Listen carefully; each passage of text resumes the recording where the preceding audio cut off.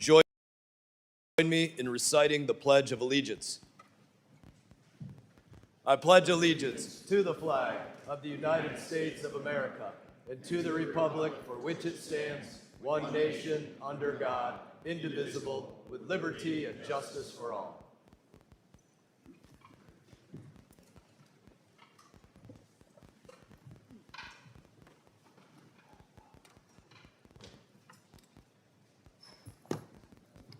Welcome.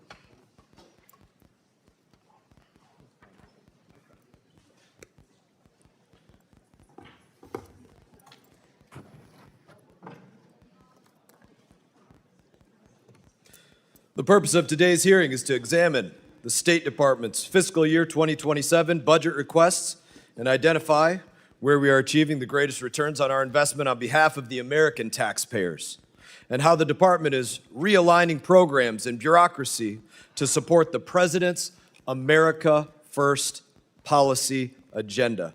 I will now recognize myself for a very brief opening statement.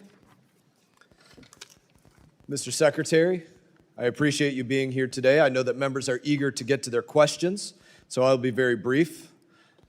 We appreciate your attendance. I can give you a foreshadowing of what you're about to experience. My Democrat colleagues are going to sit up here and say that they haven't heard from the administration.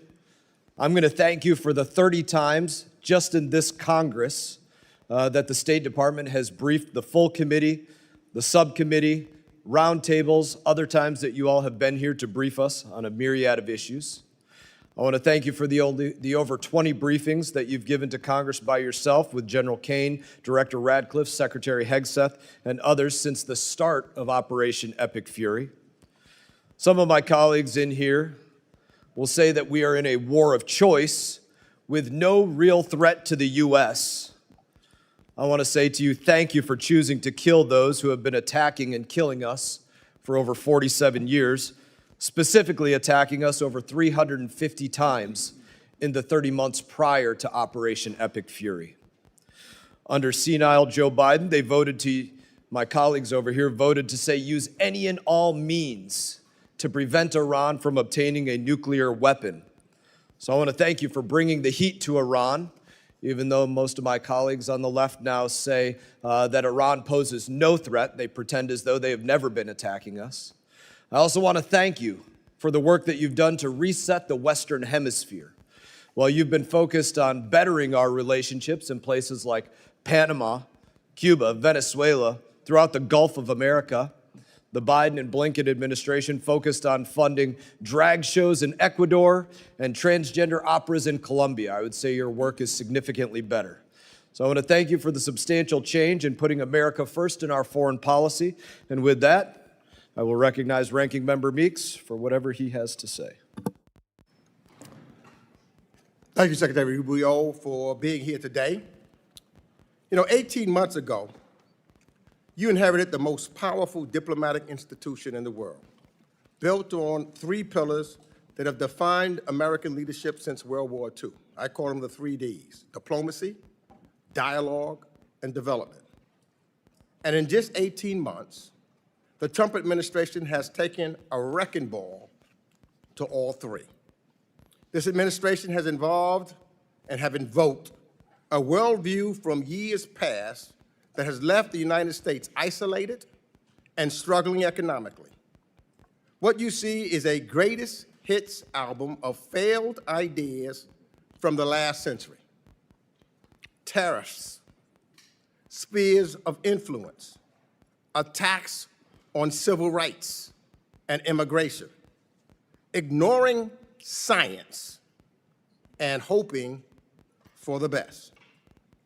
Mr. Secretary, America cannot win the future by trying to relive the past.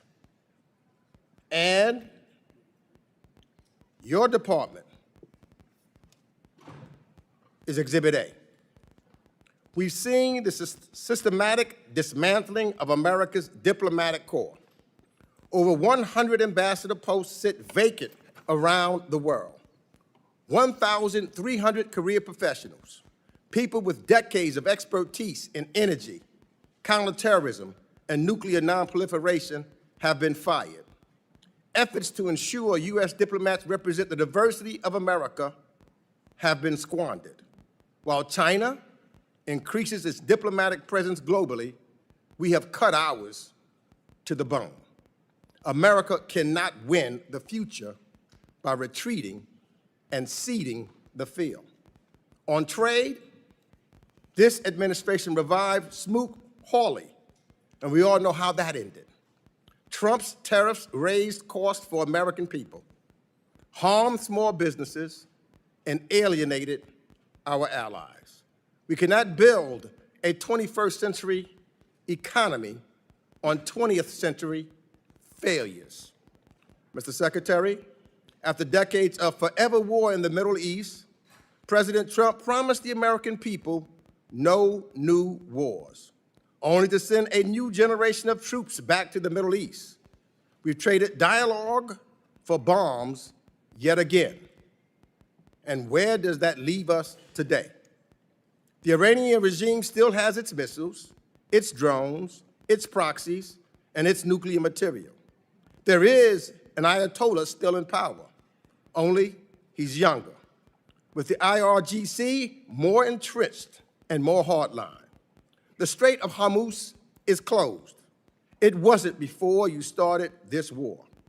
It wasn't before we lost 14 American troops, before American bombs killed 168 Iranian schoolgirls, before Americans were forced to spend over $100 billion on this war. You helped spin the perfect pretext for this war and then failed to prepare American embassies and citizens when the bombs started falling.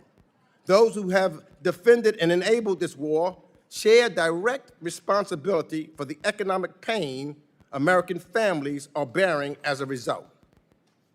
Our allies knew this war was ill-advised, and that's why they are sitting on the sidelines while Gulf energy infrastructure and American bases take incoming.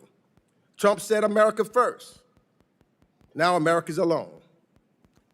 In our hemisphere, talk of reasserting dominance has meant illegally abducting foreign leaders, installing one autocrat in place of another, bombing boats without due process, and blockading civilian populations.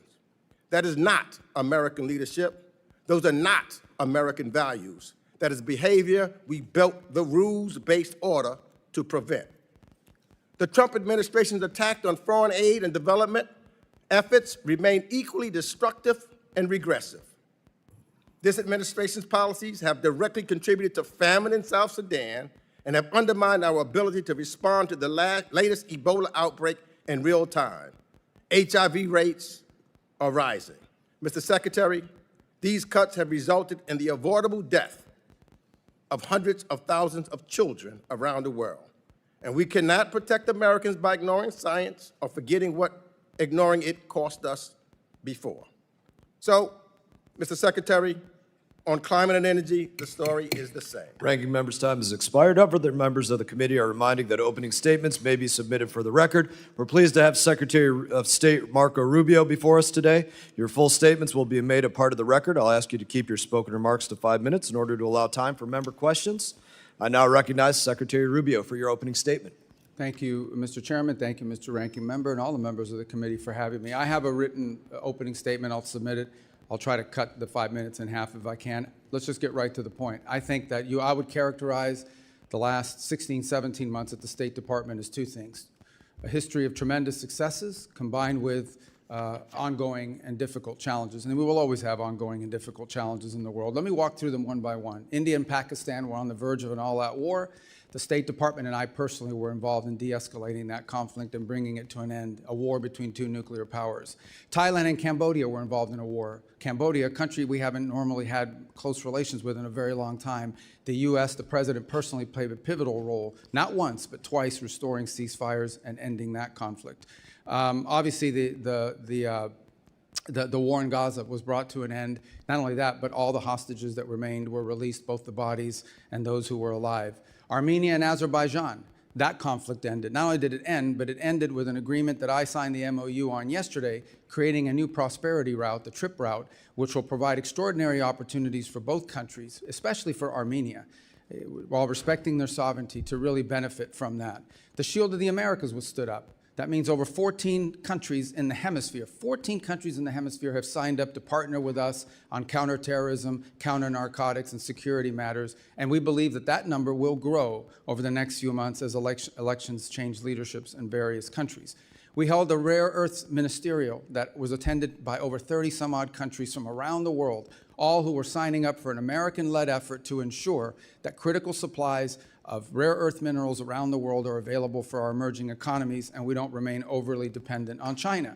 We also announced the Pax Silica proposal, which is growing, but it's at 14 members now. These are 14 countries that are cooperating with one another to protect the supply chains critical to AI and AI development in the future.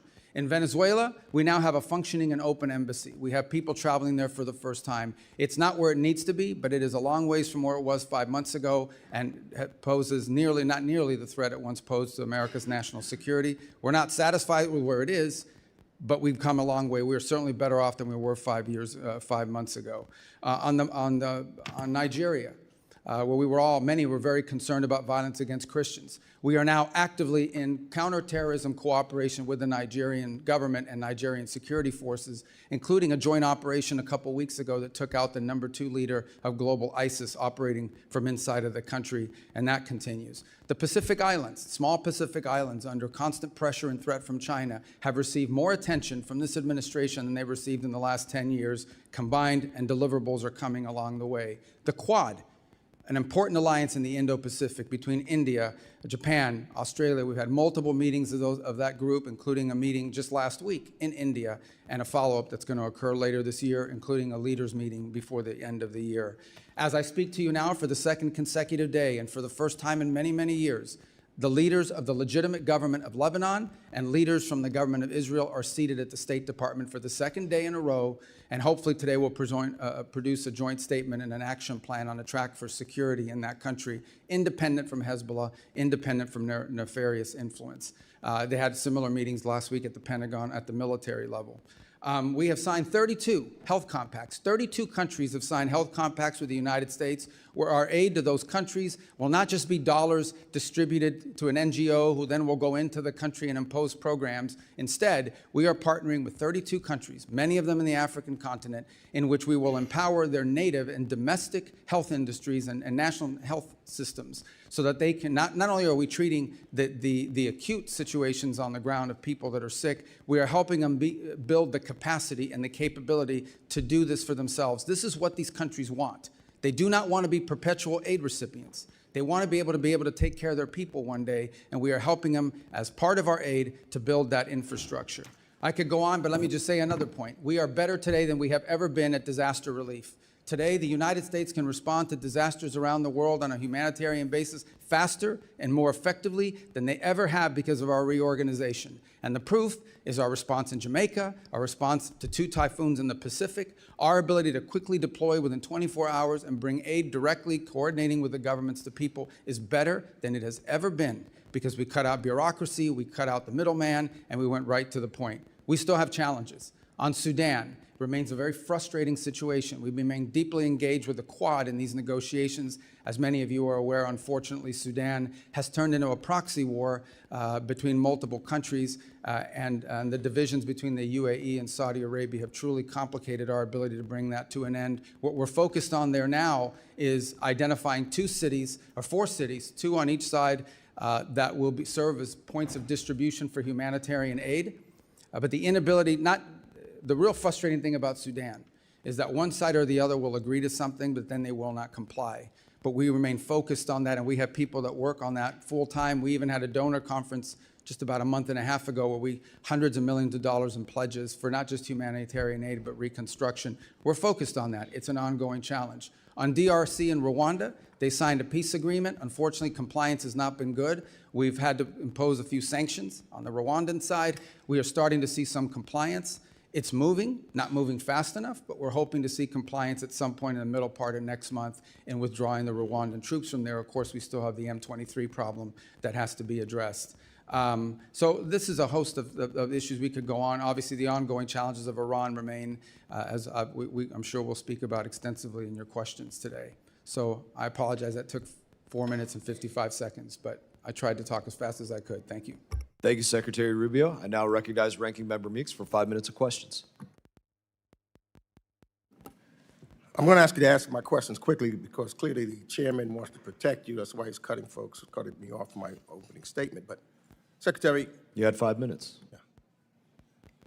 Secretary, you have the honor of serving both the acting National Security Advisor and Secretary of State. In these roles, you've played a central role in advising the President as Commander-in-Chief to launch a war against Iran, and the impacts of this choice have been significant on our allies and partners who immediately have targeted by retaliatory strikes, as well as for Americans here at home. 3 months into this war, gas and food prices are up, inflation is rising, American business owners and farmers are struggling from higher shipping and commodity costs, and yet the President said 2 weeks ago, and I quote, "I don't think about Americans' financial situation." That's a quote that should alarm every American. Americans are also rightfully concerned that while they struggle with affordability due to the war in Iran, the President of the United States is busy day trading on it. He disclosed purchases of stocks in energy and defense companies in the first quarter of this year that were made just as those companies' profits were soaring from the war in Iran. On March 23rd, the same day he reversed his threat to strike Iranian energy, infrastructure, and energy stocks rose. He bought stocks then in Phillips 66, Exxon, and Chevron. Secretary, I have a few questions, and again, given the amount of time that I have, I will ask you to give me yes and no answers. Did you warn President Trump before the war in Iran began that this conflict would drive up costs on gas, food, travel, and shipment? Yeah, I'll Yes warn or you no? right now, I don't do yes or no answers. Yeah, So if well, you- I these are only have complex 5 questions. minutes. I know when Well, you so was do the I. senator, you know I about never this did yes or business, no answers and I to know you're people. trying to go out so that you can run out my 5 minutes. That's a simple I'm not gonna question. run out your 5 minutes. You're running out your 5 minutes. Did you- I don't do yes or no question. You want to ask me a question, I'll answer I'm your answering, question. you answer my question my way. It's my time. Did you? Did I what? Yes or no? Did you warn President Trump The president before was the fully- Iran okay. war began that this conflict would drive up costs on gas, food, travel, and shipment? The president, Yes or no? The president and the full administration was aware that there would be consequences to action, but the consequences Let of me Iran move having on. a nuclear weapon were worse. Did you warn him? Did you warn him that launching a war in Iran could result in the regime placing a chokehold on the Strait of Hormuz? All the risk factors were understood, but the most important risk I factor just was want to know Iran if you did cannot your have a job. nuclear Did you weapon. warn him? Iran If you cannot did have a warn him, nuclear say weapon. yes. It's simple. Everyone was aware of what Iran might Did you do in warn him? retaliation. I'm asking you a second. Did you Everyone warn him? was aware Don't of want to what answer that. Let Iran me ask would you the do. next question. But the worst part Did is that you they warn can't the have a president that launching U.S. strikes against Iran would result in retaliatory attacks on U.S. allies, partners, and Americans living or working in the Middle East? Everyone Yes or understood what no? Iran would do in response. Did you warn them? We were prepared for any response that You they warn- came out with. Okay. We knew it. Just want to make sure. But they can't have a nuclear So weapon. you're saying you warned them? Did you warn the president that the personal stock purchases and companies profiting from the war that he launched could present a conflict of interest? I'm not aware of the president's stock purchases. I don't deal with that, and I don't even know what you're saying is true. Well, we know that because it is made public what his stock purchases were. You say so. I don't read the president's right. the So, financial disclosure, but I don't believe that to be true. Well, I think then the president should be more transparent. Secretary Rubio, because these are basic questions that I'm asking you, and to be transparent with the American people. This is what this is all about, the transparency. So, for example, when you go and look at some of your statements that you made in regards to Cuba, I only have 58 seconds left, and I'd love to get it, but you talked about Gaisa, it was controlling the military and what's taking place there, and that they had the opportunity to benefit while the Cuban people are suffering. So what we're seeing here now, the one person that's benefited from this war by his purchase of stocks, him and his friends, they have made billions of dollars while the American people are suffering. You've accused, and I agree, with reference to some folks, what they're doing in Cuba and how they're making money while people suffer. That's what's taking place in the United States of America. The Trump administration and his friends are making billions of dollars while the American people suffer. And they continue to suffer. Breaks my as heart, but gas ranking prices member's time go has up. expired. Representative McCaul is recognized. Thank you, Mr. Chairman. Let me thank you for your service. Secretary, I know you're wearing a lot of hats, a lot of responsibilities. I think you're doing an outstanding job. Let me just say, since 1979, a dark veil of terror descended upon the Middle East, and we've had it ever since. And every president since that time has said that a nuclear Iran is not acceptable. And every Congress has said that. In fact, last Congress, when I was chairman of this committee, I passed a resolution that said that a nuclear Iran was unacceptable and that the U.S. must use any means necessary to prevent them from obtaining a nuclear weapon. The vast majority of Democrats voted for this. Almost all Republicans. It passed the House floor, a resolution stating that that is not acceptable. We've had a lot of talk in these Congresses and prior administrations, a lot of talk, but we haven't had a whole lot of action. Your administration, you, sir, and the president have taken action on this very dire, dangerous situation we find ourselves in with Iran obtaining a nuclear weapon. I also want to applaud you for your efforts in this Western Hemisphere. A free Venezuela, a free people, possibly one day a free Cuba. And people don't realize Iran is in this hemisphere, and Russia is in this hemisphere, and China is in this hemisphere. This is all kind of tied together in a coherent foreign policy strategy that I see. So I want to give you the time, sir, to respond to that, because, again, all talk and no action. But you, sir, have put this into action. Thank you. Well, let me just, before I address that, the ranking member made accusations against the president, which I've never heard before, but number one, are completely false. Not once. Just to be clear, not a single time, not even for a millisecond, has the president ever discussed his personal economics in relations to war or any public policy that he's made for that matter. And I've been in every one of his foreign policy meetings for the most part. As to your point, what we need to understand is exactly what you just said. It's not just that we say they can't have a nuclear weapon. Everyone says they can't have a nuclear weapon. The Chinese say they can't have a nuclear weapon. The Russians agree they couldn't have a nuclear weapon. But at a point, you have to do something about it. What Iran was trying to do was build a conventional shield of drones and missiles and a navy and capabilities. At some point, they would say to the world, now we're going to get a nuclear weapon, and you can't do anything about it because we have so many weapons and so many drones and so many naval vessels that the price we will inflict on you for trying to do something about it makes us untouchable, makes us immune. And the president was not going to allow them to build a conventional shield behind which they can develop their nuclear program. Today, the Iranian Navy sits at the bottom of the sea. They do not have a Navy. It no longer exists. They have no Air Force either. Their missile launchers have been significantly degraded. Their defense industrial base has suffered upwards of 80 to 90% of attrition. It will take years for them to rebuild it. Those are facts. That is the reality. That was the purpose of Epic Fury. It achieved its purpose in degrading that conventional shield. And it has brought them to the negotiation table that hopefully will lead to the point where Iran will give up its enrichment ambitions, will turn over the highly enriched uranium, will stop sponsoring terrorism around the world. You know, and I think the goal should be the fulfillment of the Abraham Accords. We know why October 7th happened, because Israel and Saudi were getting very, very close, and in Iran's perspective, dangerously close to a normalization agreement. And what did Iran do? They lit up their proxies. They lit up their proxies to stop that from happening. I do foresee a free Iran. I do foresee a free Venezuela and a free Cuba. But you have to start somewhere. And I think we're taking the steps so that future generations will thank us for these actions. Look, and on the point of, we would love to see a change in Iran and that they be governed by people, but that was not the goal of our mission. The goal of our mission was to take away their ability to threaten the region with an overwhelming number of missiles and drones that would basically make them immune to any sort of external pressure. And then they could break out to a nuclear weapon. That was the goal. It achieved that from a military perspective. The reality of it remains. that it's not just us. The entire world says they can't have a nuclear weapon, but no one wanted to do anything about it. And I can tell you this, they are not going to have a nuclear weapons program, at least as long as President Trump is in the White House. That's been made clear to everyone in the administration from the very top down. It was the motivation behind these actions, and it's the reason why we engaged the way we did. I want to thank you again in the last 10 seconds for your service. I would hope we could unify as a nation behind this.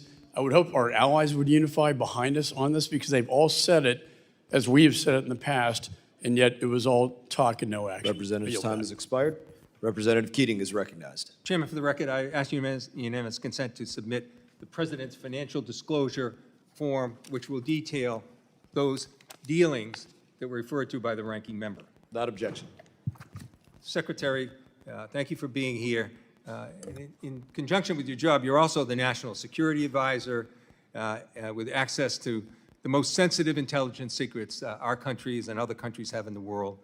But before this, you had these two positions. You had a distinguished career as a member and a chair for 5 years of the Senate Intelligence Committee up to last year. And you and Senator Warner are some of the most respected and knowledgeable people at that time and voices in the entire intelligence community, earning the trust of Democrats and Republicans alike, Senator and House members, and other countries. So with all your Intelligence Committee experience, and now as Secretary of State and National Security Advisor, and all those years of experience, have you ever, specifically in the context of the intelligence community, heard the name Bill Pulte? In the context of intelligence? That's what I said. No.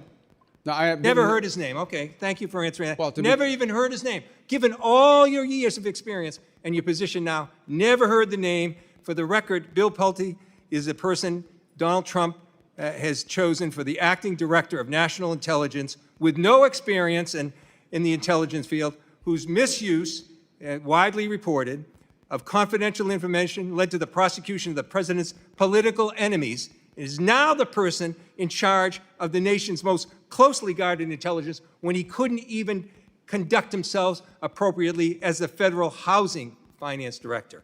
Now, Secretary, have you ever heard of the name Ira Zahari? Who's that? You've never heard the name Ira Zahari? I mean, it doesn't ring a bell off the top. In the context of security? Well, let me tell you. Mr. Zahari pleaded guilty for breaking into the Capitol on January 6th through a broken window, wielding a metal rod as a weapon. And Donald Trump appointed him to a team at the Pentagon focused on irregular warfare and, of all things, counterterrorism. That's ironic, given that he participated in one of the most significant incidents of domestic terror in our country's history. I think it's shameful, the people that are being appointed, and I think it's also shameful, some of the people that have been fired. Now, I want to move to Iran, because given your nuclear and intelligence background, which is extensive and appreciated and respected, I'm sure you're aware that Ukraine, the country at the time with the third largest nuclear arsenal, peacefully turned over their nuclear weapons in conjunction with the Budapest Memorandum, and in exchange for the U.S. commitment to defend Ukraine if it ever came under threat. The U.S. gave their word to Ukraine they would defend them. And I found this amazing. In your opening remarks, as you took us all over the world, and you mentioned 15 different incidents where you have interceded, 15, the top 15. Not once did you mention Ukraine when you were prioritizing the achievement that's there. Now let me go on. Tried to stay under Let 5 me go minutes. on. Oh, you tried to stay, yeah, please. Well, I It's can not answer funny. that. It's not funny, Secretary. Now, What's not in funny is Iran that- now, Well, you don't. in this is- Iran you now, can't even I answer reclaim questions my here. time. I reclaim my time, Mr. Chairman. You He's guys make these interrupting me. statements and no one He can is respond. interrupting me. Do something about it. I'm doing it. I'm asking you to reclaim those seconds back. No. Now in Iran, what goes around comes around, Mr. Chairman. Now in Iran, the Trump administration issues a general license to Russia, providing billions in oil profits every month, several billion every month, fueling Putin's war machine. You didn't mention that in your opening remarks. And then this is a war of aggression of Russia attacking Ukraine, which we gave in our agreement. And this is to a country that's assisting us in Ukraine, and helping a country with a war machine that are aiding Iran against us and putting our service members in jeopardy. Look, we have an opportunity as members just today to vote on the Ukraine Support Act. I hope we do it, and I am confident that we'll have bipartisan support. But I hope this administration will act on its own. They could do things themselves that you didn't mention, like rescind these general licenses, complete a bilateral drone agreement with Ukraine, provide direct military assistance that has access to Ukraine, implement comprehensive sanctions packages, Representative's and condemn time has expired. the aggression. Representative Thank you, Smith Mr. of New Chairman, Jersey for taking is up recognized. my time and squandering it. That's not how a chairman should act. Representative Smith, you're recognized. Thank you, Mr. Chairman. Mr. Secretary, if you need a moment to respond to it. Well, I also didn't mention Cuba because I literally hand wrote what I was going to say to you guys, and I told you I was going to submit the written for the record, and I think everybody understands Cuba's a priority for me. Just on the Ukraine front, I'll address it now, if it's okay with your time that I could do so. I think it's well documented that we've been very involved in trying to get the two sides to the table. We've invested a lot of time in it.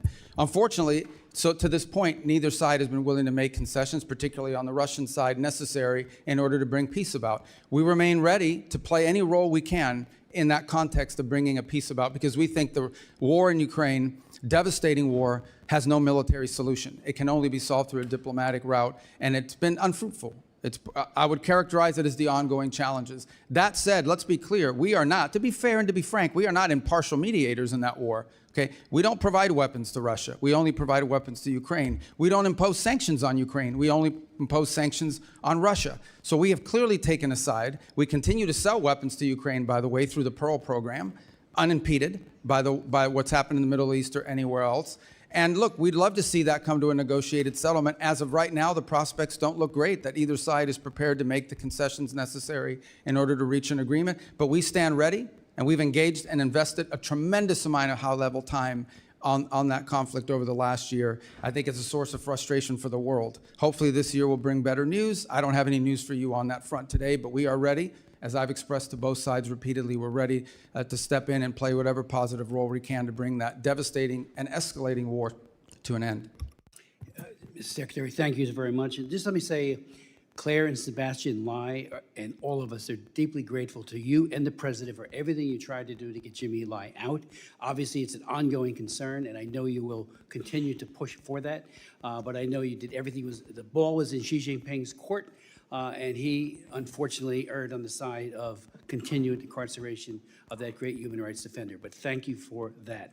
Let me say on the Iran deal, I remember sitting right here and on the floor of the House talking about how egregiously flawed the deal was 10 years ago when the Ayatollah was able to get the language dealing with ballistic missiles out of it because he said it would be stupid, his words, and then they built ballistic missiles like never before. On them never having, Iran never having a nuclear weapon, let's not forget that the agreement was in effect until October of this past year. Other nations were still a part of it, and yet they were building a capacity to create nuclear weapons and to use them. And the MAD theory does not apply to them, as we all know. Unlike Russia, Soviet Union in the past, even China, they don't want to be destroyed. With the Iranians, there's this sense of martyrdom that I think is perverse. And so they are not guided by a mutual assured destruction theory that holds both sides in check.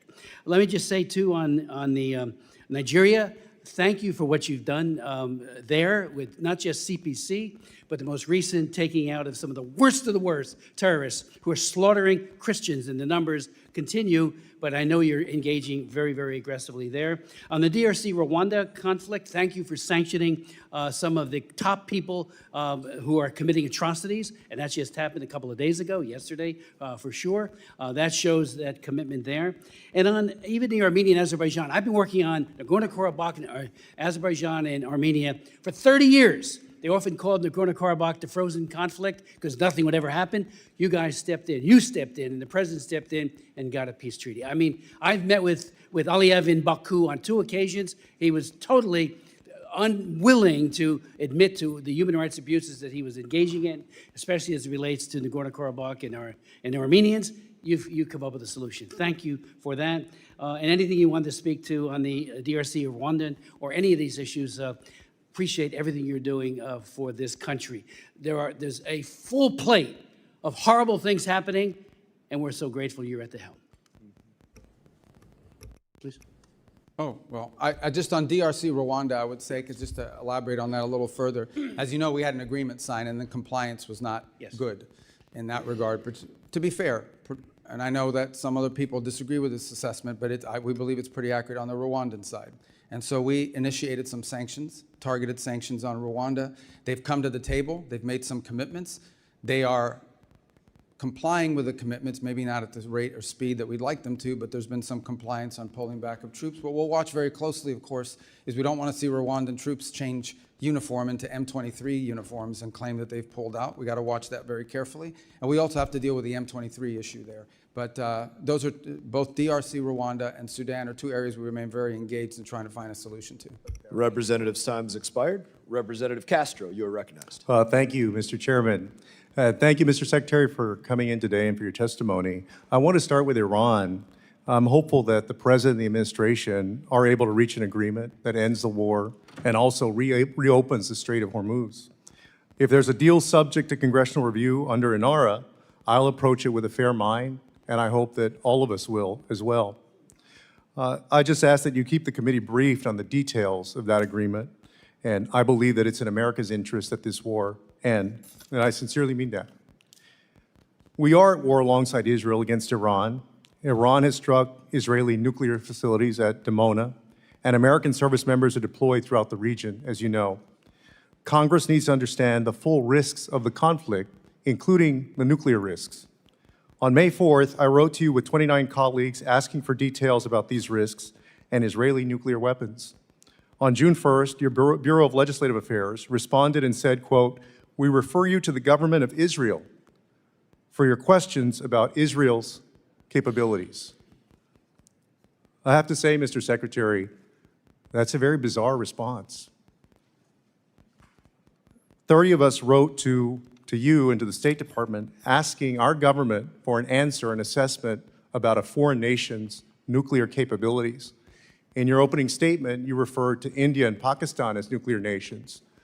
We've also spoken in different sessions, both in closed and open sessions, you know, as a U.S. Senator, former U.S. Senator, about the nuclear capabilities of other nations, Iran, China, Russia, France, the UK, both adversaries and allies. And so I wanted to ask you the question today, will you tell us, the Congress and the American people, whether Israel in fact possesses nuclear weapons? You know that that's a question that they've never acknowledged to have a nuclear program. People can have, as you know, in open source and other reporting, suspicions about what they possess. If we're speaking frankly, I think most of the world assesses that they do, but they've never acknowledged that publicly, and as a feature of our foreign policy for a variety of reasons, we don't discuss it in that way either. Well, I guess a few things. This is the first time, especially for an extended period, that we are at war with an ally, Israel, against Iran, and we have service members deployed. And we don't, if they in fact possess nuclear weapons, and you're right, in open source reporting that has come across, we don't know what their red lines are for using those nuclear weapons. And so I guess I'm shocked that our government wouldn't make an effort to know, to understand, and then to give our oversight body the information that we need to make decisions about the war as well. That's a fair observation, and I would answer that if perhaps you make that request and you're open to it being answered in a different setting other than a public Classified letter. setting? A classified setting? Yes, and both classified and sensitive. And if we could, I think you would get a better response to your question if the context in which it was answered were framed differently than a public letter for a variety of reasons. If we're being mature and grown up here, I mean, foreign policy, and I know that you are, and from the tone of your question, it's clear that it's a serious question. These things require delicate balancing acts between different equities, but I think you can get probably a more fulsome answer if we were to be able to respond to that inquiry in a different context, if that makes sense. Mr. Secretary, I'll certainly take you up on that, and I appreciate your answer. Thank you for that. I have another question on Lebanon. The President and you are working to end this war with Iran, and according to reporting at least, one of the main sticking points is Israel's continuing military campaign in Lebanon against Hezbollah, which the President has called on Israel to stop. The President confirmed last night, in fact, that he in fact told Israeli Prime Minister Netanyahu to stop the war in Lebanon. My worry is that Israel's insistence on continuing this war against Hezbollah will jeopardize the president's efforts and the American government's efforts to reach an agreement with Iran. And so my question is, do you agree that Israel should stop its military campaign in Lebanon and support the president's negotiations for a peace agreement with Iran? I'd love to answer that question. It's going to take more than the 42 seconds, and I know I've seen already that people get pretty pissed off here when their time gets eaten up. But if I can answer that question, maybe the next person will let me continue, because that's a really important question. So let me just start by saying this. Let me walk you through this. We had an agreement. Hezbollah reached out 2 weeks ago and basically said, about 10 days ago, and basically said, we will not launch missiles into Israeli territory if they stop attacking into Beirut.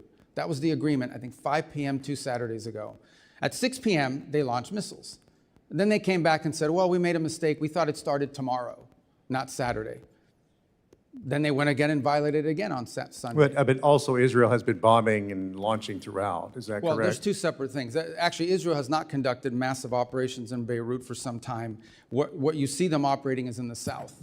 And what they are, what we've always said, and it's part of the joint statement, we've always said is Israel has a right to act in its defense. So as an example. Well, but so then why did the president have to tell Israel to stop Time has anything? expired. Representative Wilson is recognized.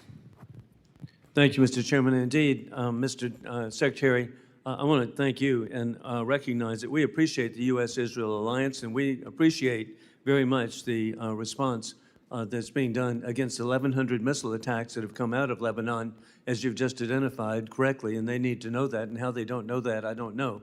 But any attacks that are done by Israel are in response, not initiated. With that in mind, you are serving at a historic time with success of dictators on the run. Dictator Assad of Syria has fled to Moscow. Dictator Maduro of Venezuela is incarcerated in Manhattan. Dictator Khomeini of Iran has been eliminated, joining the 40,000 Iranians he murdered this year. As chairman myself of the Helsinki Commission for Security and Cooperation in Europe, you have achieved unprecedented unity in Latin America, supporting the liberation of Venezuela and soon Cuba.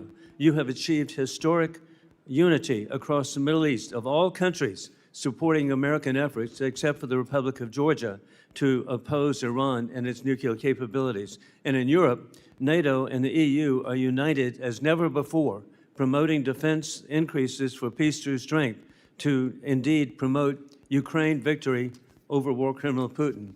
With that in mind, another region is the South Caucasus, which is critical of the opportunity for the Trump route that you've achieved with Prime Minister Pashinyan of Armenia and President Aliyev of Azerbaijan. What a great achievement that is. With that in mind, though, the pro-Iranian regime and the Chinese Communist Party supported Georgian Dream government, which is illegitimate, threatens American access. There was a rigged election in Georgia. With that in mind, they're facilitating the Islamic Revolutionary Guard and evading sanctions to Tehran. What do you believe should be done to address the rapidly expanding radicalization promoted by the Georgian Dream government in the Republic of Georgia? Let me, if I may, I want to answer the Georgia question. You do Can I all the steal above. 30 seconds of your time to finish the answer to all the Representative above. Castro? So on Georgia, you're right. Everything you've just outlined is our pre-existing concern. Since that time, they have made some steps indicating to us that they want to improve their relations with the United States. We've outlined to them what that would take and what that would require. We've received some positive responses. And so our hope is that we can see a change of trajectory in the case of Georgia from where it is today. We obviously understand all the things you've just laid out as being pre-existing problems for us.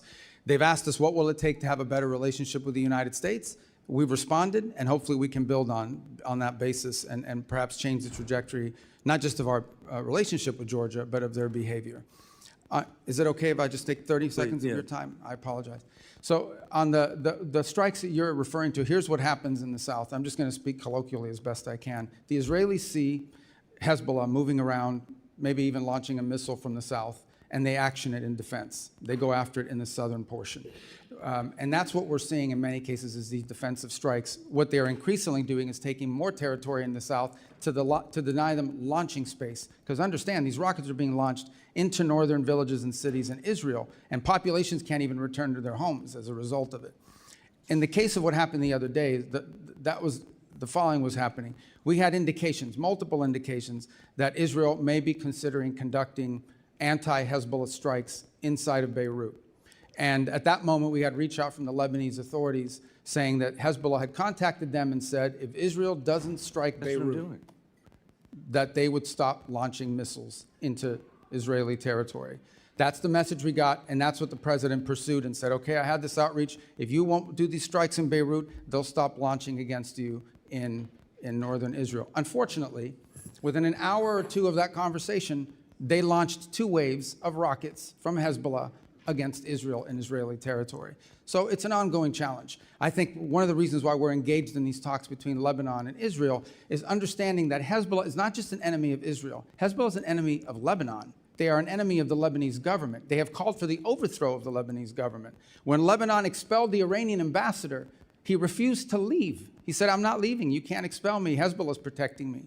So Hezbollah is not just a challenge to Israel. It's a challenge to Lebanon, to the Lebanese state, and the Lebanese people. And we are hopeful that we can create a paradigm in which Lebanon's government and Israel can work together to disarm Hezbollah and allow the people of Lebanon to reclaim its country. But it's complex.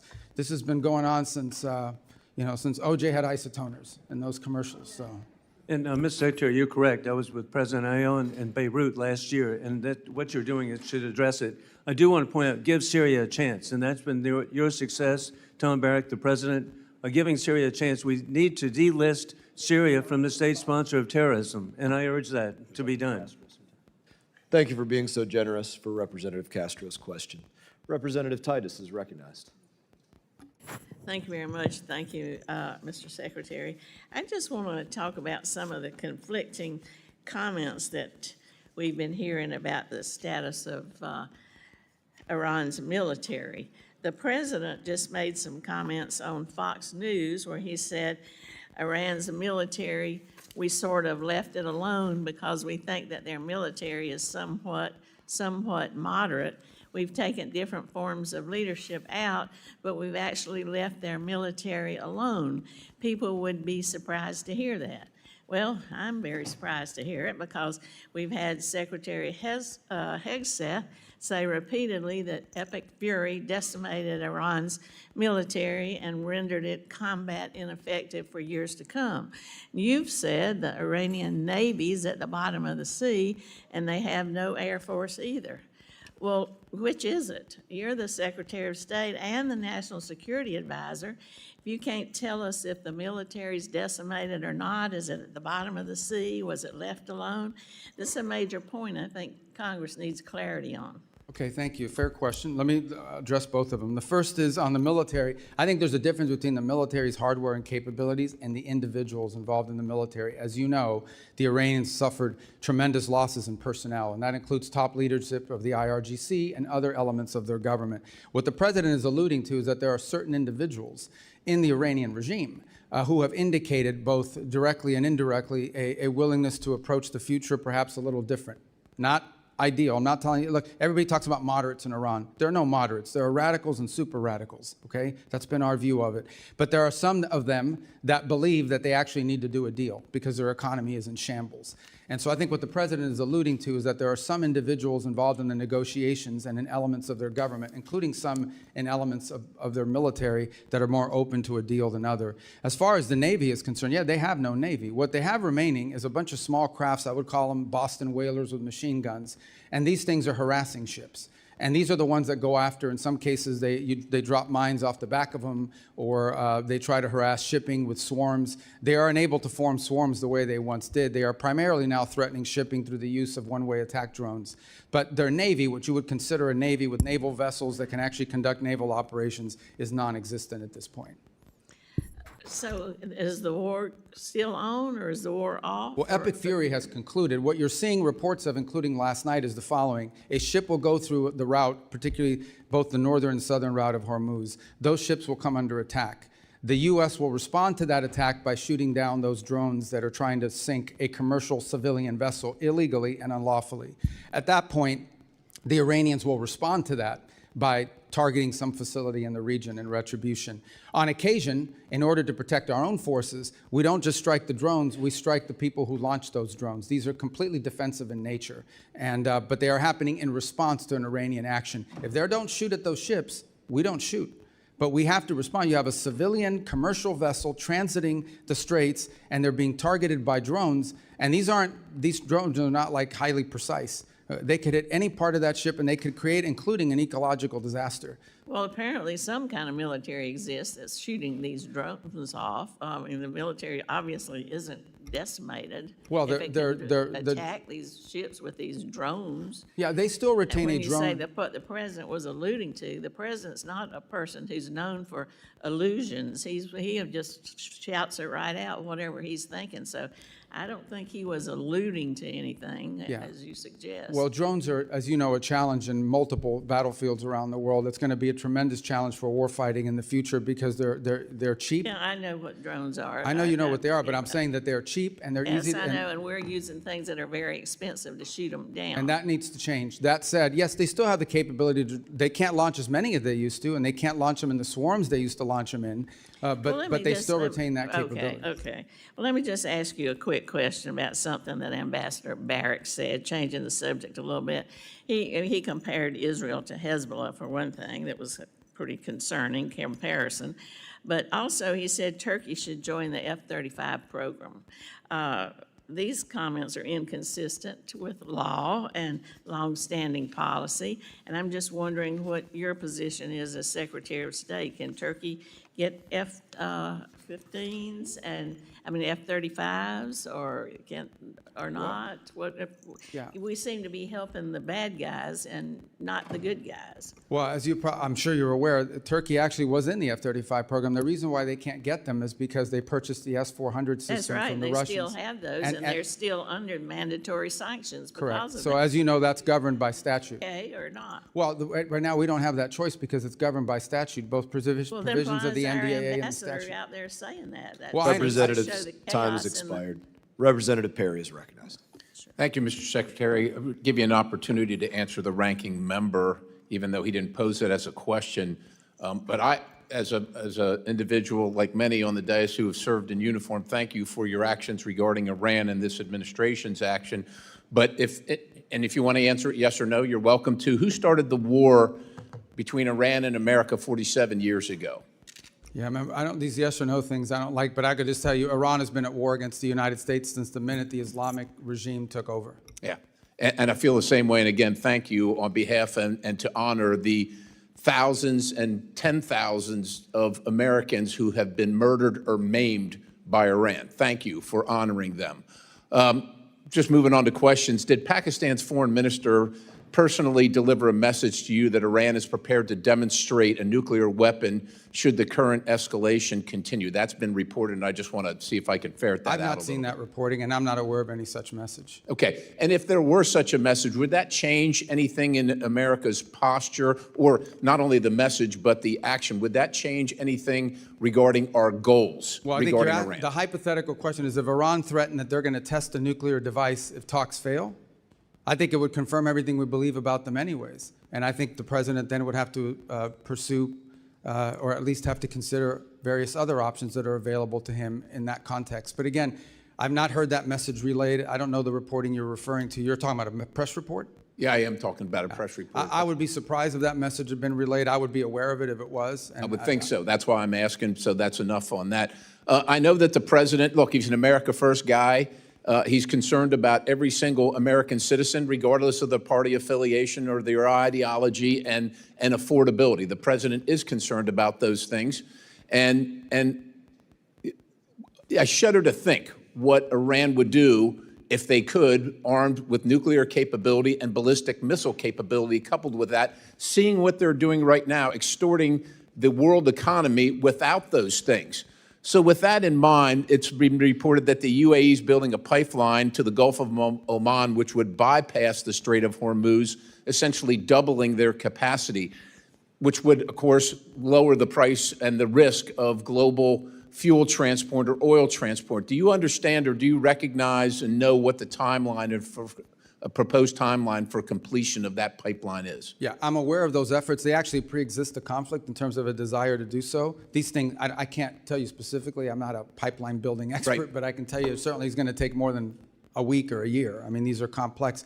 I think the broader point, which your question touches on, is I do think you're going to see a reshifting of where the world gets its energy from in the aftermath of this conflict. You're already beginning to see some of it now. I think you're going to see the United States be a bigger energy provider to the Indo-Pacific. We have the capability to do so, but it's going to take some time to build that capability. So I think you're going to see more of that. And I think you're going to see the establishment of more of these alternative routes as a result of this. Remember, only about 20% of global oil goes through the Straits of Hormuz, but it is about 80 to 85% of the oil that goes to the Indo-Pacific. So in those particular countries, I think you're going to most definitely see them buying more from other places, including the United States. And that's going to lower the cost for everybody, which is great. Secretary, just moving on, you're of Cuban descent, of Colombian descent. Can you describe, and Cuba has been a sore... Are you really Colombian? I didn't know that. Yes, oh, wow. Indeed. But Cuba has been sowing the seeds of discord in our hemisphere, inviting China, Russia, North Korea, all manner of communist, oligarch, bad actors into the hemisphere. If you can describe, generally speaking, what the policy where we're headed with Cuba as the United States of America. Where are we headed, and what do you envision being success, and how do we measure that? In 56 seconds, I will tell you what we want for the people of Cuba is to be able to live in a normal country. You're here. I want them to live in a country that looks like the Dominican Republic, like Jamaica, like the Bahamas, like any of these other places where people can own their own business, people can vote for their own leaders. By the way, that's not my desire. That's the policy of the United States. That's enshrined in statute. Here's the problem, and we're willing to do this through a diplomatic means. The problem we have is that country's not controlled by a government. That country's controlled by a military conglomerate that basically controls 70% of the nation's GDP, and none of the profits of that conglomerate goes into the public treasury. None of that money goes to build bridges and roads or to reinvest into their energy infrastructure. All of it goes to build more hotels for tourists that aren't coming and to line the pockets of the people that are involved. So that has to change. My question, I think we all can envision what we want Cuba to look like, and it doesn't have to happen from overnight. Okay, we understand they're not going to go from being what they are now to turning into Belgium or Switzerland in one day to the next. It takes time in these processes. I just don't believe, frankly, at this point, given everything we've seen, that the people in charge of that conglomerate and of that government are capable of making these reforms, at least not yet. Their mindset isn't there. Their incentives aren't there. They have spent, 60-something years waiting us out and holding on, and I think they can still get away with it, and they can't, and they won't be able to. Time has expired. Representative Liu is recognized. Thank you, Secretary Rubio, for being here today. You have been at multiple meetings with President Trump. In a moment, I'm going to show you a video of one of these meetings. It is from last December. It's a cabinet meeting. I'm going to ask you to focus on President Trump, and you will see that he is sleeping while you're talking. Oh, my God. Please show the video. Products they make and what American farmers grow and produce has a fair shot to be sold around the world. On issue after issue, that's been the case. You talk about foreign aid reforms. This is not our money. This is taxpayer money. Secretary Rubio, have you been at more than one meeting where President Trump has fallen asleep? That's false. That's false. I've never seen him fall asleep. On the contrary, the guy doesn't sleep, which is a big problem because he calls me at 2 in the morning, he calls me at 5 in the morning, and I like to sleep a little bit, maybe not 12 hours, but at least 6. So he works. The other day he was at the Oval Office until 12:30 p.m. 12:30 a.m. I don't know what you're talking about. Secretary Rubio, I'm going to show you in a moment a video that shows you just lied to Congress. Oh, okay. So this is a video of a cabinet meeting literally from last month where Donald Trump is sleeping while you're talking. Please show this video. Coalition of countries that line up behind the peace deal, behind the border peace, and it's still every day is a challenge, but it's been driven personally by the president. It's the reason why we're involved in this whole Ukraine-Russia conflict. That's not our war. It's not the president's war. This war started, it never would have happened if you'd been president. But this war is going on, and the president is trying to end it. You are literally talking about issues of war and peace, and Donald Trump is sleeping right next to you. No, he's not. If Donald Trump cannot stay awake at these important meetings where the cameras are rolling, imagine what he's like when the cameras are not there. So I'm going to ask you, have you been at classified meetings where Donald Trump has fallen asleep or had trouble staying awake? I've never been at any meeting where, and the things you're showing me now, he was not falling asleep. And So- I think so it's you're outrageous lying that I'm before the again. Foreign You're Affairs lying Committee of the United States consistently House of Representatives to asking questions Congress. about sleep. You're This is a lying to joke. Congress, Secretary Rubio. So I'm going to show you another video in a moment. The Show me all the videos you want. president's inability to stay awake on the job has caused other countries to perceive him differently. They mock him. They see he is weak and he is feeble. This is a video of a French news channel talking about Donald Trump falling asleep at a Memorial Day ceremony. Please show this video. Well, Mark, a video that appears to show Donald Trump falling asleep at a Memorial Day ceremony this Monday has been circulating heavily online. And internet users have a lot to say about it. It's also reignited rumors about the state of the US president's health. Now, in the video, social media users say that Trump is fighting sleep whilst he listens to the speech given by Defense Secretary Pete Hegseth, and that his eyes appear to be closed for a large portion of the ceremony. Now, we need to remember here that this is a ceremony to honor and remember those US military personnel who have died while serving in the armed forces. And the idea that Trump was asleep at a somber ceremony like this, well, that has triggered outrage online. Donald Trump's inability to stay awake on the job shows that there's something very wrong with his health or cognitive abilities. And in fact, on a number of occasions, Donald Trump will contradict himself in literally the same meeting or interview. In this video I'm about to show, it shows that Donald Trump says the Iranian military is both destroyed and not destroyed at the same time, something that Dina Titus alluded to. Please show this video. In terms of leadership, we've actually left their military alone. People would be surprised to hear that, because mistakes have been made in wars where you wipe out everybody and then you have a country that's, for 40 years can never rebuild. You look at what happened with Iraq. We did so. Iran is in a very bad position. They have no military. All they have is good talk, and they have a fake press. So, Secretary Rubio, instead of holding North Korean-style cabinet meetings where everyone goes around the room kissing Donald Trump's ass, I'm going to ask you to come clean with the American people and the White House as well. There's something wrong with Donald Trump's health or cognitive abilities. There's a reason he keeps going to the hospital and they keep giving him cognitive tests. We have not seen the president in 8 days. The American people deserve the truth. I yield back. I don't even know how to respond to that, other than to tell you that it's absurd and ridiculous. And I can't believe we're in a Foreign Affairs Committee meeting in front of the House at an important time in American foreign policy. Just keep lying, answering Secretary Rubio. questions Just keep from lying. a so-called, supposedly someone who thinks he's a medical expert when he's not. The truth of the matter is we had a cognitively impaired president in office a few years ago. That's a cognitively impaired president, but I don't like to talk about that because it weakens America. This president we have, this is a guy that literally doesn't sleep.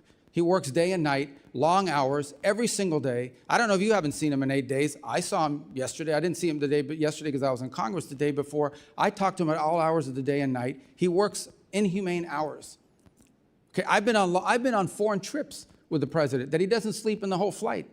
And everyone else is sleeping on the plane, and he's wandering the hallways looking for someone to wake up and talk to that people are. So I don't know what you're referring to, but he has an incredible amount of energy. I'm just telling you, you may not like his policies. You may not like his policies, you may not like the decisions he's made, but I assure you, this is not a president that sleeps or is cognitively impaired in any way, shape, or form, and in fact is incredibly active, much more so in many cases than much younger people that are around him. Those are facts. I see it every day. You're not going to agree because you have another narrative that you want to push, but those are the facts. I just showed you 3 videos of him sleeping. Secretary Representative Rubio. Issa is recognized. Thanks for waking me up, Mr. Chairman. Mr. Secretary, if you'd gone to sleep during those videos, I would not have blamed you. I too have received those calls at all hours of the day and night. I'm, like you, aware that the president works harder than any other person here in Washington.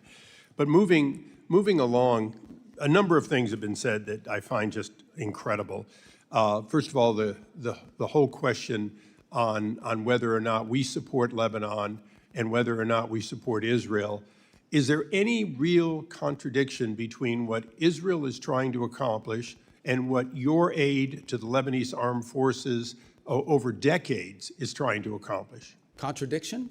Is there any light between those two efforts? They're aligned. What we would like to see is a Lebanese armed forces with the strength and the capability to disarm Hezbollah and reclaim the entirety of the country on behalf. The country should only have one armed forces. It shouldn't have an armed political party, which is what Hezbollah is, and then the LAF, the Lebanese Armed Forces. So and the Lebanese want that too. And that's what we work very closely with them on, and that's what our engagement with the Lebanese is about.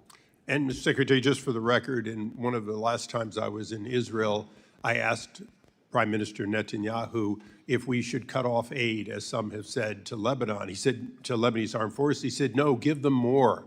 Give them what they need to take back their country. So I do believe that we couldn't be more aligned with the efforts of Israel and the present government of Lebanon.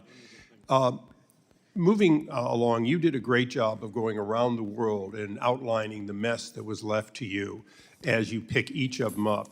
One that you didn't touch on that I'm concerned about is actually a democratic one, which is the democracy of South Korea has taken a strong bent to the left, opening up more avenues toward China and, in fact, beginning to oppress many of our companies, including Meta, Coupon, and others.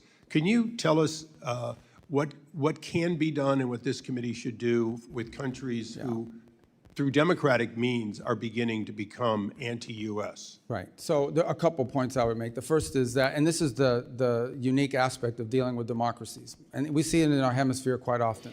Sometimes in a democratic country, they will elect leaders that are friendlier to U.S. national interests, such as what we have now in Japan. And sometimes they will elect leaders that have a different perspective. We respect the sovereign choice of the people of that country. That's a legitimate election. That's who they chose. In those instances in which a democracy and their elected leaders are taking positions that run contrary to the national interests of the United States, it doesn't mean we want to overthrow the government or get rid of the government because it's a democratic government. It simply means we have to engage them in the fact that they are doing things that are irritants to our national interests. You point to some of our companies. Our companies aren't just facing challenges and, I would say targeting in South Korea. They're facing it throughout Europe. And the European Union, as an example, is targeting our technology companies and conducting what we believe is unfair. So I think this becomes a feature of our engagement with South Korea, even as we have things that we're strategically aligned on. These are areas we've expressed and I think have, frankly, impacted our ability to conclude a trade agreement with them because of some of their behavior towards American companies. Iran obviously was going to dominate a part of today, and I'd like to close my questioning with a question for you. In 1979, if my math is correct, you were 8 years old when they took our embassy and then lied about it, claimed it was students doing it. That's 47 years ago, has been said many times. Is it fair to say that President Trump, no matter what the people on the other side of the aisle want to say, is not in the 60th or 70th day of action, but in fact in the 47th year of an ongoing war with Iran that has spread to Yemen, to Lebanon, and even to South and Central America? I think I would start, well, absolutely, first of all, with Hezbollah. Hezbollah is an agent of the Iranians, and they've carried out terrorist operations around the world, including the recent anniversary of what they did in Argentina, the Jewish Center. But let's not forget those IEDs that were used to maim and kill our troops in Iraq were all innovated by Soleimani and the IRGC, which strongly supported that. Let's not forget that we have these Iranian proxy militias operating inside of Iraq that as recently as 2 months ago kidnapped an American journalist. And let's not forget that there are people that are both charged and convicted in the United States for participating in Iranian assassination plots against the president and against other former and current government leaders. So we've been facing this from Iran for 47 years in a variety of ways, some more open than others. Thank you. And Mr. Chairman, I ask unanimous consent that the Wall Street Journal article entitled "South Korea Takes a Hard Left Turn Against America" be placed in the record. So ordered. Thank you. I yield back. Without objection. Representative Jacobs is recognized. Thank you, Mr. Chairman. Mr. Secretary, good to see you. I'd like to talk about the war in Iran. Yesterday, in your Senate testimony, you told Senator Booker that the war in Iran is over. This is news to me. It's also news to my 2,500 constituents, Marines, San Diego Marines in the Middle East off the coast of Iran, the other of my constituents who are deployed there, and the thousands more of my constituents who have 48-hour deployment notices whose families are still very concerned. But okay, I will take you at your word. If the war is over, I have a simple question. Who won?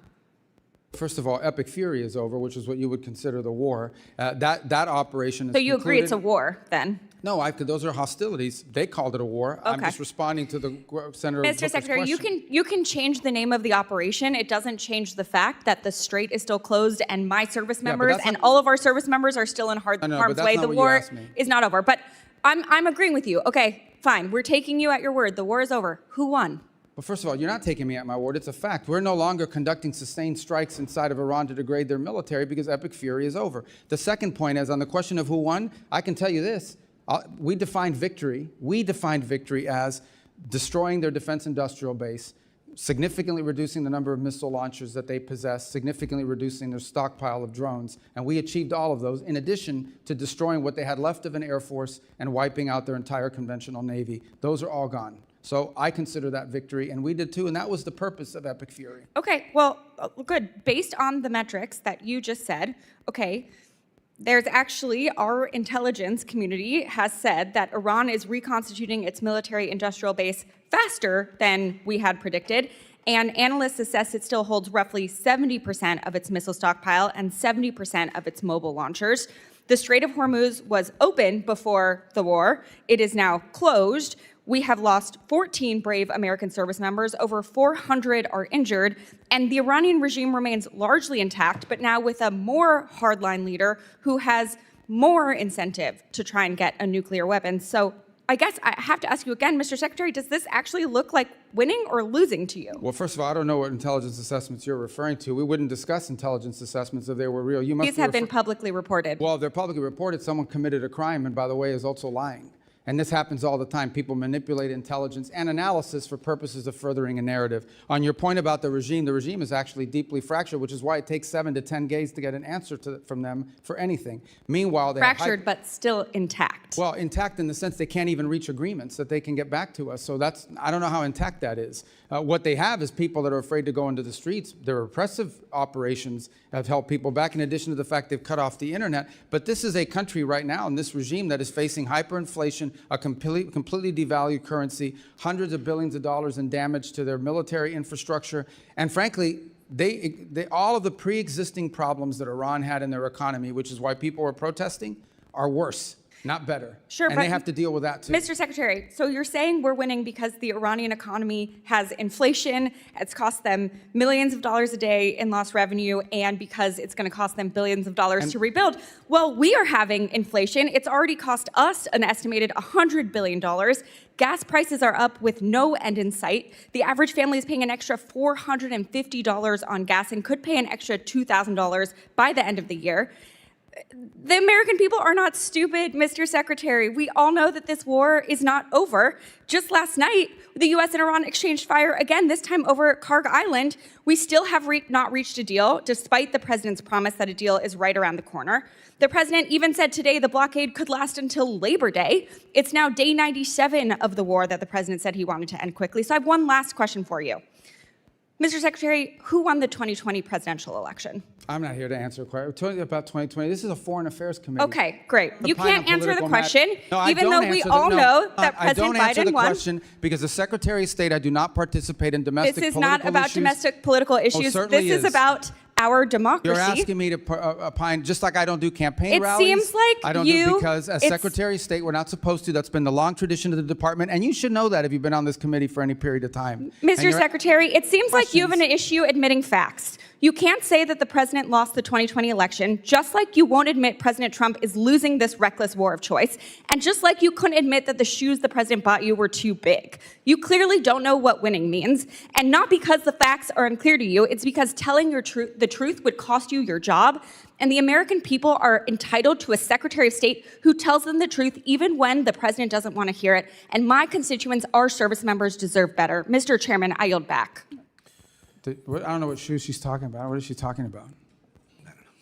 Representative Burchett, you're recognized. Thank you, Mr. Chairman. If you'd like to answer any of that. Yeah, I don't know about the I'll shoes. give I mean, you a he gave me minute. some Florsheim shoes. They're actually pretty good. They fit fine. I don't know what she's talking about, and maybe that's what she's referring to.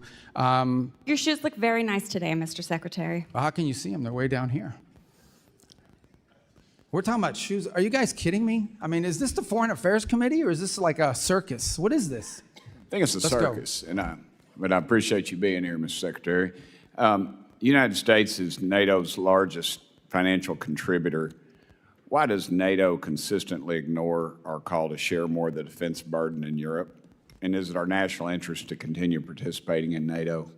Well, I can give you the why, okay? And the why is pretty, and is the following. Especially in Western Europe, for the better part of 20 or 30 years, they have not had to spend on defense because the U.S. security shield has allowed them to instead spend their money on building up a very vast and robust social safety network. In my time as a senator and before that as a state representative, you would hear often from constituents about how come they have this and that in Europe and we don't have it here. Well, one of the reasons why is because these very rich countries were spending their money on social programs instead of defense because we were covering their defense. That paradigm has to shift. It has to shift for two reasons. The first is these are very wealthy countries that should have the ability to spend more to build up their defenses and need to. And this is not unique to President Trump. Multiple American presidents in both parties have complained about NATO burden sharing. This is just the first president that actually is doing something about it. The second point is the United States has global obligations. Just as I can leave a meeting with Europeans that want to talk about NATO, and the next meeting will be with someone from the Indo-Pacific that would like to see a greater U.S. military presence in the Indo-Pacific. And then you can talk to Gulf partners that want to make sure we're still committed to defending and being involved there. And then you can go to Africa and talk to countries that want to see our cooperation on counterterrorism. And then you can go to the Western Hemisphere where they want us to do more with them as well and pay more attention. So the U.S. has global obligations, and while we have vast resources, we do not have unlimited resources. We have to allocate them, and that will include constantly re-examining what our force posture looks like in Europe in comparison to other theaters and potential contingencies around the world. Thank you, Mr. Secretary. I also wanted to thank you in the White House for supporting the bill that I've been pushing to defund the Taliban. You were very kind to me to meet with me, and I appreciate that very much, and the President's support as well. As you know, we're the UN's largest financial contributor, but it consistently pushes liberal policies like abortion and gender ideology in spite of our opposition. And every time there's a new council or whatever, and it's always our enemies that seem to be on there. Why is the U.S. still a member of the United Nations? Of the United Nations? Yes, sir. Well, twofold, I would say. The first is the United Nations, of course, is a very frustrating thing for us, primarily because it's been unable to intervene or play a constructive role in most of the major crises around the world. It's lost its purpose, it's lost its mission. I think our UN mission is doing a very good job of driving substantial reforms at the UN and using our fees as leverage to achieve those reforms. Last year, actually, we had some pretty substantial successes, some real reductions in the size, in the bloated budget of the UN. And by the way, this is not just a US position. Multiple countries agree with us that the UN had grown too large and it lost its core mission. On the other hand, there have been instances, and we try to use the UN where possible as a viable forum in which to solve problems. It was helpful as a forum in the Security Council, for example, in standing up the new mission in Haiti, in which the U.S. contribution is dramatically reduced, and partner nations around the world, because of the UN approval, are now able to step forward and provide not just money, but actual troops for the gang suppression force. Likewise, we have 130 some odd co-sponsors of a resolution, the largest number of co-sponsors ever for a resolution in the Security Council condemning what's happening in the Straits of Hormuz and authorizing countries to potentially do something about it. Unfortunately, it's facing a veto threat from China and Russia, so no vote has been scheduled on that yet. So there are organizations in the UN that we've partnered with. We've been able to partner with them on making contributions to humanitarian relief around the world. And we actually struck a pretty good deal with them in which we can ensure that that money is going to be spent in a way that furthers our national interest, not go to fund the NGO industrial complex, but also provide aid, critical aid to areas that badly need it. So there's been some utility with some of it, but the UN is in need of continued dramatic reform, and we intend to continue to use our fees that that they claim we owe as leverage for that.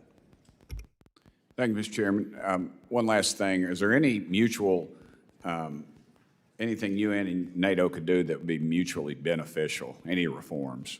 But I'm sorry? Any reforms that the UN and NATO could do that would be mutually beneficial?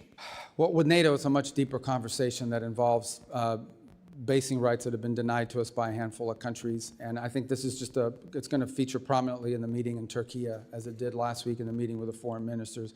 On the UN, I can provide you the list of the reforms we are asking for. They've imposed last year more reforms than ever before, but there are a few more that need to happen. And I can share that list with you and with the whole committee. Representative Stanton is recognized. Thank you, Mr. Chairman. Thank you very much, Mr. Chairman. Mr. Secretary, I do want to talk to you about the blurring of lines between public service and private enrichment at the highest levels of this administration's foreign policy leadership. President Trump has placed Steve Witkoff and Jared Kushner in charge of addressing some of the world's most intractable conflicts, including the war between Russia and Ukraine, and cleaning up the president's self-made mess of war of choice in Iran. Let me start with Mr. Witkoff, Trump's special envoy to the Middle East. He co-founded the cryptocurrency venture firm World Liberty Financial alongside President Trump and President Trump's children. Days before President Trump's inauguration, a firm controlled by a member of the royal family of the United Arab Emirates, Sheikh Taghnoon, bought a 49% stake in the company. That was a $500 million investment. 31 million of that went straight to the Witkoff family. Witkoff was still a financial stakeholder in World Liberty as he was simultaneously leading high-level U.S. government negotiations in his role as special envoy. One of those negotiations was over the export of America's most advanced AI chips to the UAE, negotiations personally attended by Sheikh Taghnoon. In the spring, another company chaired by Sheikh Taghnoon, MGX, deposited $2 billion in World Liberty Financial's stablecoin, the single largest investment in the crypto company ever. Weeks later, the chip deal was announced despite national security concerns. Secretary Rubio, do you believe that Mr. Witkoff has an unacceptable conflict of interest? I have never seen any evidence that he's made any decisions or advocated for any position that's to his personal benefit. On the contrary, and again, I can't speak to all the things you're saying now because that's not, Mr. Witkoff is an employee of the White House and he undergoes the ethics vetting and the procedures for disclosure that are appropriate to them, not to the State Department. But I would just add, I want to be fair, okay? I've never seen the guy ever say anything to me that makes me think this is personal rather than, the only thing he's ever done is spend his own money. Yeah. I know he has spent his own money at great personal expense to fly around the world on his own airplane, not on the government bill. He has, done it, but everything out of his own pocket. Are you concerned about the appearance of a conflict of interest in Mr. Witkoff? I've never seen anything that leads me to have that concern. Again, you've cited a bunch of things. I'm just not aware of those but I'm just telling you my personal interactions with Mr. Witkoff are of a person who just thinks he's serving the country and is happy to do so, not out of any personal gain, but because he wants to serve the country. As Secretary of State who's in charge of the foreign affairs of the United States, have you spoken to President Trump about any concerns about conflict of interest with Mr. Witkoff? I haven't had to. I've not seen any. Let's talk about Jared Kushner. His private equity firm, Affinity Partners, has raised more than $6 billion since it was founded in 2021, including $1.2 billion just over the last year. Mr. Secretary, are you aware of how much of that $6 billion has been raised from foreign nationals? I don't know anything about it. The answer is 99%. These include sovereign wealth funds operated by Saudi Arabia, UAE, and Qatar. The Saudi Sovereign Wealth Fund is the largest investor in Affinity Partners. In fact, Crown Prince Mohammed bin Salman personally recommended that Saudi Arabia invest in Affinity Partners. The Crown Prince has also personally urged President Trump in multiple phone calls to continue the ongoing war of choice in Iran. Let's put it another way. The man who bankrolled Kushner's business venture is the same man who is lobbying for the war Kushner is tasked with ending. Mr. Secretary, same question. Are you concerned about any conflict of interest by Jared Kushner, the president's son-in-law? Again, in Jared's case, Jared is a private citizen who's been advising and participating in this voluntarily. He's not compensated for it or in any way. But I've never seen from either Steve or Jared on the contrary, all I've ever seen them do is put tremendous amount of time and energy into trying to solve problems, like the amount of time they put into Gaza and the Board of Peace and all of that process. I think, I believe they've done it out of the kindness and goodness of their heart. They think they're serving the country. The goodness of their heart. Mr. Secretary, what Jared Kushner said on 60 Minutes on this very issue, when asked about it, he says, what people call conflict of interest, Steve and I call experience and trusted relationships that they have throughout the world. Reclaiming my time, let's recap. The two men tasked with resolving this country's most sensitive national security issues, including meeting with Iranian negotiators, are profiting off the same countries that they are engaging with. One thing we know for sure, while the Ukraine peace talks are going nowhere and the war of Iran has no end in sight, Witkoff and Kushner are making out like bandits. Meanwhile, a gallon of gas is still hovering about $4.67 in Phoenix, Arizona, that I represent, up nearly 40% from just 18 months ago. The American people are paying more for gas, for groceries, for everything. They're footing the bill while representatives of our government are cashing in. I yield back. Representative Jackson is recognized. Thank you, Mr. Chairman. And thank you, Secretary Rubio, for being here today. Thank you for your work to execute an America First foreign policy that is making America safer, stronger, and more prosperous. From confronting the corruption of the Maduro regime to negotiations with Iran to stabilize the Middle East, you have played a crucial part in spearheading the administration's Peace Through Strength initiative. Secretary Rubio, I want to reiterate what you wrote in your opening statement, that American leadership should always be on behalf of American interest. Thanks to President Trump's historic foreign policy initiatives, the USA has no longer sit idly by as other nations take advantage of American funds and military support. My question: global commerce and diplomacy rely on coordinated strategies with allies to combat illicit trade and support U.S. exporters. To support the Trump administration's efforts to enhance U.S. national security while advancing strategic American investments, I recently introduced the Strategic Export Controls and Border Security Enhancement Act. This bill would codify the State Department's Office of Export Controls and Border Security to strengthen the operational capabilities of allied countries to better protect U.S. critical technologies from diversion and misuse by our foreign adversaries. Secretary Rubio, how is this office being utilized to prevent the illicit trafficking of sensitive and dual-use technologies, and how do you see this office being used to advance America First diplomacy moving forward? Yeah, I think at the core of what you're trying to get to with your bill, and we're trying to get through with our sources, with our resources, is as follows, and that is that you will say you can't sell a certain product, or a certain product can't be exported because it provides, it would be the detriment of the national interest of the United States. But it's prohibited for one country, but it's not prohibited for some other country. They will then set up a company in a third country and use that to evade the sanctions. In essence, you will find a company, let's say it was a sanction against a transfer of technology to a Chinese company that's linked to their military. But they will then figure out a way to set up a company in a third country, in a country that's not barred for export. And they will use that vehicle and that route in order to be able to export a valuable technology. And so what we're trying to get at through our efforts is identifying those countries where that is happening and those companies that are being used for that purpose. And I think your bill, though I haven't read it, sounds like what it would do is it would codify this effort so that it exists beyond this administration. Well, thank you. I appreciate that, and I'm anxious to partner with you from a legislative standpoint on that. So if there's anything in the bill when you do see it that you would recommend, please let me know. Under this administration, the Foreign Service has refocused its diplomatic corps on merit and performance. The State Department has eliminated internal DEIA programs, slashed woke investments, and neutered NGOs that were working against U.S. national interest. We finally have got away from trying to force other governments to adopt the crazy woke social agenda of the failed Biden administration, the same agenda still being promoted by many of the progressive Democrats on this committee, unfortunately.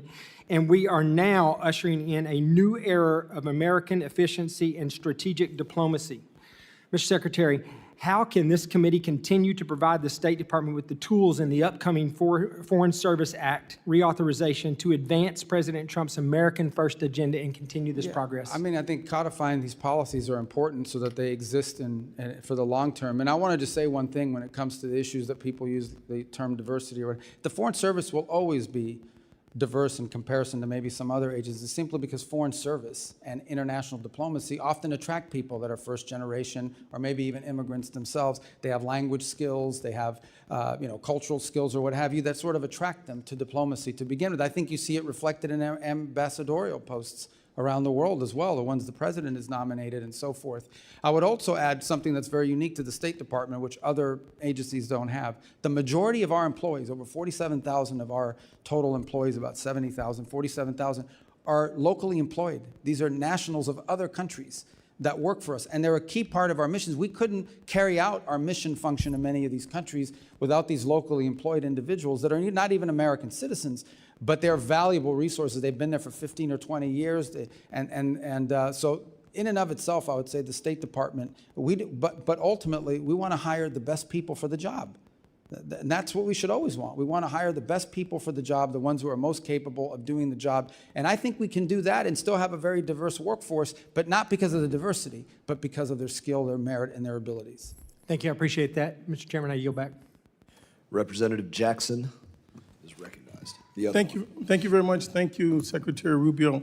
Great to see you again. Thank you for your forceful words in support of diversity, although there are some conflicting claims to what it means. Secretary Rubio, I stand before you not simply as a legislator, but as a witness to a moment in our nation's history when we are threatening to sever the sacred connection between our national interest and our moral obligation. This is a budget hearing, of course, but more than numbers on a page, we have to wrestle with the meaning of what those numbers mean to the lives of real people in real places, whose very existence is bound in no small way to the decisions that we make in this room. I want to start by showing the American people what the dismantling of the diversity, equity, and inclusion means. Under your leadership, we are abandoning the continent of Africa. Would you put this up, please? The question is not what can we afford, but what we are willing to become. Under your leadership, the U.S. effectively has closed 31 consular operations across Africa and has 34 ambassadorships vacant. Under your leadership, we froze student, refugee, and valid visa processing to 26 African nations. Under your leadership, we have raised the tariffs on 30 emerging economies. Under your leadership, we have pulled out of the pandemic and healthcare aid for over 40 countries. Our diplomats used to operate in every region, culture, and society on earth. A workforce that reflects the diversity of our country is not a political objective. It is indeed, as well as you know, a strategic advantage, as you articulated. Africa and other developing nations are fast-growing and young populations represent one of humanity's greatest opportunities for shared prosperity, climate resilience, and democratic transformation. On global health, last year, the Trump administration cut off all funding to the World Health Organization. However, to prevent diseases from reaching our shores, the U.S. still needs the global outbreak and disease surveillance functions that the World Health Organization offers. Diseases, as you know, do not need passports or visas. In March, the Washington Post reported that the administration is proposing to spend more than $2 billion a year to recreate a system that you dismantled, such as laboratories, data sharing networks, and rapid response systems that you abandoned when you withdrew from these programs. This is more than 3 times what we had contributed to the World Health Organization. That's waste, fraud, and abuse. How is reinventing the wheel at a significantly higher cost efficient for the American people? You know that, let me just answer that. Since Eastern Congo and Uganda are currently experiencing the 3rd largest outbreak since it was discovered half a century ago, and your response was to criticize the World Health Organization that you had retreated from. Your statement in the administration's action revealed a retreat from our responsibility, a shrinking of the vision of America, and a devastating abandonment of those who have long looked to the U.S. not as a savior, but as a partner in the difficult work of survival and dignity. Moving forward, we would have questions on how the Trump administration plans to address global health crisis, if that is something the United States still wishes to have leadership in. Prior to 2026, U.S. global health was a model for the world. Its initiatives helped contain more than 250 diseases across more than 40 countries. But DOGE and this administration have not told the truth. They told the American people these cuts were necessary. Because I can assure you there's nothing necessary about denying medicine when people are suffering. There's nothing justified in weakening initiatives like PEPFAR and the Global Fund. I'll give you some time, which have stood as shining examples of what this country can achieve when it chooses compassion over indifference.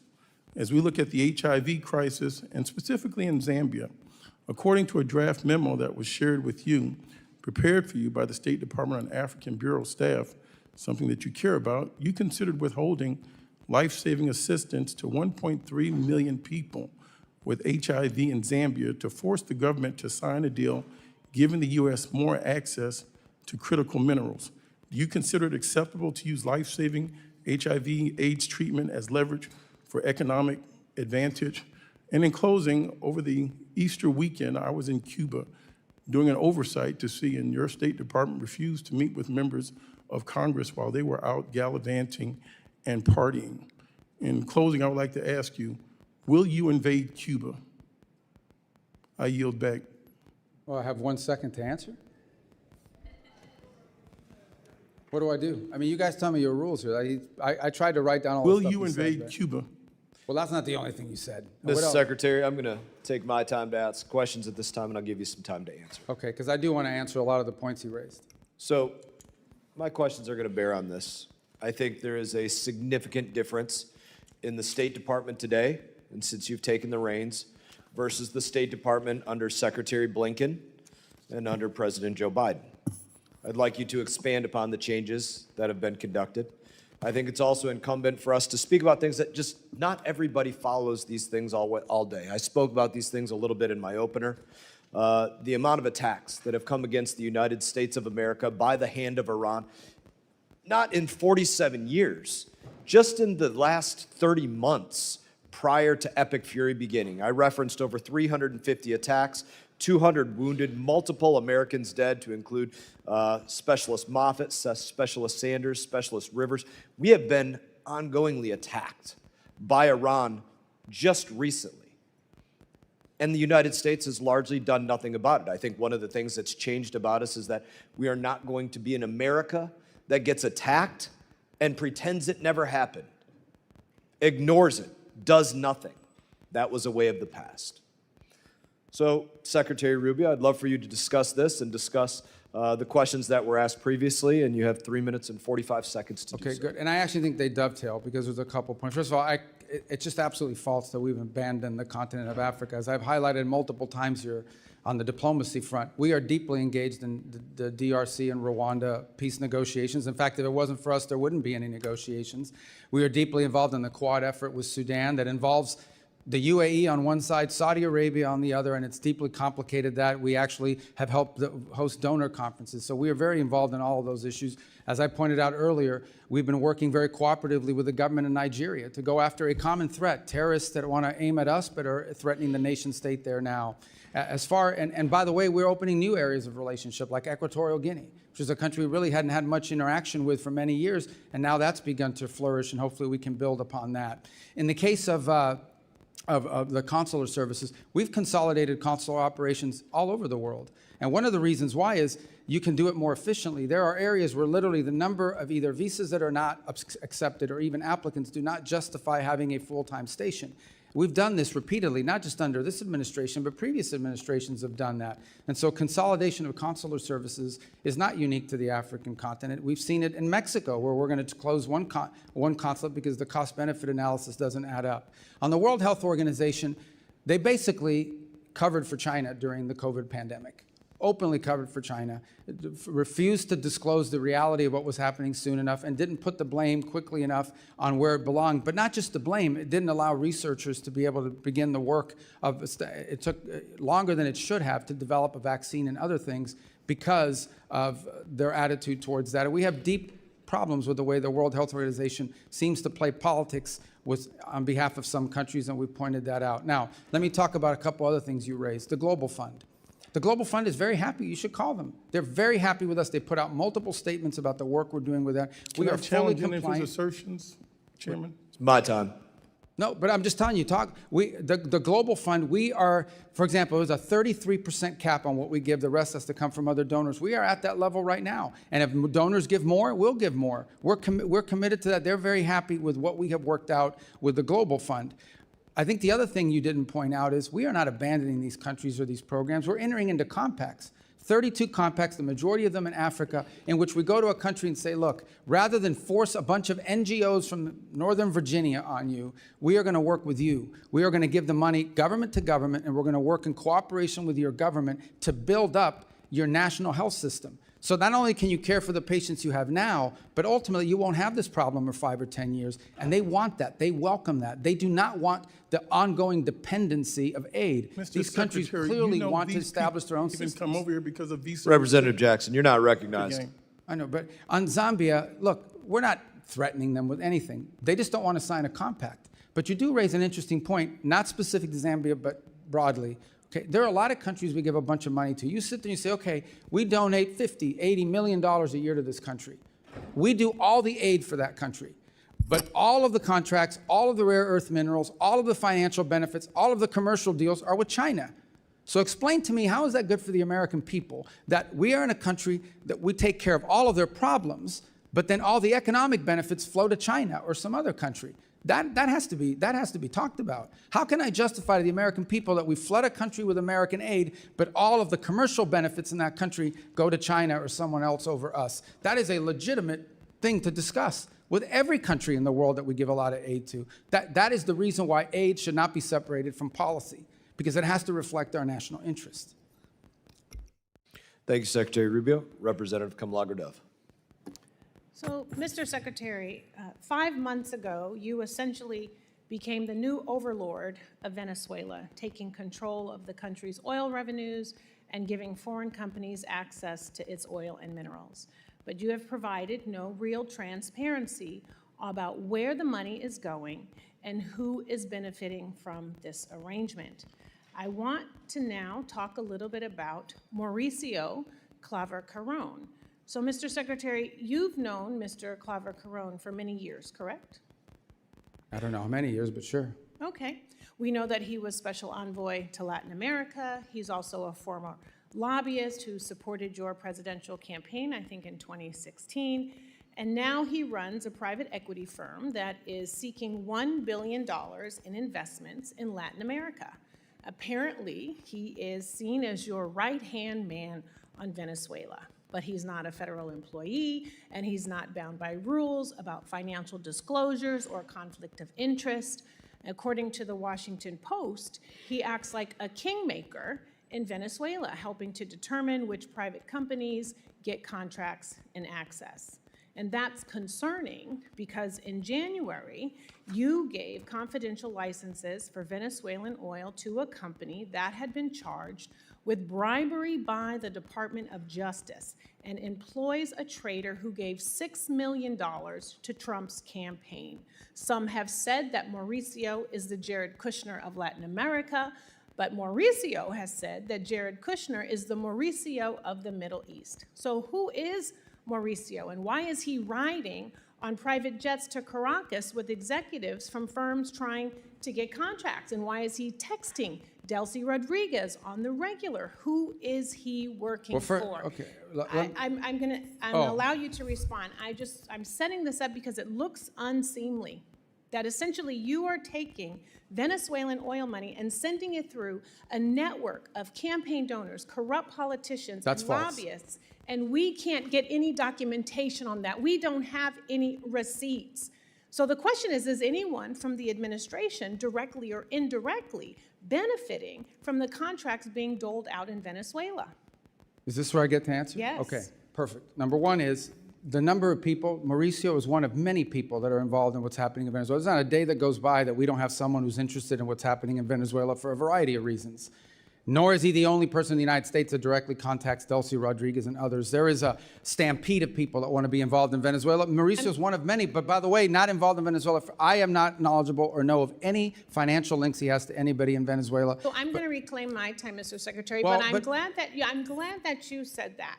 Because you have said these things, you have shared these talking points before. They're not talking points, they're the truth. But it is hard to take your word for it when this is the most corrupt administration in American history. Well, that's we're your talking opinion. pardons for sale, we're talking about no-bid contracts to those on Trump's family and friends plan, we're talking about a $1.8 billion slush fund. And I think that's corruption. The American people think that's corruption. They want to know if you think that's corruption. Okay. Number two, this goes right to the point of transparency. You're absolutely wrong about the way the money flows. It's pretty straightforward, and I'll share. So I'm going to have to reclaim my time again because the what kind of process is this? They get to ask questions and you don't get to answer? It's my time. The question I don't know about about you. When corruption is it is my really time? important. So why am I here if I don't get to answer your questions or your defamatory statements? I'm reclaiming my time, Mr. I want Chair. you to, but I want to reclaim. Well, do I get time? Because you make these defamatory Mr. Chair. statements and no one can talk here. If This you is crazy. can't call out corruption in this country, then how can you call it out in another Well, I can't say country? anything 'cause you won't let me That is the speak. question. It is about credibility and your credibility. And your credibility meter is on empty right now. This See, oil. these guys who just get to talk and I don't get to Who answer? determines the barrels of oil that get Why- sold? How but you many won't of let me them? answer At your what question. price I have an does it answer get for your sold? question. Where is it going? Oh, I get will it. They let have to you. use their time for me to answer The your onus question. is on you to joke. prove that there is no corruption happening. Well, how do I That is prove it if your you don't let me talk? responsibility as the Secretary of State. And you know what? Normally, we would have access to that data. That's the You do. You transparency. just don't know where but to you're look. not showing us any receipt. Well, then show us. But do you you won't. commit? Do you commit to coming back here with whoever the person is who is monitoring the sales of the oil? Bring them before this committee. Can I Show reclaim the my receipts. time? Have the documentation. You don't have this time yet. I am talking about your credibility and evidence, not your talking points, because talking points are never a replacement for transparency agree, and but that's what you're documentation. saying. You're saying talking And points we without an have not- answer. We are 5 months into this and no audits.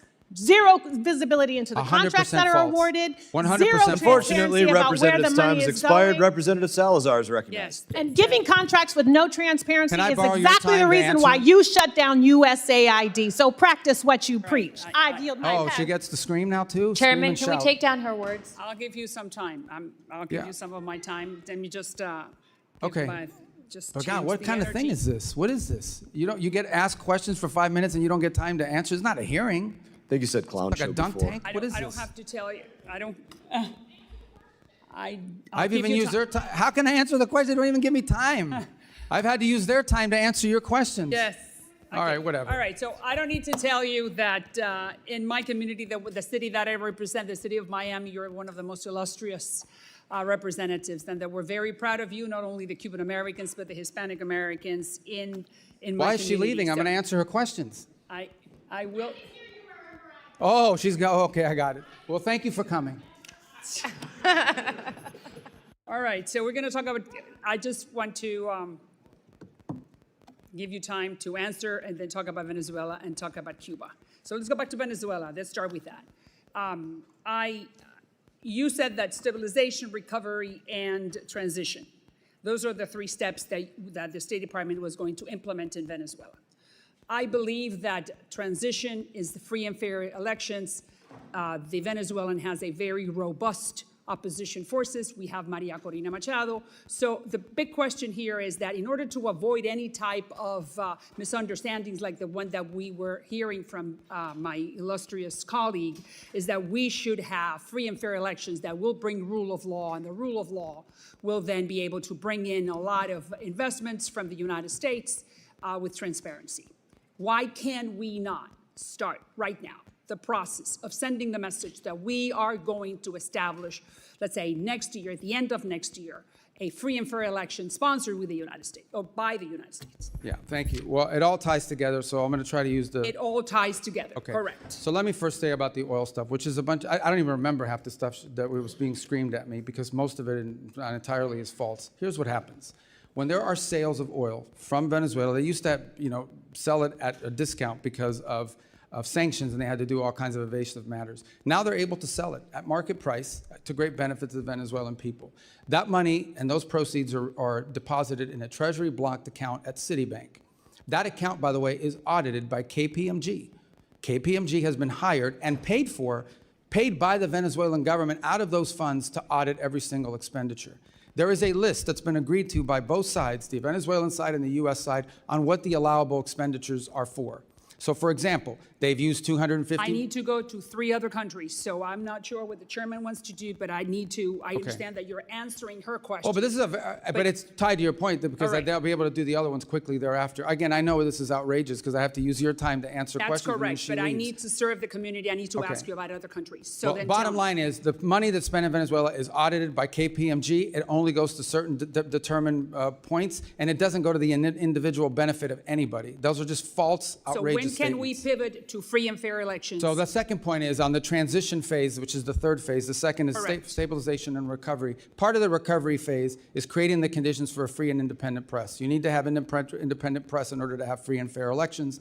We've seen an uptick in that activity. It's not 100% there, but it needs to continue to grow. You need to give space for the political parties to organize. and to mobilize, because you can't participate in an election if you haven't had the time to do so. And you need a new electoral commission.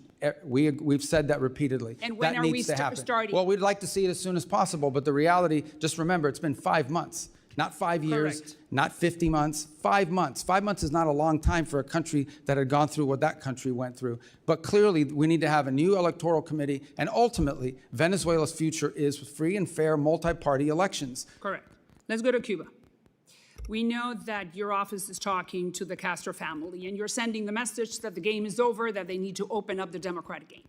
We know that, all right? So the question is, what's delaying that process? Well, it's not that it's delaying the process. We've had conversations. We're having diplomatic engagements with the Cubans consistently over time, over multiple reasons, and for many reasons over the years. In fact, the CENTCOM was just down at the fence line in Guantanamo, not CENTCOM, SOUTHCOM, over the weekend as well.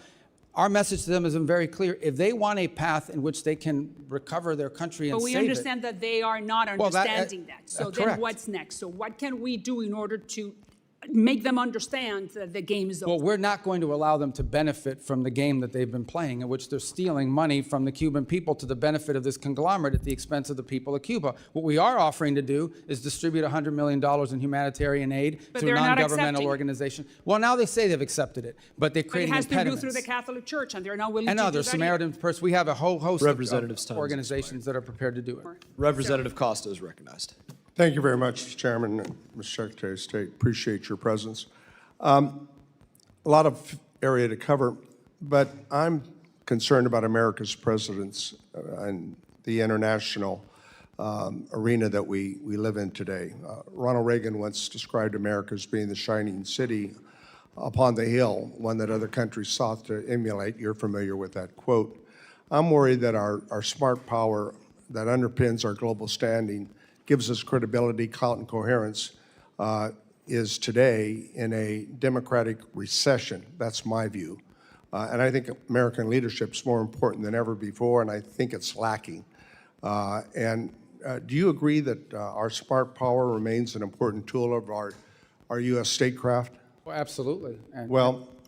But we're vacating the field. 2/3 of our ambassadorships posts are empty.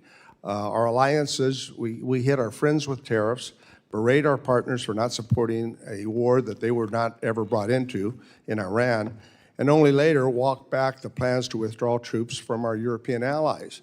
On foreign aid, we've scrapped USAID and dismantled our global humanitarian networks. And in the vacuum, as you know, China has come into that breach. I want to talk. We have a deal. This is, I think, a good example. You've not granted final approval on $14 billion arms deal for Taiwan, which I want to emphasize was a sale, not a gift. Do you think that protecting Taiwan is still important? It is. We gave them we had an $11 billion sale, the single largest in history, just in December. But it's not a gift; it's a sale. And why are we withholding? Why are we withholding the $14 billion? We're not withholding. It's just under review still. It has, but we just executed one in All right. December, which was Let's more than move Biden on. did in 4 years. Let's move on to NATO. You know, the president's described it as a paper tiger, and he's made no hidden about his disparaging comments about our allies, which I think are dangerous. That undermines the longest, the strongest alliance that we've had post-World War II. Do you think that NATO is a paper tiger? The big what, I'm sorry? Do you think NATO is a paper tiger? I think NATO's in need of deep reform, and part of the Well, reason... but I mean, that reform's taking place. I mean, we can talk about it, and you ought to be able to take some credit for this. Look at Poland's up to 5.0, their GDP for defense. Poland's not the problem. Well, a lot of Eastern, but we're working on this and we're making progress. Would you not agree? I don't agree. I think we're You making don't agree that progress. we're making progress? Well, I agree we're making progress with some countries, but others are saying their 5% or even their 3.5% includes, for example, pensions to veterans. That's not defense spending. Well, of course not. But I mean, I don't think that the confidence and the support that used to be a part of that transatlantic partnership is still there today. And you go to Europe and I go to Europe and we sense that in the people that we talk to. Let's move over to Ukraine. I've spent a lot of time and engagement there. I know you have. You talked about it earlier today. 4 years ago, it was seen about good versus evil, right? Russia's invasion of a country that was unprovoked. And there was strong bipartisan perception that that was the case. A year ago, the president indicated that Ukraine had no cards to play anymore. I think that President Putin, today, modern Russia is a syndicate masquerading as a country with a mob boss called Putin. He bombs hospitals, schools, churches, kidnaps over 20,000 Ukrainian children.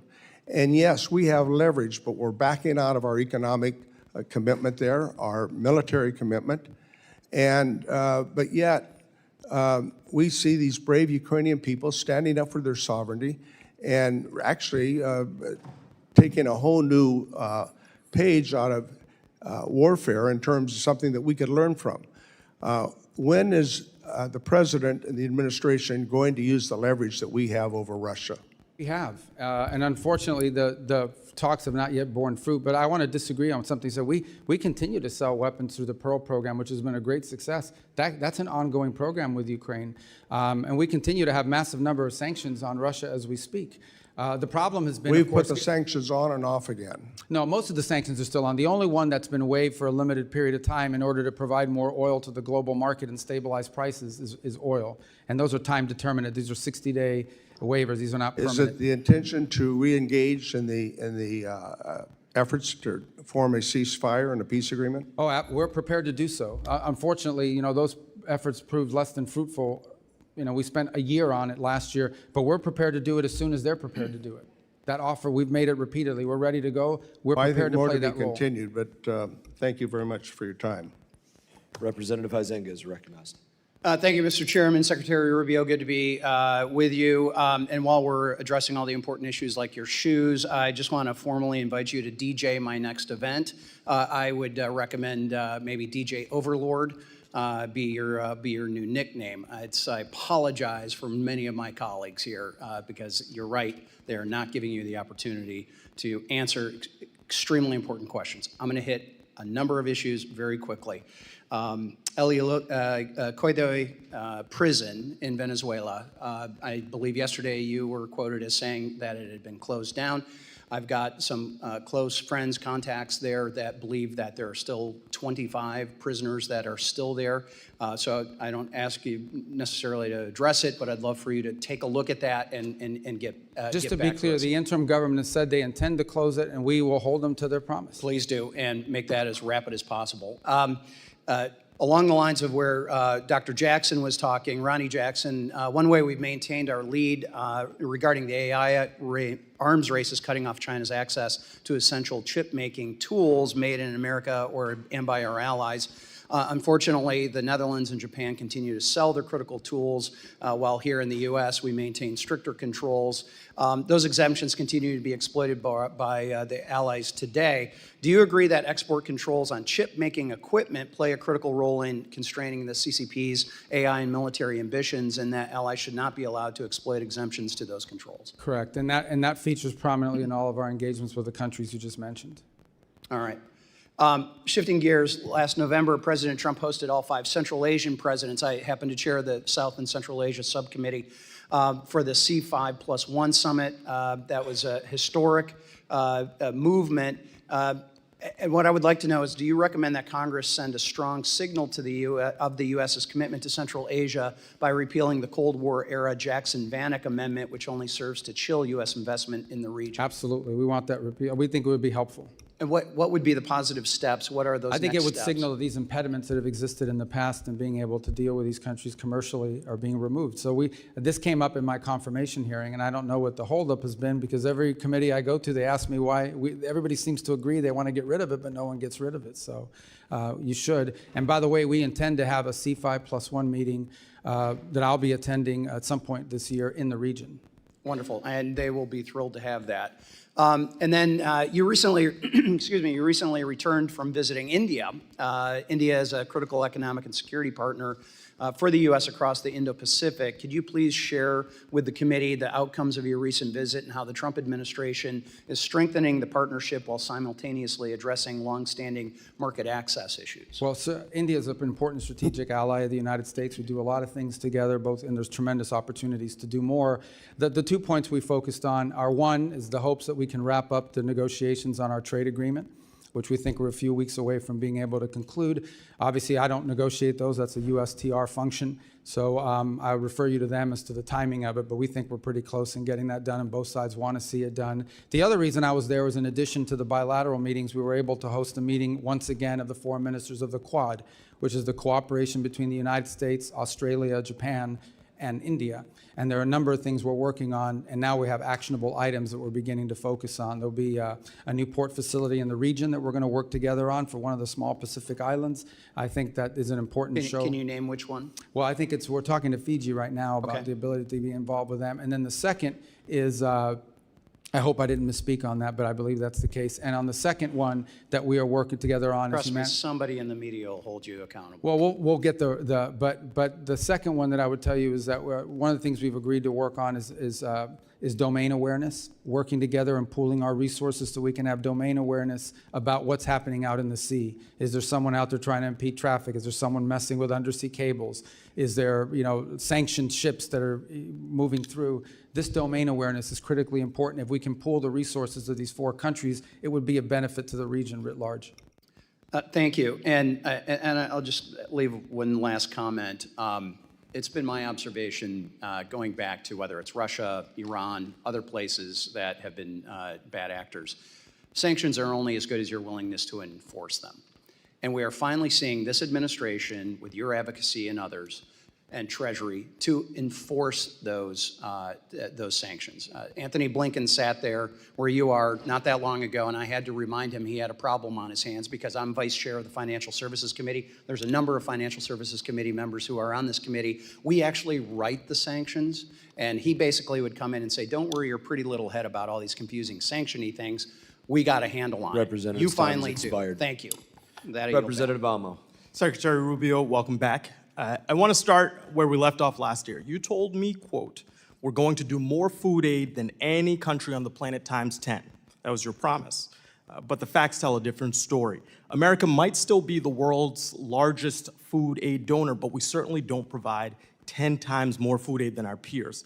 In fact, under your watch, America's food aid contributions have been cut by more than half to roughly $2 billion. It should be very clear that America's strength has never come solely from our might. It comes from our alliances, our credibility, and our values. You didn't just eliminate programs, you created vacuums. Vacuums where violence and instability are rising, that extremist groups are filling, that competitors like China are exploiting, and vacuums that are making Americans less safe and less prosperous. And you hurt Americans here at home with your policy decisions. Shuttering USAID wiped out more than 23,000 American jobs, while Donald Trump and his billionaire buddies got rich off of corrupt deals. Peanut farmers in Texas and sugar farmers in your home state of Florida lost market access because of your cuts. So Secretary Rubio, before slashing food aid programs, did you conduct any analysis whatsoever on how many American jobs would be lost, how many farms would be hurt, and how much damage would be done to local economies and small businesses? Well, because we know all of those will still be part of the new programs we've created and are creating. But the second point I would make, American foreign aid programs are not a jobs program. Although they employ Americans, and we want it to be helpful to Americans, and that's why. So you're okay hurting the farmers in your home state? The World Food for Peace program, for example, now we've transferred it to the Agriculture Department. They're in a better position. Well, you're talking about a hypothetical future where you fix past mistakes, but farmers have been struggling over the last year. That's where it belonged in the first place, because it's helpful. The farmers have more direct input there than they would at the State Department. As to your point about us cutting aid, not only are we we donate more than the next 4 countries combined. We do more than anybody else. But we went down, and there are consequences. Look, from where I sit. But why are we in charge of feeding everybody? This is not about charity. This is about our economy and values. I didn't say that you got to do it all, but you can't cut when you know without analysis that bad things are going to happen. But we didn't. We replaced. We have new programs that are actually working better. Well, Mr. Secretary, if I may, from where I sit, you, Donald Trump, Elon Musk, you got together, you made these cuts blindly because you did not say that you conducted any analysis. You just said we cut because we have a hypothetical future that we are trying to create, which is not a serious plan. And that's not regard for the economic damage to our farmers, to our small businesses here at home, who are feeling that pain. And moreover, you've had lives lost. And I want to get to that point. I want to introduce you to Mary Sunday. She is behind me. And after your food aid cuts decimated the World Food Program's ability to feed the Kenyan refugee camp she lived in, Mary's 7-month-old daughter, Santina, died of malnutrition. This is the only photo Santina's parents have of their daughter. Before Santina died, you looked me in the eye in this room and you said, "No children are dying on my watch." She was a child. She had a name, a family, a future ahead. Now she's gone. She is one of over 500,000 children who died last year after your administration pulled the plug. Yesterday, I heard your testimony. You said you're seeking outcomes with foreign aid programs, but the outcome that I see is dead kids. So, Mr. Secretary, I want to ask you again, and with a real direct answer, please. Were you lying to Congress when you claimed no children were dying on your watch, or did you simply never bother to calculate the human cost of your decisions? That number you're throwing around is a false number. It's a false number. And not only that, you're equivocating that the death of an individual's responsibility of the United States. There are 500,000 others. No, those are false. That's a Mr. false Secretary, thing. the numbers are there. No, the numbers are not Here's there. The thing. numbers are opinion You of have, experts you have who a got their narrative to contracts share. cut. Mr. Chairman, These I are want to people that enter got into their the record these articles that show last year alone, over 155,000 children died from malnutrition. Over 126,000 children died from diarrheal diseases. Over 165,000 children died from pneumonia as a result of these cuts. So here's the deal. You promised more food aid, instead there were cuts. You promised America First, and said American workers, who you said aren't a priority for you. You said it's not a jobs program. They lost their jobs. You promised strength. Instead, we have lost influence, credibility, and trust. And you promised children weren't going to die. You said that to me right here. You promised peace as well. Instead, your illegal war of choice with Iran is driving up fuel prices and grocery costs while putting millions more at risk of hunger worldwide. This is not about charity. This is about values. So whether it's negligence or ideology, the result under your watch is the same. Weaker alliances, higher costs, dead children, and a less secure America. result is so we my spend more money than- my time is expiring. So I'm going to take these seconds to say, what are you going to do to clean up the mess that you Representative's created? time has expired. Representative Davidson is recognized. Thank you, Chairman. Mr. Secretary, thank you so much for your faithful service to our country. Your leadership as Secretary of State provides confidence at home and abroad. And I would like to highlight that your personal testimony at Charlie Kirk's memorial service and your remarks at this year's Munich Security Conference resonate with me and with many of my constituents, so thank you. I only have time for a few quick topics. So first, thank you for leading one of the most thoughtful national security strategies I've seen in the post-Cold War era. I thought last year's national security strategy was well done, and the national security strategy poses, quote, the cynical manipulation of our immigration system to build up voting blocs loyal to foreign interests within our country. The State Department has also made it clear that we object to the UN's efforts to advocate and facilitate replacement migration across the United States and broader across Western countries. Immigration was a driving issue behind President Trump and Republican electoral victories, and I commend your department for making this a priority. Could you please highlight your approach beginning at our own borders and extend it especially through the Western Hemisphere to addressing this as part of the national security strategy? In terms of migration? Yes. Yeah. Look, mass migration is a national security threat to any country that experiences it. It's bad for the transit countries too, by the way, because it fuels and feeds these transnational groups that traffic not just in human beings, they traffic in drugs, they traffic in weapons and anything else you can imagine. So I think one of the biggest threats specific to the Western Hemisphere, but be true throughout the world, is these transnational, they call them criminal groups, they're really transnational terrorist groups that among many of the things they do is traffic in human beings. So mass migration is not good for any country that has to absorb it, and Europe is now facing the consequences of that, but mass migration is also not good for the migrant because they're abused along the way, and it's destructive and disruptive to all the countries in the region that have to experience it. So today we do not have a mass migration event, and every country along that route in Central America is grateful for it because that's less money and that they have to spend and less resources that are being taxed and less of a burden that they're having to carry. Thank you for that. And frankly, thank you for demonstrating that we just needed leadership to apply the laws to secure our own borders with this administration. I'm a former infantry officer. The oath our military swears is similar to the oath we swear in the House or the Senate or for cabinet members. It's just important to defend our Constitution. You know, generally we say, first define the mission, second authorize the mission, and then execute the mission. So I'd like to call your attention to the 2001 AUMF. It was, I think, the 01 AUMF and the 02 AUMF that I thought brought justice to Qasem Soleimani. As you highlighted previously in dialogue today, you know, the IEDs and efforts of the Quds Force killed many Americans in Iraq. And he's, you know, Iran has been the biggest state sponsor of terror. Unfortunately, the 01 AUMF, which still survives, doesn't, it authorizes the war on terror for Al-Qaeda and their affiliates. Hezbollah, Hamas, Houthis, and numerous other proxy forces for Iran aren't affiliates of Al-Qaeda.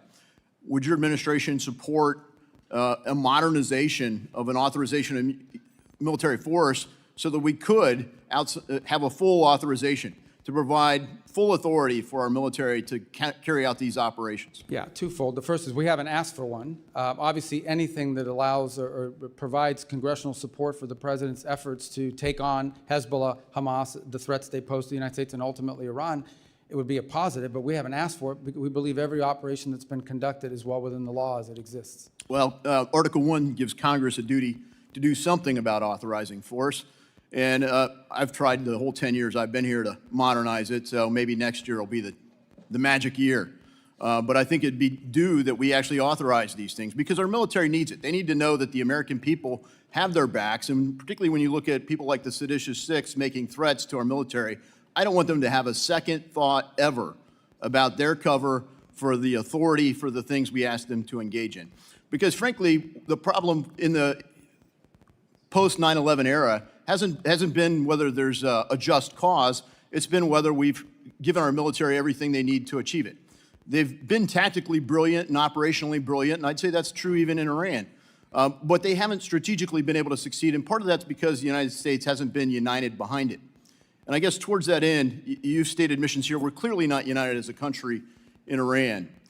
So briefly, you know, what authorization do you need to carry out further operations in Iran? Well, that's contemplated now. They're all within the president's powers, in our view, under the Constitution to address imminent and emerging threats against the interests of the United States. If those circumstances were to change, we would obviously engage Congress in that conversation. We would always welcome congressional support. We'd like congressional support, but that's not going to stand in the way of the president addressing an immediate threat to the United States or an emerging threat to the United States that requires him as commander-in-chief to protect our people and our country. Well, the cause is just. Representative Mfume is recognized. Thank you, Mr. Chairman. Mr. Secretary, good afternoon. I was going to say good morning, but it's starting to run past us. We all obviously sit here in America in what has been known as the greatest deliberative body in this democracy, and in a nation that is the strongest, the wealthiest, the most powerful, the most influential nation that the world has ever seen. America's military might has no rival. However, America's moral obligation continues to be called into question. And I want to talk a little differently about something that doesn't get the attention that it should get, and I want to associate myself with the remarks from my colleague from Rhode Island. Globally, over 122 million people are forcibly displaced all over the globe due to conflict, due to persecution, due to human rights violations. They are in the Sudan, they're in Syria, they're in the Ukraine, they're in Myanmar, they're in the Congo, and they are in Gaza. And so I want to take the time that I have to talk about Gaza, since no one seems to want to talk about it anymore, now that there is a tentative ceasefire. But there's also a number of children, teenagers, seniors, and others that are living in Walla. They have no real medical care that is sufficient for their needs. They are displaced because of this humanitarian crisis that we see. And for months, the issue was that Hamas was not allowing people in. Well, that's not the case right now. And we see what was supposed to have been tens of trucks going in each day down to a trickle, not carrying food, but carrying a lot of commercial supplies. More than 6 months into the ceasefire, about 1.7 million Gazans, Palestinians, are still living in tent camps. They're facing a surge, as you probably know, in rodent-borne disease, with reports of more than 70,000 cases of parasite infections, related illnesses, since the beginning of this year alone. Many, if not most of them, are children, young children, who are trying to find a way to survive, who are also growing up with memories of what happened to their parents, with a great deal of hatred in their heart towards America, towards Israel, toward anybody that they thought may have been a part of that.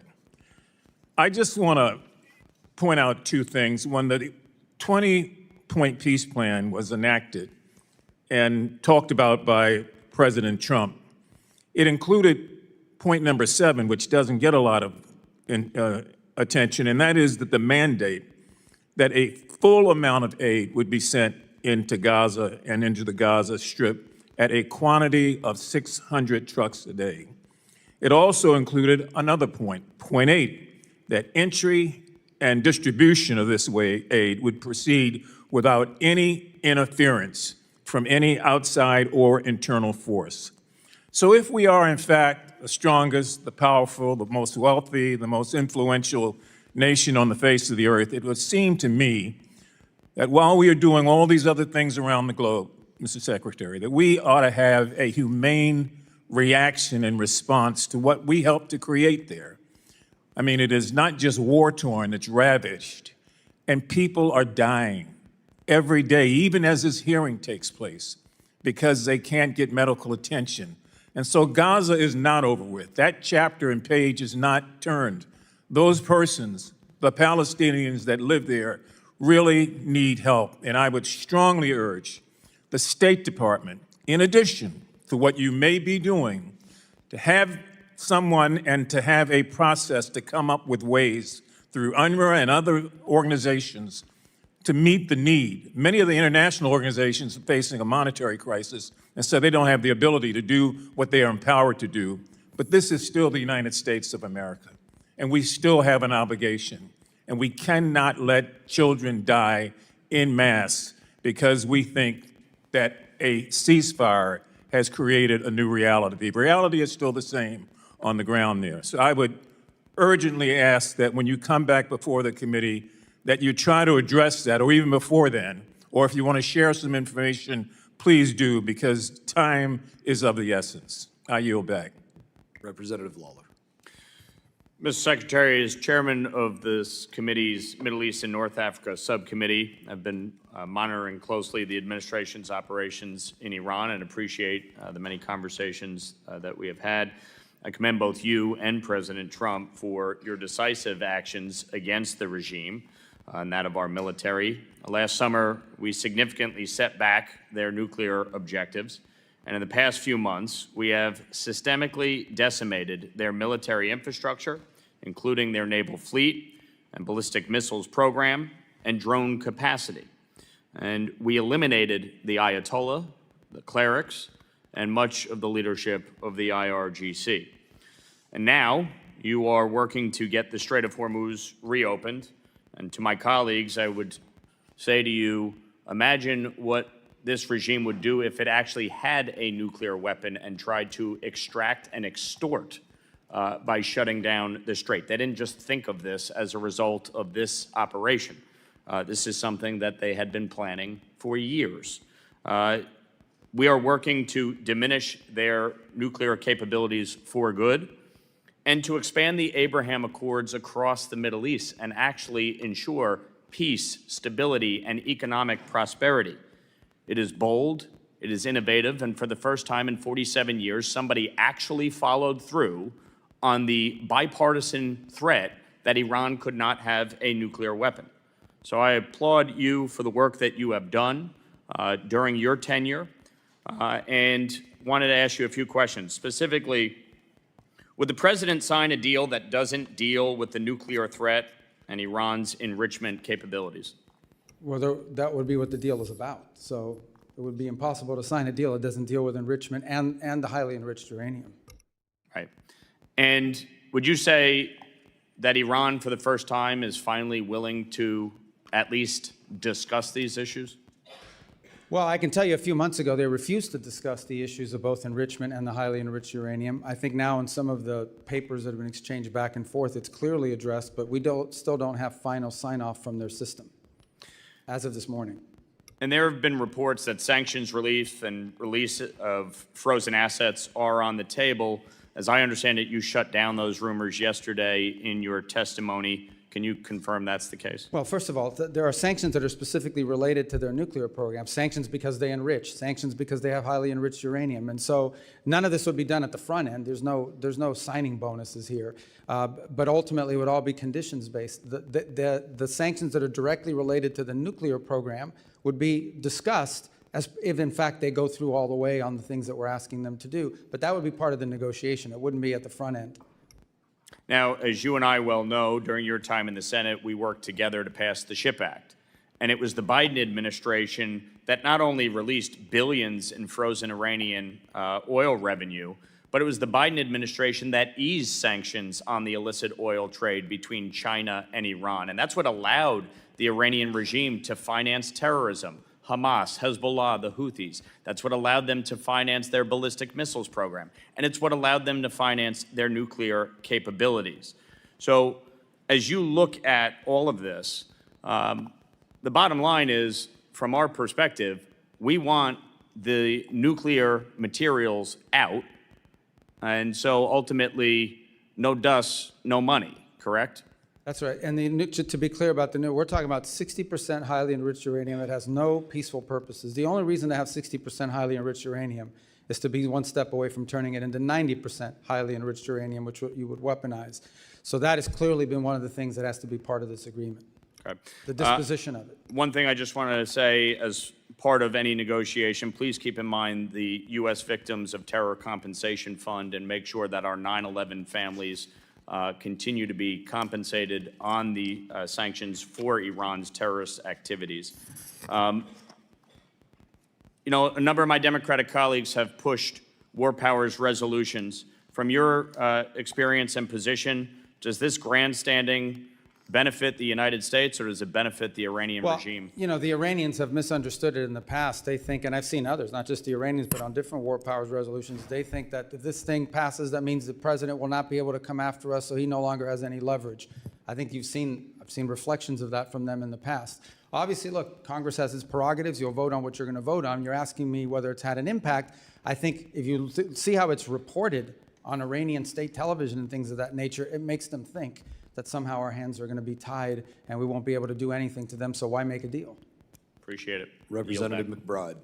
Thank you, Mr. Chairman. Thank you, Mr. Secretary, for joining us today. Like you, I attended the Munich Security Conference earlier this year, and in a meeting that I had with several European prime ministers and several of your colleagues within the administration, your colleagues recognized that NATO is both bigger and better funded today than it was 10 years ago. And I am fully willing to admit that that is a byproduct of several factors, including Putin's aggression, previous administrations, and indeed a byproduct of actions by this administration and this president's first term as well. But I want to focus in today on statements and actions that I believe go beyond pressuring and leverage and actually fundamentally undermine the foundation of NATO. On January 21st of this year, in the president's speech in Davos, he said, we, quote, never got anything from NATO. 2 months later, the president said on Truth Social, speaking of NATO, they will do nothing for us. Mr. Secretary, do you share the president's assessment that we, quote, never got anything from NATO? Well, I think what the president was speaking to at that moment, and was what I'll speak to you about now, is One of the reasons why I've been such a strong supporter of NATO is because they allow us to use these bases, because it allows us in a time of contingency, like the one in Germany and others. And for the first time, we see NATO countries denying us the use of their bases, which undermines the purpose for our involvement. These statements, including the one we never got anything from NATO, happened before the war in Iran, which falls outside of the Article 5 invocation. It falls outside of a war of defense. Do you share the president's assessment that we, quote, never got anything from NATO? I share the president's assessment that on issues that are a priority to the United States. I'll take that as you disagree with his assessment that we never got anything from NATO, because, Mr. Secretary, let me reclaiming my time, Mr. Chairman. Mr. Secretary, I'm asking very specifically about a specific quote. I'm not asking whether NATO can be better or reformed. I'm asking if we never got anything from NATO. And I want to specifically ask you, Mr. Secretary. Well, why are you asking me if I can't answer? You're not answering the question that I'm asking. You're answering a different question about whether NATO can be better or reformed. And so I'm going to move on, Mr. Secretary. Are you aware that the only time Article 5 has ever been invoked is after 9/11 in defense of the United States? Of course I'm aware of that. Okay. And are you aware that more than 1,000 Europeans died in the subsequent war on terror that was invoked after? They participated in the Middle East, correct. Yes. And I assume you're aware that the NATO ally that lost more service members per capita is Denmark? Denmark, I thought it was that the UK had suffered more. More per capita. Okay, gotcha. Okay. And I assume you're aware that Greenland is indeed part of Denmark? For now. Okay. Well, I want to focus in on Greenland. I joined the bipartisan bicameral trip to Copenhagen as the administration that you're a part of sought to seize Greenland. In the president's speech at Davos, he said, referring to Greenland, quote, "You need ownership to defend it." Mr. Secretary, does the United States need to own land within NATO to defend it? And the truth be told, we are actually involved in conversations with Greenland and Denmark on the use of Greenland for collective defense for all of us. It's a key part of missile defense, but we're involved in those talks right now. So I think we're in a good place on it now. But I don't want to put stuff out there in the public record that would undermine the conversations we're having with them on it. So specifically, I'm not asking about whether we're going to do more within Greenland for our collective defense. I think all of us share that goal, including Denmark and Greenlandic people. But does the United States need to own land within NATO to defend it? That's what the president said, and that was the justification for those statements and the attempt to seize Greenland several months ago. The president's view is that it's a lot easier to defend it when you have control and complete control of it. We are obviously having conversations with both Denmark and Greenland. They're ongoing on a monthly basis now.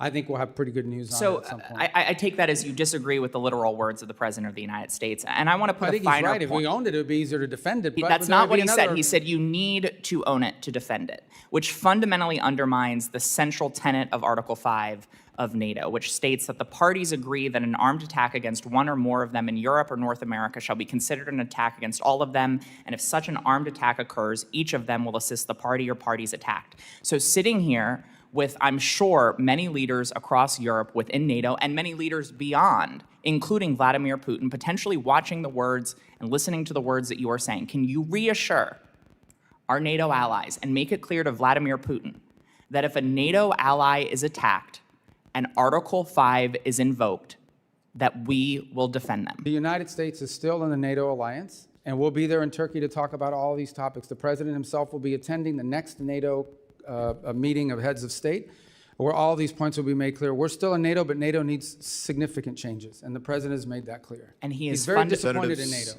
Representative Self is recognized. Thank you, Mr. Chairman. Thank you, Mr. Secretary, for being here. I want to continue on NATO, but first of all, would you like 30 seconds to respond to the last questioning? Well, thank you. The bottom line is the United States, look, with the NATO, I've been a strong supporter personally in the Senate and otherwise of NATO, and I still see the utility in it. The problem with NATO, as I want to point out, is those bases that we have in the region is one of the reasons I used to argue why NATO was so important, is it allowed the U.S. to project power and have power in case of contingencies. And we had a contingency, and we had countries in NATO that said, no, you can't use our bases, particularly Spain. Now, I want to be fair. There were other countries that have been extraordinarily cooperative in what they've helped us to do, some publicly and some privately. But I think the president's irritation with NATO is that in a time of conflict and crisis where the United States had a need, you had members of this alliance who are constantly asking us to get involved in European matters, like Ukraine and things of this nature, who in our time were actually telling us, no, your tankers can't use our airbase. No, you can't use it to refuel. No, you can't use it for logistical support. And he's very what kind of alliance is that? I think the other thing that's concerning is that apart from NATO, you have this European effort to stand up some sort of a military force, some of which may trigger actions that would then lead to an Article 5 invocation. That's a separate topic, but one that also needs to be discussed. So I think the next meeting of NATO in Turkey in July is probably the most important meeting in NATO's history, because there are some things here that need to be cleared up and fixed. Thank you, Mr. Secretary. I chair the European subcommittee on this committee. I was in Europe for 8 years on active duty, to include European Command and the NATO-shaped military headquarters. I want to point, you gave us a really masterful review of the global situation early in your spoken remarks. I want to ask you to comment on another part of Europe that we've not talked about that I consider very fragile, and that's the Balkans, particularly the Western Balkans. I just completed a trip through Bosnia, Herzegovina, Serbia, and Kosovo. I talked to government officials. I talked to opposition members, students, obviously the country teams, KFOR, NGOs, talked to everybody I could talk to. It's extremely fragile right now. Thank you for the ambassadors that were recently nominated for that region. I noticed that Kosovo did not have an ambassador nominated, and I would ask for your support there. We have 4 NATO allies that are also blocking Kosovo's entry into NATO. Obviously, we have the intractable issue between Serbia and Kosovo, that Serbia considers Kosovo a province. Most of the world recognizes Kosovo as a sovereign nation. We have the change in the high rep coming in Bosnia-Herzegovina.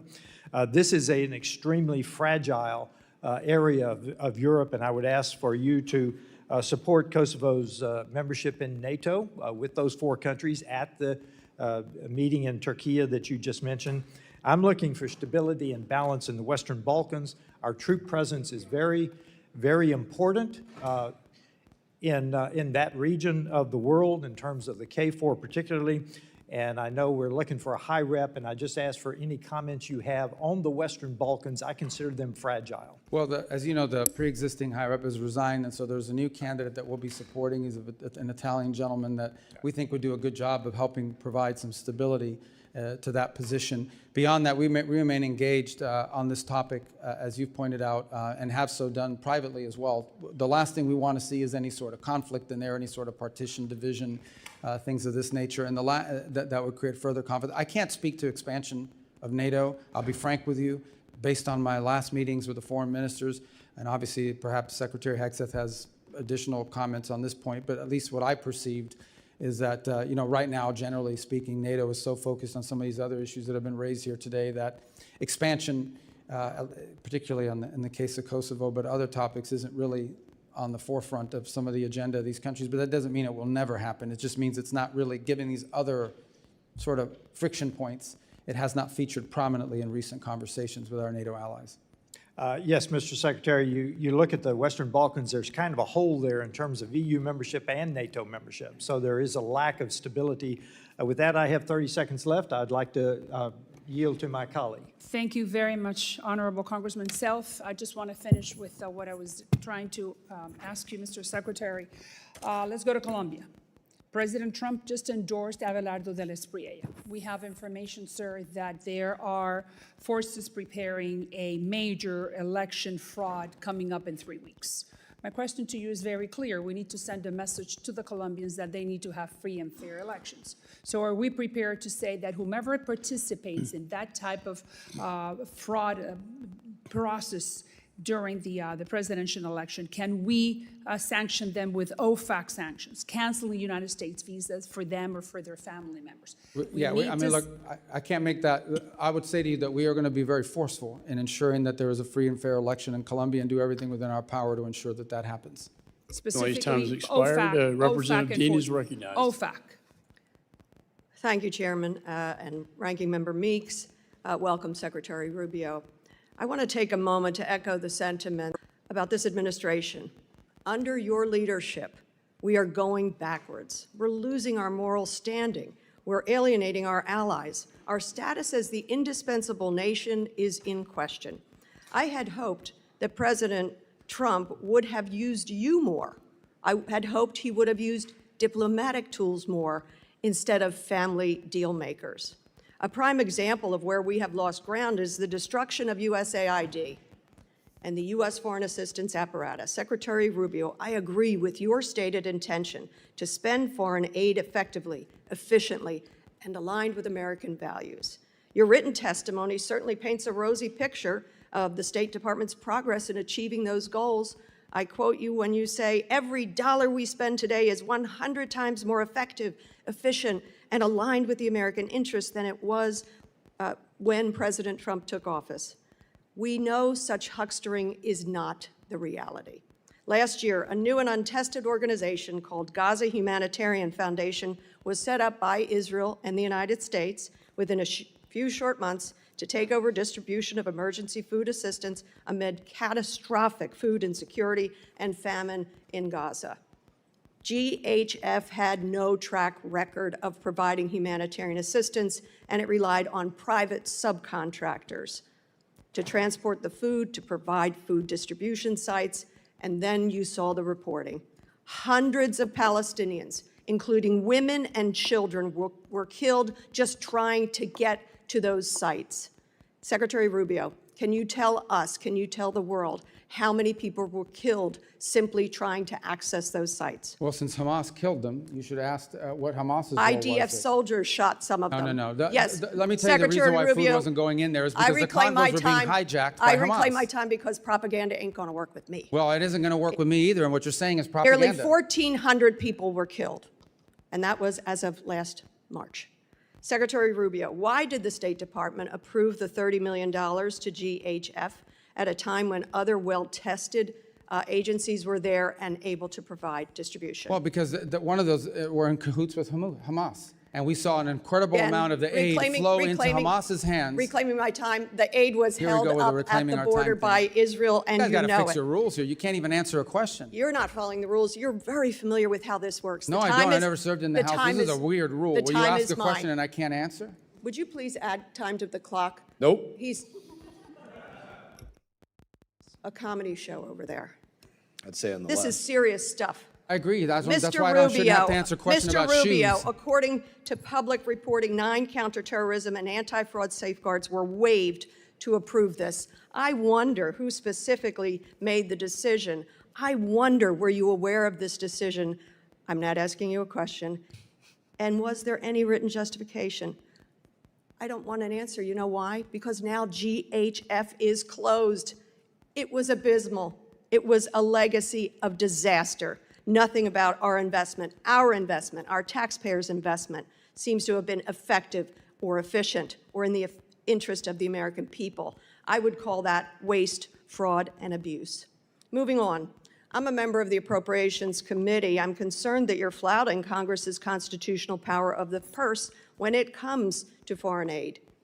For FY25, Congress appropriated and the President signed into law more than $690 million for international basic education. I don't need to tell you that investing in basic education is critical for empowering children, creating economic opportunity. It's also had a long-time bipartisan support. You personally, as a senator, supported authorizing legislation, the READ Act. How much of this funding has been spent so far? I don't have that figure in front of me, but I can tell you we're not going to fund puppet shows. Can you get it for us? Yeah, I'll get it for you, but I'm going to tell you the number of puppet shows and all these other stupid things they were spending money on is going to be zero. Well, you supported the legislation. I didn't support the legislation that had puppet shows.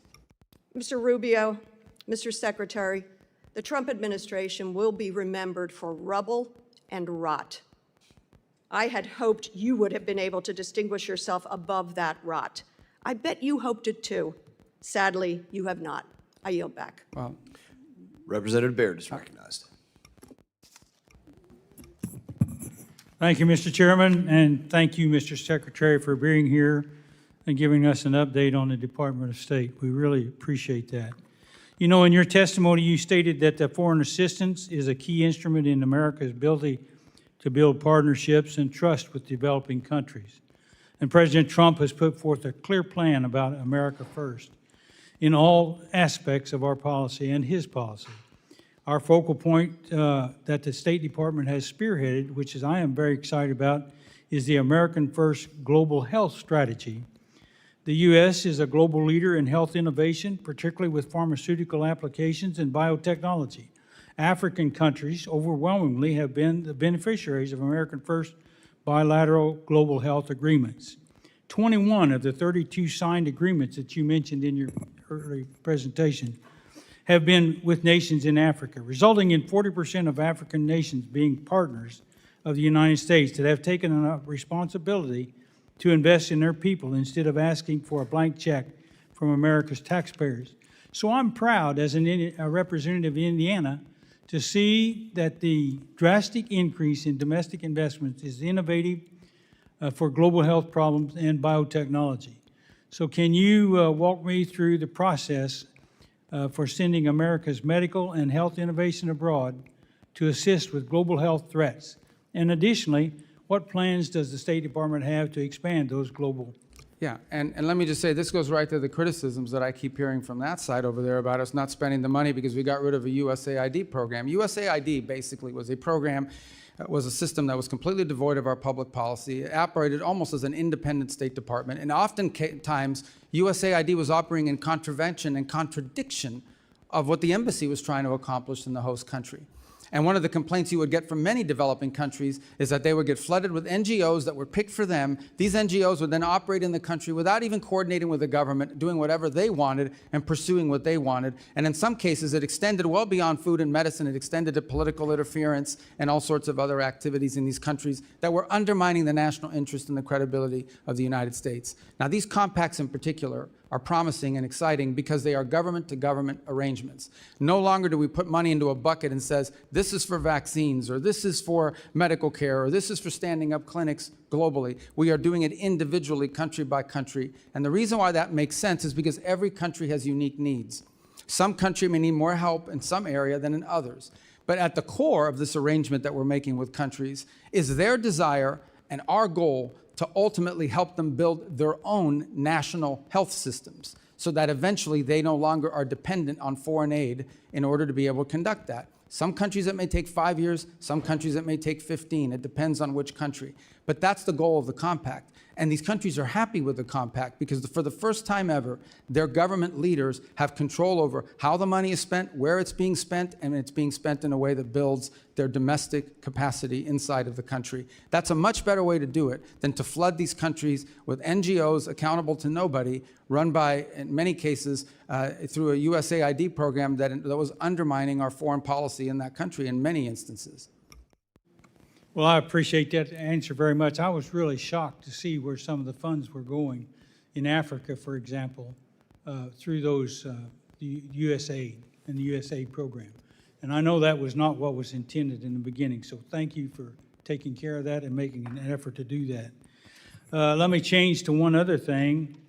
During the Biden administration, the FSOs were evaluated in the service based on a meaningless criteria like DEI and woke politics.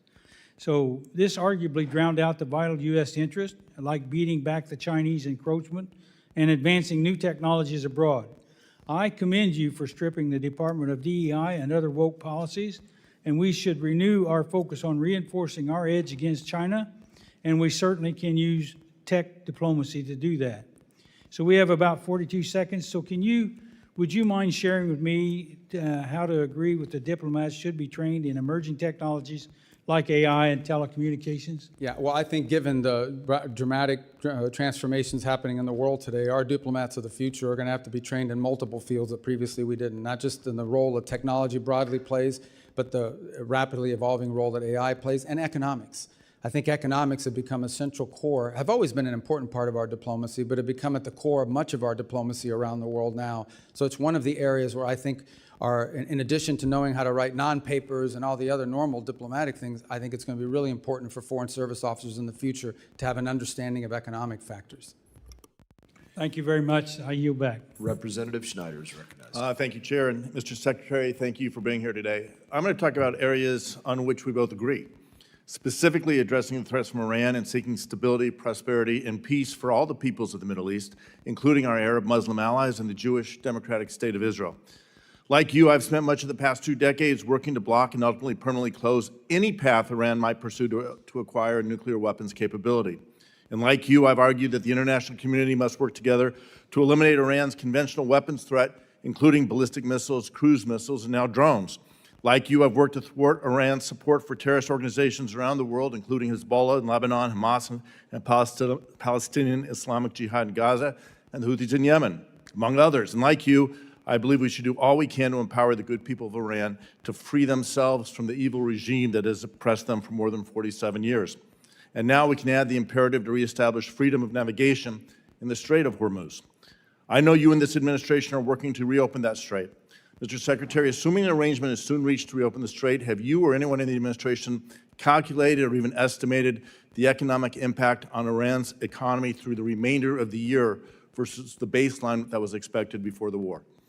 Yeah, I'm sorry, but I want to understand your question. Are you saying if the straits are open, how much have they lost? If an agreement is achieved, do you have an expectation of what's going to happen in Iran's economy going forward? How much money will come in with the straits Well, I can open? tell you, so for example, with the blockade now, their inability to get ships out is costing them hundreds of millions. Right, so if it's costing them hundreds of millions of dollars a day now not be able to get their ships out, that would be theoretically what they could gain back, except that they still face sanctions.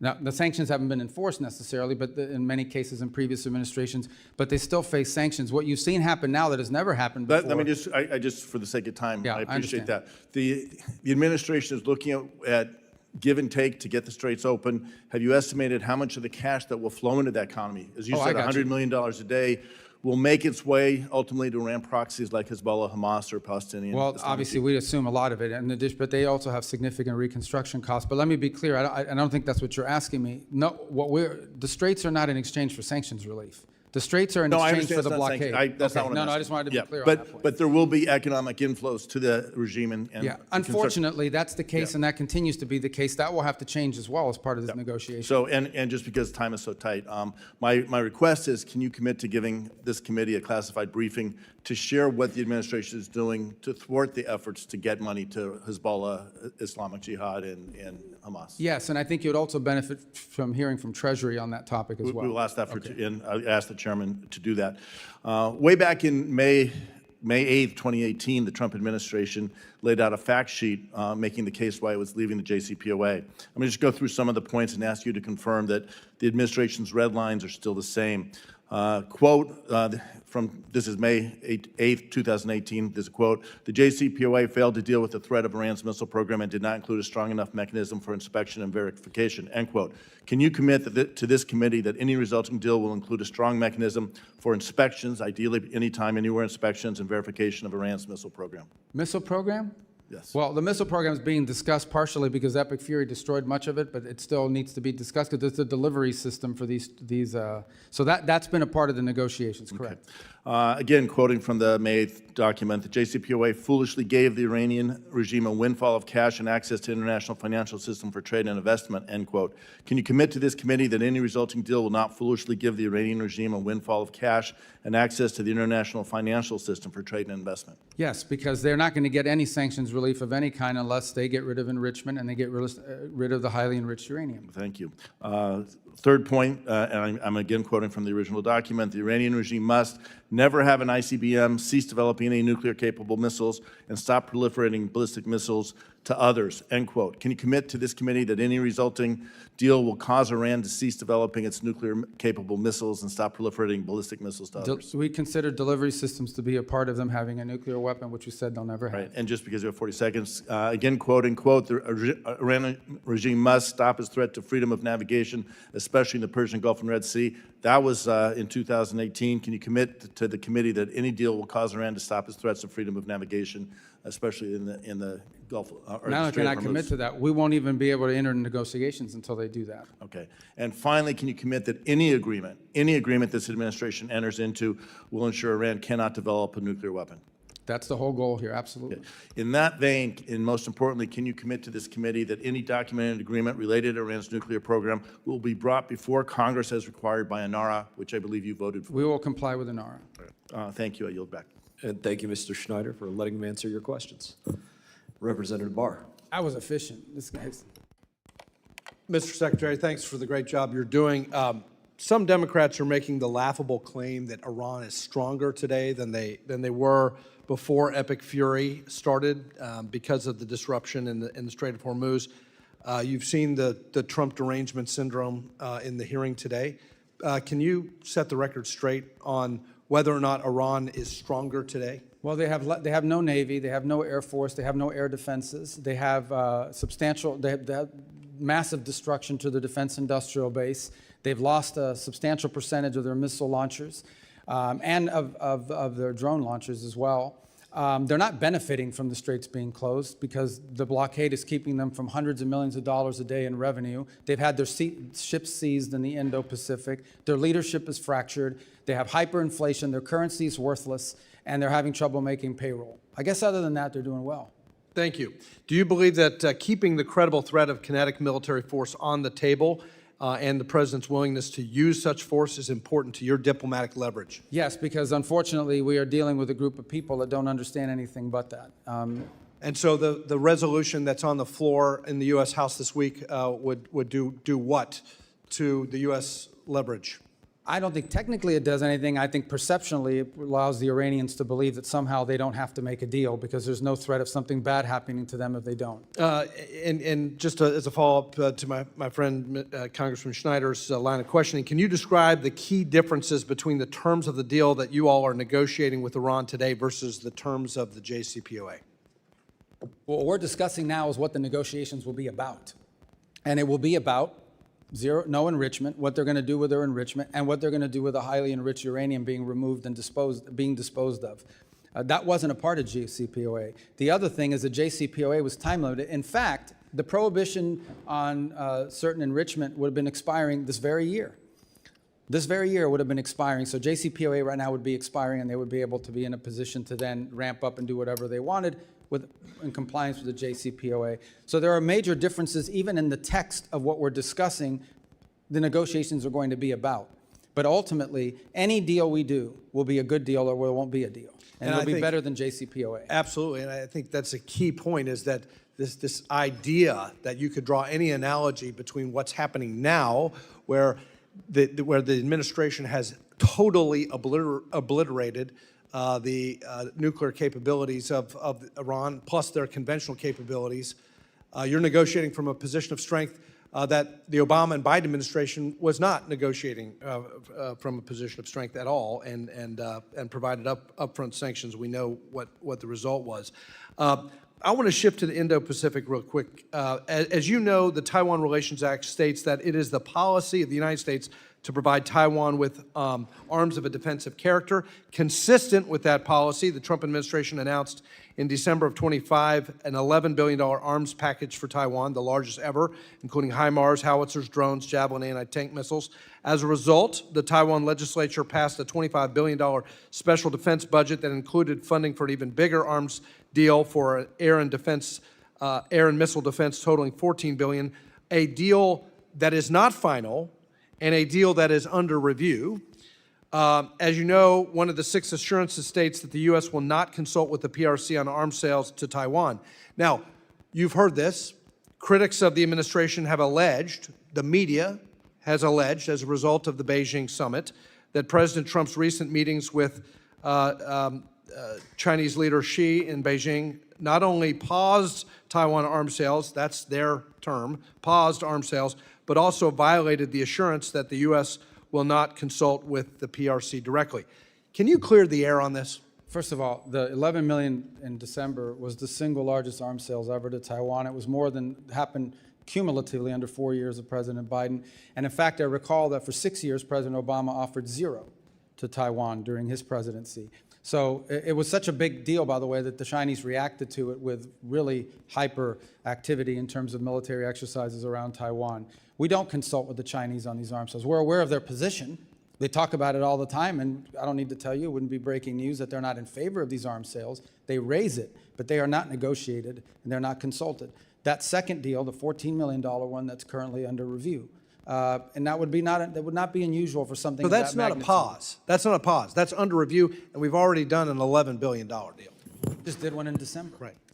So I think the mischaracterization of this as a pause doesn't reflect the administration's commitment that they've already made on the $11 billion deal. I yield back. Yeah, correct. Representative Barra is recognized. Thank you, Mr. Chairman. Thank you, Secretary, for being here. I'll admit that I was hesitant and skeptical and did not support the actions that took place in Venezuela. I also will admit that thus far it's working out better than I would have expected. And long-term stability, if we can create a better life for the Venezuelan people, is a good thing. If we can reduce that threat in our hemisphere, that's a good thing as well. To the line of questioning that Ms. Kamlagerdev asked, I think it would go a long way. You mentioned that there's a KPMG audit of the Venezuelan funds, how the revenue is being used, how it's being reinvested in Venezuela. Would you publicly commit to providing that audit to this committee? And again, I think it would go a long way to... It's an ongoing audit, so it's not a once-a-year audit. It's on every expenditure. Every single disbursement is audited by KPMG. I would also add one more point. There's a second layer of control here, and that is Citibank itself, because they hold the account. They also do the Know Your Customer regulations on it, which, by the way, has slowed down the disbursement in ways that have been problematic. Could you but commit nonetheless to necessary. providing all that information Yeah, to the committee? no, so we absolutely, can take a and look that's at why it? we're doing the audit. We want people to see that it's not being stolen or pilfered. We think that's part of this recovery is so critical. Again, I think that would go a long way to assuaging some of the concerns. I'm going to follow Mr. Barr is a co-chair with me on the Taiwan caucus, and some of his line of questioning. I was going to ask you yes and no questions, but I'll ask a series of questions I think that go along with his line of questioning. Some of the comments that the president's made recently have created a little bit of ambiguity. But again, what you just suggested, nothing's changed in our relationship. In the Taiwan Relations Act, it states that the United States will make available to Taiwan such defense articles and defense services as may be necessary. The 6 assurances states that the United States does not agree to consult with the People's Republic of China regarding arms sales to Taiwan. The Taiwan's Relations Act, the 3 joint communiques, the 6 assurances have guided our one China policy for decades. And again, I think in your previous statements, nothing has changed with our commitment to upholding the U.S. one China policy. Is that correct? Our policy on Taiwan has not changed. Oh, great, thank you. Switching over to something that the administration's put a lot of focus on is our critical minerals, rare earths, developing our own capacity. I was supportive of the Mineral Security Partnership, now the Forge Act, working with our allies, super important. Work with Congresswoman Kim on the Dominance Act, which passed out of this committee, which I believe will be coming to the floor on suspension, hopefully on Monday. I think this is a strong bipartisan piece of legislation that supports a lot of the goals of the administration. It does, create redundancy and, not a reliance on China. It does help build refining capacity. It helps reinvigorate a workforce. There's a bipartisan companion bill in the Senate. I do think this would go a long way to achieving national security goals for the United States and is a good piece of legislation, and certainly would want you to take a look at that. I will, and to be more consistent on this topic, on the critical minerals, literally every engagement we have, every country in the world is now discovering they have critical minerals and rare earths, even though they're not that rare. That's the mining part of it. The second part of it, as you know, is the processing and refining. We need to have that capability built too, and we're trying to create these global alliances to do that so that we're not overly dependent on these one source, particularly China. Right, and third piece of questioning, I recently was in Korea meeting with the new Korean president. Lots of conversations taking place with the Koreans. One area we did talk about was, our commitment to being the nuclear deterrent for the peninsula and so forth. Has anything changed there? Just No, curious. our posture there remains the same. And in fact, we have new partnerships that we're trying to, now, we're not trying to trigger a crisis there. We're not trying to trigger a war or anything problematic. But, at the mill-to-mill level, we have very strong relations with Korea. Great. Also, have been talking to Australians, paying close attention to AUKUS. Again, our commitments to AUKUS, to that partnership, which is critical to our geopolitical security in the region. That commitment stays firm. Correct. And not only that, with Australia is also part of the Quad that we have with Japan and India. They were at our meeting last week. We have a lot we're working on together with them and seek to expand it. Great. And you mentioned that the Quad expects to have a leaders summit. I know that's been delayed a couple times. Do we expect the leaders We to are hoping to be able to do one this year, maybe on the sidelines of another global gathering in the region, but nonetheless a meeting. Not a standalone, but as part of, where they're all going to be at the same time. It would be easier. We're working on getting that scheduled. Right. Representative Fine. Well, thank you, Mr. Chairman. Mr. Secretary, I firmly believe God puts us where he wants us to be, and I'm grateful every day he's put you where you are. So thank you for all the hard work that you're doing. I want to read you a couple statements and see if you agree with them. I suspect that you will. The first statement is, heaven forbid Iran were to ever obtain a nuclear weapon. Do you agree with that, I presume? Yeah, I would use even stronger language. Yeah, okay. Second one would be, Iran must never be allowed to obtain a nuclear weapon. Would you agree with that? Baseline policy. Okay. And then the third is, the Iranian regime must not gain nuclear weapons. Would you agree with that? These are statements, these are actual quotes from 3 members on the other side of the aisle who today gave you a whole lot of grief about what you're doing and what the president is doing to make sure those statements don't come to pass. Representatives Meeks, Liu, and Sherman. So my question to you is, what changed? I mean, why would people say they must never be allowed to have a nuclear weapon, and then when we're actually doing what is necessary to make sure they don't, all of a sudden, there's a very different tone as they ask you questions? Yeah, I would say that the notion that they shouldn't have a nuclear weapon is widely held, and not just widely held by members of Congress. It's widely held by countries around the world. In fact, I don't know a single country in the world that says it would be a good idea for Iran to have a nuclear weapon. I think what's changed, or where the difference comes in, is, okay, what are you going to do about it? You ultimately have to do something about it. And when we saw that they were building up this conventional shield behind which they were going to hide their nuclear program and hold it immune from action, we had to address it. And that's what the president did with Epic Fury. So that was the difference. The difference is we actually did something about it, something that multiple administrations have held as their position. It was the Biden administration's position. It was the Obama administration's position. But this president actually did something about it. And many countries around the world aren't willing to do anything about it except complain or sign on to some letter somewhere. But we actually did something about it, because if we had not done so, in about a year, Iran would have had a conventional shield. And they could have been able to threaten not just the region, but parts of Europe. And they would have said, if you come after us in our nuclear program, we will impose costs on you you cannot bear. So now you have to let us have a nuclear weapon. We were never going to let them have that conventional shield. So what happens, in your opinion, if we did what they're asking? We stand down, we stop, we go back to the strongly worded letters and lots of talking, but we don't take the action. We just go, well, we don't want them to have a nuclear weapon, but they're going to do what they're going to do. What do you think? What would your prediction be? What happens? I think the long-term trajectory of Iran remains the same in that regard, as their ambition is to ultimately have a nuclear weapon. That is ultimately their ambition. They probably view it not just as regime security, the way that they do in North Korea. They view it as an ability to become the dominant power in the region. Once they possess a nuclear weapon, nothing stops them from sponsoring proxy groups all over the region to destabilize Jordan, Saudi Arabia, multiple Sunni countries, and of course wipe out Israel. So it would be fair to say then that standing in the way of what you're trying to do over there, what we're trying to do over there, effectively is emboldening and enabling Iran to get that nuclear weapon. Well, ultimately, anytime they don't fit, the only reason they would not go for a nuclear weapon is because they're forced not to. They're never going to do that voluntarily, and they've never agreed to anything voluntarily. Even the small concessions they made in JCPOA were in exchange for some benefit to them. So clearly, this isn't a regime that only understands that they will only do these things if they're compelled to do so, either through an incentive or through a punitive matter. Okay. Changing topics to UNRWA for a minute.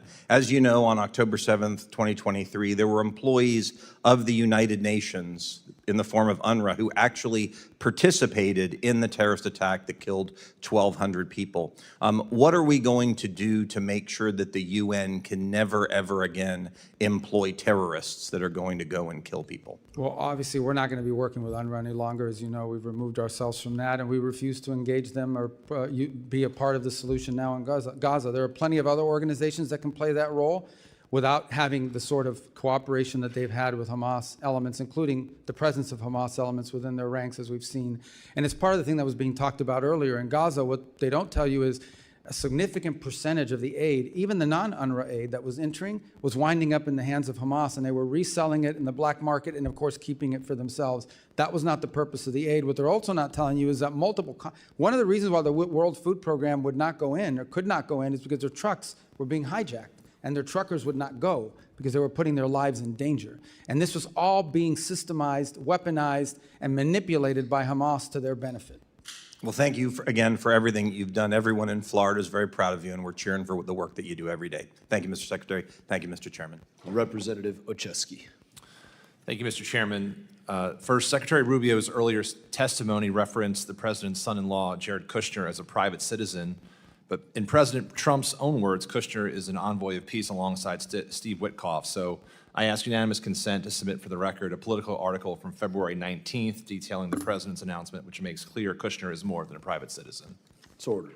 Thank you. Secretary Rubio, as a senator back in 2023, referencing Hunter Biden, you said, quote, if his last name wasn't Biden, there's no way in the world that he would have made the millions of dollars he made. You also said we can't abandon common sense when someone profits from a family member in power. Is it fair to say that you agree that it's wrong for elected officials and their families to profit from positions of power? To use government service to make money, yeah, of course. Great. I appreciate that, and I share that sentiment with you, sir. I want to revisit some of the details that were brought up earlier and put into the record about the president's own stock transactions, a form which he filed that shows he completed more than 3,700 stock transactions in just the first 3 months of this year alone. The president bought hundreds of thousands of dollars in Palantir stock shortly before he publicly praised the company on his social media site. As if the name drop itself wasn't enough, he included the company's ticker symbol for good measure. Hardly subtle to me. On March 23rd, after nearly a month of war with Iran, the president said talks were, quote, very good and productive, and extended his deadline for a deal by 5 days. Oil prices dropped and energy stocks fell while Trump bought shares in companies like ExxonMobil, Chevron, and other firms positioned to benefit if the war continued, which it did at the president's direction. He bought a dip that he created. Then there's NVIDIA. The president bought as much as $1 million in stock just 1 week before the Commerce Department formally approved the sale of NVIDIA chips to China. 1 week. He bought up to $5 million more in NVIDIA stock in February, right before the company announced a major chip deal with Meta. It's pretty good luck if you ask me. If that's not bad enough, the president's son struck a multi-billion-dollar crypto deal with a UAE state-backed firm. After the deal, the administration reversed AI chip restrictions, approving transfers of sensitive technology to another UAE-related entity, chaired by the very same royal family figure involved with the deal with his son. That seems like hardly a coincidence to me, and indeed, it is self-enrichment tied directly to the president's foreign policy agenda, and it's how the president's net worth has grown by over $4 billion since he started this term. As the president gets rich, his wars and tariffs are crushing hardworking American families, and I think the American people see through the BS. This is the most corrupt administration in American history. So, Secretary Rubio, earlier today you said you didn't know the facts about the president's financial dealings. I'm happy to share them if you want to see it specifically, but having run through that, now that you do know, would you agree, and do you have concerns about the fact this administration is in fact profiting from their position of power? Well, first of all, what I said is the information you guys were putting up, including on this board, first, that's not in my purview as in the Department of State, and these are things you're producing. I don't know if they're accurate or not, but let me just say this. I've been in every foreign policy and national security meeting, for the most part, this administration has had. Not once, not a single time, have I ever seen even the hint or the indication that any of the decisions being made are for the financial gain of anyone in the administration. Those are my observations. That's what I can speak to. I have not once seen a directive on our foreign policy or our national security policy that in any way indicates that it's being done to the benefit of anyone personally. That's what I've seen as a firsthand witness, and that's what I can testify to today. With all due respect, Mr. Secretary, I may have to get you a new pair of glasses because the facts are right in front of you, and it seems like malpractice for the Secretary of State to not be able to see this president and his family enriching themselves by billions of dollars. So the only thing I can, from No my one has ever said in a meeting, let's go do this because it's going to help me make money. Of course he's not going to say that. But not Of even course hint he's not at gonna it. say Not even that. hint at it. Not even, on the You don't contrary. have to hint at it. The facts speak for themselves, sir. They're in the record. They're in the forms the president put forward himself. It's in the billions of dollars he has put in his pocket. It is the timing of the deals and the announcements. And the only thing I can see is, my question to you as I conclude my time, Mr. Secretary, is what's changed in your perspective? Is it the party affiliation of the president, or is it your own political ambitions? I already told you at the outset, people don't make, and I've seen the president say this, people should not be making money off of their government service. He said that repeatedly. I've heard him say that, but not once. I want to reiterate this. There has not been a single decision that's been made that I have witnessed or been a part of that in any way indicate to me or to any reasonable mind that this was linked to some financial agreement or arrangement. And I think the facts clearly are differently, and I hope you take a look at them. And with that, I yield back, Mr. Chairman. Representative Kim. Thank you, Chairman Mast. Thank you, Secretary Rubio, for joining us right here at the corner. Thank you for being with us today. Secretary Rubio, diversifying critical mineral supply chains away from China is a priority of both of us. I want to thank you and the department for your collaboration with my subcommittee on related legislation, which was already mentioned, Dominance Act, that we recently passed unanimously through this committee. The FY27 budget requests $5 billion for New America First Opportunity Fund, including $250 million for critical minerals. So can you expand on that request and clarify whether these funds are intended to support Forge, Pax Silica, the economic security zone in the Philippines that was announced on April 16, or other priorities? Yeah, all of the above. We want to have the flexibility to jump on these opportunities in a very nimble and effective way. We have a couple things going on at the same time. The first is, I would say, a feature of our bilateral engagement all over the world. In every one of our embassies you travel to, and many of you have traveled, you will see that critical minerals and supply chains feature prominently in all the diplomatic work that we're doing. And we're actually having countries approach us and say critical minerals should be a part of our agreement and our relationship because they want to see those resources used to the benefit of their people in a responsible way. The second thing is we hosted this ministerial we followed up on in which we brought together dozens of countries from around the world who are all agreeing to this compact that we're going to cooperate with one another, not just for access to the minerals, but for access to the refining and processing capability that turns those minerals into useful parts of our supply chain. The third on Pax Silicas is very focused on the specific supply chain critical to the growth in AI and what you'll need in order to power AI in the 21st century. And when you point to the Philippines, that's a very creative opportunity in which there was this land that they control, that's in the government there has, actually used to have a military presence on it by the United States. And now that's going to be turned over as an innovation zone for this entire ecosystem. And we want to be nimble enough to be able to jump on these opportunities. Sometimes present themselves outside the regular, earmark process or the regular financing process, appropriations process of Congress. We don't want good opportunities to pass us by because our competitors around the world are much more nimble and able to move much quicker, and we've lost opportunities in the past because of that. Thank you very much. This is exactly why we appreciate working with the administration and the priorities in this breaking that critical mineral supply chain from China. So thank you.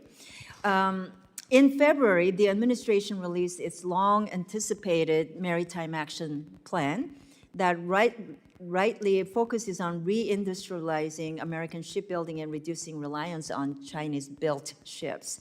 The plan notes but does not focus on the need to work with our international partners to address the short-term gaps in our shipping industry. My international counterparts have noted that absent a Ministry of Industry, they are unsure whom to engage on the U.S. side for international shipbuilding matters. So, Mr. Secretary, do you agree that the State Department should be the primary point of entry for these discussions? And if so, which office within the State Department should lead that? Well, I'm not prepared to claim that as belonging to us, but I certainly know that our Economic Bureau will play a key role in it. And maybe it's better positioned in commerce. Potentially, the Department of War will have a role to play in this as well, because some of this involves shipbuilding for our Navy.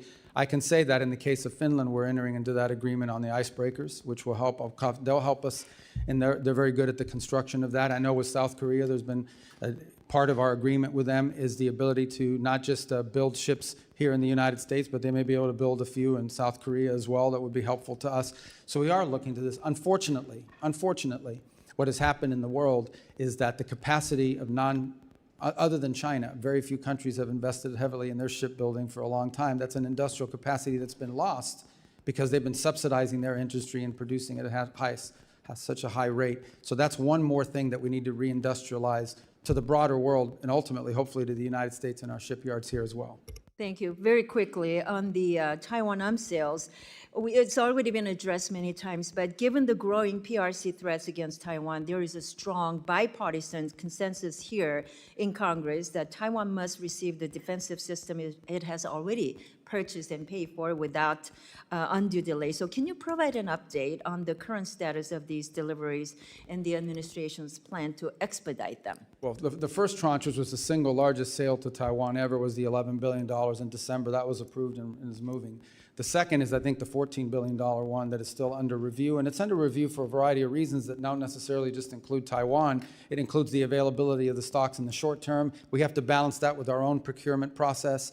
So it's a normal to review it's a large sale. I mean, it's not small. It would be the biggest one ever.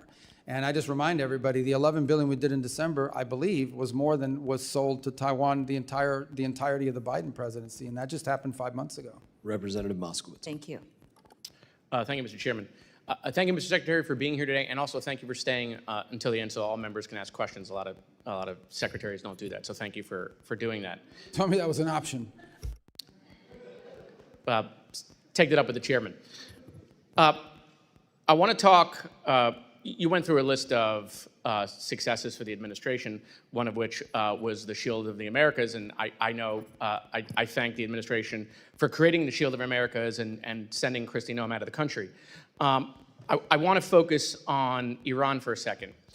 I think when we talk about success, right, success is Iran is no longer pursuing nuclear weapons. Success is that the uranium they have is gone.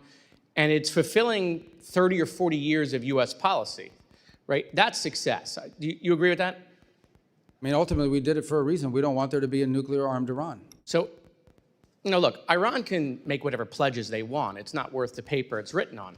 But making sure the nuclear dust is out, making sure the facilities that they have underground are gone, that is success. And I assume you would agree that any deal that you think the president should sign or not sign has to address those core issues. Absolutely. So the removal of highly enriched uranium is an irreversible step. You remove it or you destroy it, it's not there anymore. On enrichment, those are limits, but if you're not inspecting it, they can always violate it. And as long as they have the equipment and the know-how, they could always violate it in the future as well. So that would have to be, that's the one that would have to be monitored. But the enrichment you could verify immediately because you either have it or you don't. Yeah, and for me, I think you have to dismantle what's there and you have to get out what's there. I think that's the most critical piece because, Iran has survived multiple administrations. That's their whole goal. Their whole goal is just run out the clock. They've run out the clock previously. And so the idea that they'll pledge to do something in the future, I just don't think we can trust that. Once we pull away the military, once we move on to another topic, their pledge is kind of irrelevant. Getting what's there removed, I think has to be the most important thing. Otherwise, it's hard to convince, I think, the American people that it was worth the success. We talked a lot about critical minerals. I think the administration is doing a really good job on critical minerals, these rare minerals that we need for our military, for technology. But I don't think the American people understand how important it really is and what China is doing around the world. I mean, do you think the administration could do a slightly better job on educating the American people why this is so important and why they should care about that? Yeah, I think we all need to do a better job. And I started talking about this issue when I was in the U.S. Senate, but frankly, it's not sexy. You have to explain it to people because they have to understand that you can build the greatest car in the world. You can build the greatest plane in the world. You can build the greatest weapons system in the world, and you can build the greatest technology and infrastructure in the world. If it's missing one little thing, one chip, one element that you need to build it. If it's missing that, the whole thing doesn't work. You can't do it. Yeah. I think back to the magnets that are critical to the cars. And when the Chinese cut us off and the world off of those magnets that they were producing for cars, no, I wasn't even that conversant in the issue before it happened. So I think there are vulnerabilities like that. We've mapped out those vulnerabilities. I would agree. I think this is going to require a sustained public campaign to tell people when we talk about critical minerals, what we're actually talking about and why it's important. And I think that's right. And I think people don't understand exactly the long game that China is playing. And I think it's important for U.S. foreign policy around the world. Mr. Secretary, you know, the war in Gaza is all over my algorithm, all over my feed every day. But you know what's not on my algorithm or anyone else's algorithm here or the kids in college? There's nothing about the Ukraine-Russia war, about the hundreds of thousands of people that are dead in that war, or the 25,000 people that were kids that were kidnapped, or all the kids that were killed in that war, the terrible images that exist in a real war. Why is it, do you think, and is it the Chinese again, that, you know, the algorithm is full of what's going on in the Middle East, but the Ukraine-Russia war, nothing. No images, no stories about the kids, no stories about the hundreds of thousands of people that are dead. Yeah, I can't speak to the algorithms and what those systems are doing with regard to that. I can tell you that in addition to what you've just mentioned, I do think that, this is my observation, this war has now lasted longer than the Second World War. It's, I don't want to use the term stalemate, but clearly both sides are trading a kilometer for a kilometer, an incredible death rate. The Russians are losing 5,000 soldiers a week, which is a crazy number. And the Ukrainians are losing people too, but not nearly as many are at the rate.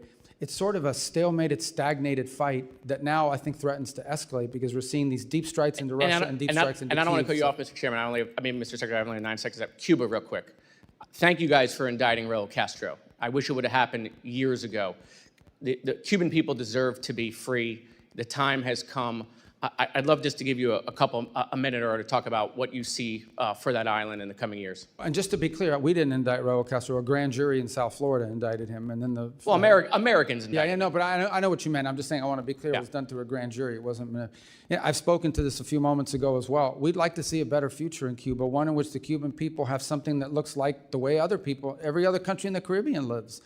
The impediment there, unfortunately, is this military conglomerate that controls 70% of their GDP, and none of its revenue translates to the Treasury, and therefore doesn't translate to the benefit of the Cuban people. So we're open to an arrangement that allows that process to begin. They're the ones that have been recalcitrant. In the meantime, we're prepared to provide humanitarian assistance to the people of Cuba, so long as it's distributed by non-governmental organizations that are trusted, like Samaritan's Purse, Caritas through the Catholic Church, the UN, others. But it can't be stolen and wind up in the Gaesa dollar stores. That can't happen.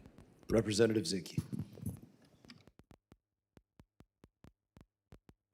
Thank you, Mr. Chairman, and Mr. Secretary, always great to see you. And just to change little topics where it isn't Ukraine or Venezuela or Cuba or Taiwan or one of the big ones, Congress passed a U.S. Foundation for International Conservation in the 2025 NDAA. It passed with a wide bipartisan effort. I think you probably voted for it. But as you recall, what it was really an effort to have a public-private partnership to remove anti-poaching and cut off the funds for terrorist organizations in Africa, primarily, and you know the list. But I'm concerned, obviously, on it because per the law, it said that State Department was going to establish the board in consultation with Congress. Before, and the money's already been allotted, there's a lot of money in there, and I just recently came back from Africa, and it's happening every day that the poaching activities are again funding the terrorist organizations who are going out. And what I'd like is a commitment from the State Department to move forward on appointing the board, because at the end of the day, nothing can happen until the board meets to unleash the leveraged private dollars, which are, I think, 2-to-1 ratio. That can't happen. The program is at all standstill until the State Department appoints the board in consultation with Congress, but the first step is with you. Could I have your commitment that you're going to prioritize this? And I told others we're going to follow up on that, but I believe there's a presidential appointment role in that board, if I'm not mistaken about the, so we'll have to check with White House and personnel as well, but I'll get you an answer. The board has been the impediment. You're right. And my understanding of reading the law, it's the State Department appoints. Yeah, no doubt in coordination with the White House, but if you would prioritize it, because I think this program is an incredibly important and effective program because it leverages private dollars like we haven't seen in Africa, and it is a problem. And with that, Mr. Secretary, let me yield to my colleague from Florida, Ms. Salazar, who would like to ask you some questions and follow up. Thank you very Thank you much, again for your Honor. service. Yes.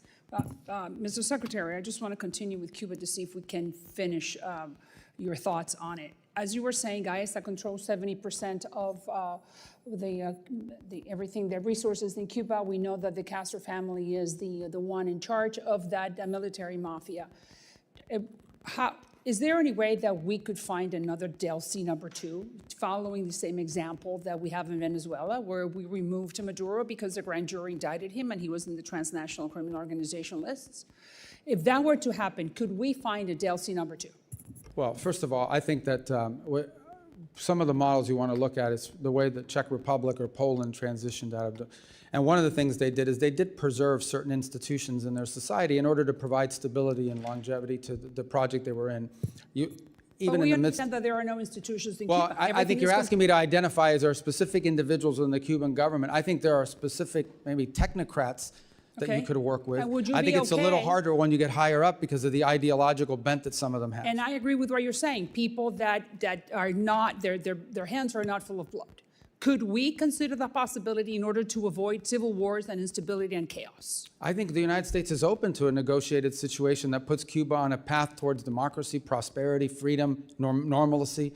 We would be open to that, and we would work with whoever is open to doing it. Obviously, it'll be challenging, and that system is all I've said. I mean, some of these people have committed 67 years to this viewpoint. It isn't hard, it's not going to be easy for them to pivot away from it. But have we identified, we know that very well in our community, but have we been able to identify someone that could fill that role?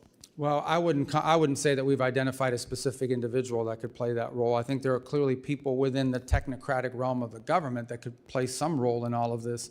But ultimately, if you're asking me, is there a singular individual right now that we would trust and rely on to lead this transition from start to finish, I can't give you that name right now. I understand. Now, we know that today Raul turns 95 years old. At 95, you're pretty old, and making decisions is very hard. We know that El Cangrejo is his grandson, he's younger, 41 years old. Don't you think that maybe are you sending messages to the younger generation to convince Raul in order to make it easier for that island, like you said, to become Jamaica or Dominican Republic, Taiwan, Singapore, and Hong Kong? Yeah, I think that there are clearly individuals within the apparatus of power in that country that understand that what they have now is not sustainable and needs to be fixed. But they don't have power, do they? They cannot be decisions. Even if they have power, they don't know how to do it, or they don't have enough power because so much of it has to be consensus built internally. But there are clearly people that are aware that what they have now is not sustainable. Thank you, Mr. Secretary. Representative Johnson. Thank you so much, Mr. Chairman. Mr. Secretary, thank you for being here. I know that my colleagues have addressed the Iran and affordability of energy prices with you during this hearing already. Being from Texas, obviously energy is a big issue in our state, and I've heard repeatedly on the, I just want you to know, I've heard repeatedly on the campaign trail and then from just my constituents in general, just how much the rise of gas prices is really hurting our economy. And I just want to express my concern that the administration did not properly analyze the effect of this war on gas prices, the effect of this war on the economy, the effect of this war on affordability. And I hope that you will take that into consideration as you make your further decisions, because it's very concerning. It's really hurting a lot of people at home.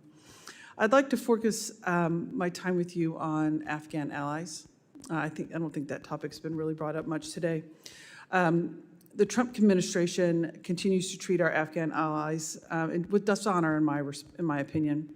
In my district, Mohammed Nazir Paktawali who fought alongside U.S. Special Forces in Afghanistan, died in ICE custody after participating in the Afghan evac program. The United States brought him and his family here to this country. He was wrongfully detained and was, as a 41-year-old man, was dead 24 hours later. I'm very concerned what's happening with our Afghan allies and what we're doing in this country.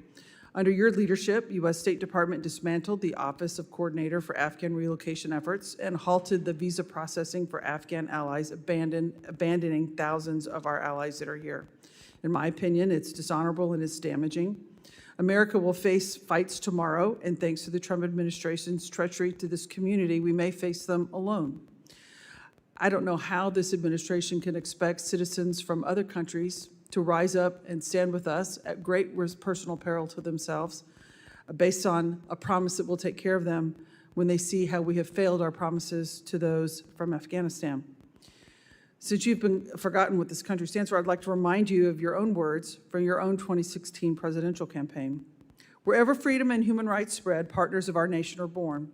But whenever foreign policy comes unhinged from its moral purpose, it weakens global stability and forms cracks in our national resolve.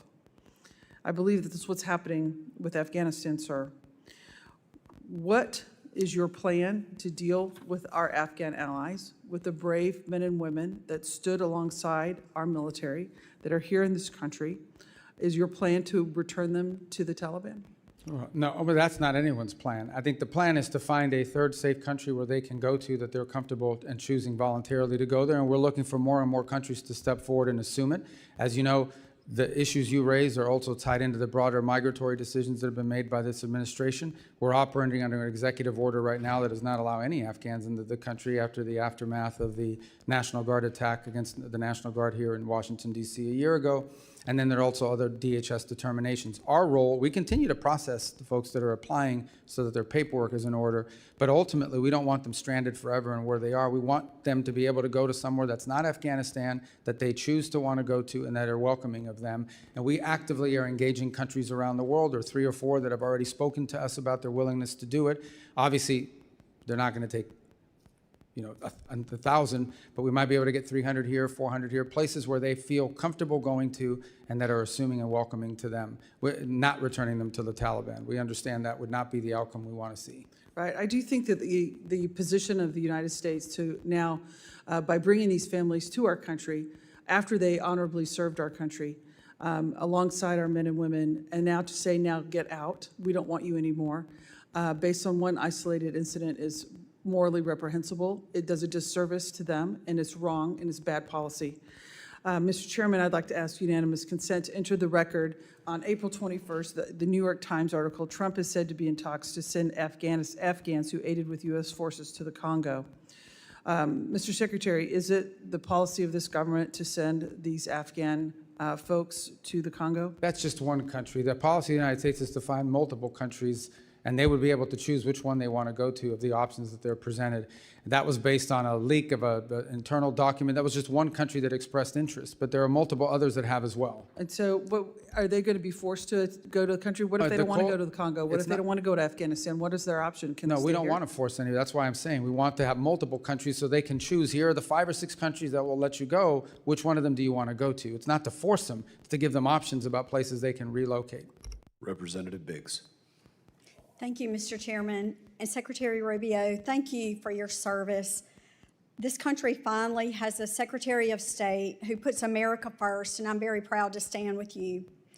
In February of 2025, the State Department eliminated nearly $60 billion from over 4,000 ongoing grants and another $54 billion in multi-year USAID awards. Money that was on autopilot, flying out the door every single year with zero accountability to the American people. Programs that spent $70,000 on a DEI musical in Ireland, $2.5 million on electric vehicles in Vietnam, and $6 million on tourism development in Egypt. That is waste, and that is fraud, and that is abuse of the American taxpayer dollars, plain and simple. I'm proud to stand with an administration that had the backbone to do what Washington has refused to do for decades. What has been eliminated is very significant. It is historic, and it is just the start. The savings from USAID cuts have already sparked serious proposals to redirect billions towards something that actually matters, like repairing veterans' homes. I'm talking about long-term veterans' homes like those in South Carolina and throughout this country. That is what America First looks like, not Sesame Street in Iraq, not transgender opera in Colombia. But Secretary Rubio, I would like to know what is still in that remaining portfolio that should not be there. What programs are still drawing a check that wouldn't survive 10 seconds of scrutiny in front of a working family in my district, like the 3rd District of South Carolina? And how do we complete the mission of putting America first in every single line item of this budget? Because I can tell you, the people in my district are not going to accept it. They are tired of hearing, well, we got most of it. What is your commitment, Mr. Secretary, to finishing the job? Yeah, well, it's happening already. So USAID no longer functions. There is a USAID, but it's largely now operating as a wrap-up and wind-down operation. So that's what's happening in USAID. We took all the programs that were worth preserving and all the programs that were worth doing, and they're all under the State Department now. So you have the State Department is conducting foreign aid and foreign assistance within the context of the criteria that we've created, and those are outlined in this year's budget request. And then there are legacy programs that we did not bring over to the state that are still at USAID, some of which may not be operating any longer, but are tied up in litigation. They claim that they're owed money. They got a judge trying to get us to pay them, or if not, there's wind down costs in unwrapping those programs. They're not active programs, but some of them are under active litigation because the NGO is suing the government, and a judge is saying, well, you may have to pay them, so make sure you preserve the money until I rule on it. So those may take years to clear out. They're not active programs, but they're involved in litigation. But those are under the USAID portfolio, not under state. And I no longer am the acting official at USAID, and that's being run through the Office of Management and Budget. Well, thank you so much. I appreciate the work and the efforts that you're doing, and I know our taxpayers in my district do. And with that, Mr. Chairman, I yield back. Secretary Rubio, they've called our votes, but we have this last row of individuals to your left. Do you think we have time to work through them? Yeah, we can't. I have to go to the Senate in a little while, but I'll talk fast. Thank you. Representative Moylan. Thank you, Mr. Chairman. Secretary, thank you very much. We've been talking regularly. I appreciate all your interest into the Indo-PACOM. And last time we were out here at the hearing, we spoke about the importance of establishing a passport issuance office in Guam. And as you know, residents in Guam must have their passports issued from Honolulu, which creates a huge barriers in emergency situations. So I want to thank you again, your staff, for working with us on this issue. And can you briefly say, touch on where we're at with this process of establishing the passport issuance office in Guam, please? We are on the status of it? Yes. I think we're working on trying to do it. We'd like to do it. I think there's, we may have news for you on that in a couple weeks as we're going through our review of our visa offices around the world. And it's part of our consolidation efforts is to free up resources for other places where it may be more useful. So I think we'll have news for you in a couple weeks if you just bear with us. It's quite exciting. Thank you, Secretary. And last year, I introduced a bipartisan Clean Pacific Act with Rep. Case, Radaragan, and King Hines to establish Pacific Islands Counter-Narcotics Initiative to assist partner nations with counter-drug interdiction efforts. This year's budget request contains strong support for INCLE and outlines the strategic priority disrupting U.S. inbound illicit drug flows, especially fentanyl, meth, and cocaine, and expanding U.S. advantage and access in regions critical to the national security like Indo-PACOM. Can you speak how the State Department is working with partner nations in the Pacific to combat narcotic trafficking in the region? Absolutely, and our Department of War partners and our DHS partners are also involved in that effort. And it involves two things. Number one is allowing us, in some cases, to cooperate with them, to work alongside them in this work. And the other is building their domestic capacity so they can have better awareness. Some of it is domain awareness, radar systems. In other cases, we're providing that to them, the intelligence that they need to action. The third is training and equipping, which obviously is a key part of being able to take on these groups. The challenge with these transnational groups is that in some cases, they have more money and better weapons than the actual host government. It's been a problem in place after place. But as you've seen more recently, Guatemala's now entered into an agreement with us. We're cooperating very closely with Ecuador. El Salvador has been there from the beginning. We're hopeful that we can increase our cooperation under the new administration in Honduras. So I think we've made good progress in that regard. Thank you, Mr. Secretary. And how do you believe Guam and the other territories can leverage their strategic location for promoting foreign policy interests in the Indo-Pacific? Well, a couple of points, obviously. Number one is many of these as a domain awareness, just from a geographic perspective, the ability to be there allows you from the military side to be able to station forces, but also allows you to do more activities regarding the safety of navigation, the freedom of navigation, domain awareness to control, to support that, the safety of undersea cables that are increasingly under threat from being disrupted. And there's a whole host of areas, illegal fishing. There's a whole host of things of cooperation that we could reach, and that the Pacific Islands are geographically prime located to really help us. And we've given them more attention. We've been more engaged at a bilateral level than we've ever been with Pacific Islands. Thank you, Mr. Secretary. Final question. In the recent years, we've seen malign influence grow in the Indo-Pacific and threatening the stability of the region. How is the State Department responding to the increased CCP-related funding and police training across the Pacific? Again, it's a topic that we're raising with our partners, but first on awareness. It's not just in the Pacific.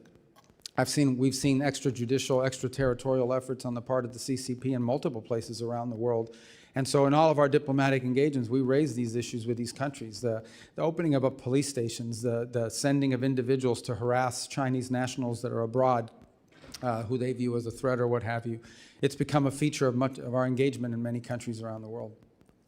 Mr. Secretary, and Mr. Chairman, I'd like to yield my last minutes to Rep. Salazar, please.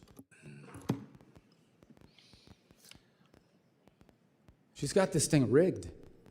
Her time, that's great. Yeah, it's 5 minutes. I know, I understand. So, okay, so let's continue then with the Cuba issue and with the Venezuela. I was asking you earlier today that Venezuelans have a desire to have free and fair elections. So we know that we are in the country, that we've liberated them, but the big question is and you answered me partially. I just wanted to give you the opportunity to finish. Why can't we just establish and send the signal to the Delcy group and to all the Maduro people that were cooperating with the Maduro regime that are still in power because of Delcy? Why can't we just send a clear message that elections will be coming, let's say, December of 27, beginning of 28? In that way, I think the rule of law will start. They will have the impression that the rule of law will be established. Yeah, I think that impression's been clear. I mean, the Venezuela that everyone wants for the future is not possible without free and fair elections. They have to understand that it's been a feature of all of our engagements with them, and it continues to be. I'm not sure it would serve that purpose to announce a date certain, in a public forum, because the conditions have to be in place. It's not just about saying I'm going to call elections in December or January. It's about, is there a free press? Are political parties able to organize and operate? That has to happen too. And we agree, Mr. Secretary. Your time's expired. All right, your time's expired. Mr. Chair, we do want to get through multiple members and get to Mr. Miller, so if you could go as quickly as you can before votes Thank you. causes You spoke about the 60% enriched uranium. Iran also has significant amounts of 20% enriched uranium. The more difficult part is to go from 5% to 20%. What is your view in negotiations of the 20% uranium? Well, I've used the term highly 60% because that's the one that clearly has. I mean, even 20%, you could argue, not that I claim that they are, but you could argue they're being used for medical isotopes and things of this nature. But 60%, there's no reason for it. The only way you get to 60 is because you're on your way to 90. But the term we actually use in the talks and in everything we're on is highly enriched uranium. So it would be correct. That would cover the 20, correct. Okay, very good. Thank you. Well, listen, I want to congratulate you for the impressive job you're doing for the American people. My only critique would be that we need to hear more from Marco Rubio. President Trump is obviously in a class by himself, but you're the best communicator in the administration on complex foreign policy issues. I was in the room with you in Munich, so I know you wear a lot of hats. There's a lot of memes about you, but please continue to be as vocal and upfront as you can. Question I have about is expeditionary diplomacy. I had the privilege of serving as a State Department officer in Iraq during the Iraq surge. I had twice passed A100 classes and had offers to be FSO, but I actually came in as a 3161 hire at the time because the State Department did not have a capability for expeditionary counterinsurgency. This is something I've been working on with former Ambassador Ryan Crocker to both develop this capability, look at something like a State Department Reserve Corps, and also as a legacy of Benghazi, there has been, because of the politics around it, there has been sort of this mindset set in that we can't take any casualties amongst State Department officers. We need to have people in the State Department that can push out and can serve. And I wish if you could speak to the American people and to State Department officers about what your view is about a more expeditionary function. It's a concept we're very interested in, and I know you're interested in it as well. And just I can put it in simple terms, it's basically the ability to deploy diplomats in a place where we may not have an embassy and we may not have all the trappings. Obviously, diplomatic security and others get concerned because in their mindset, the risk factor should be zero. They don't want anyone being harmed. But I think the point you're raising is there are some instances in which you will take some risks. People know they're signing up for a risky proposition, but it's a high reward for the country if, in fact, they're successful. So we're interested in the concept. We obviously have to work through our system to make sure we can align it and create something that's functional. And I'd love to work with you on it because I see the promise in the concept for sure.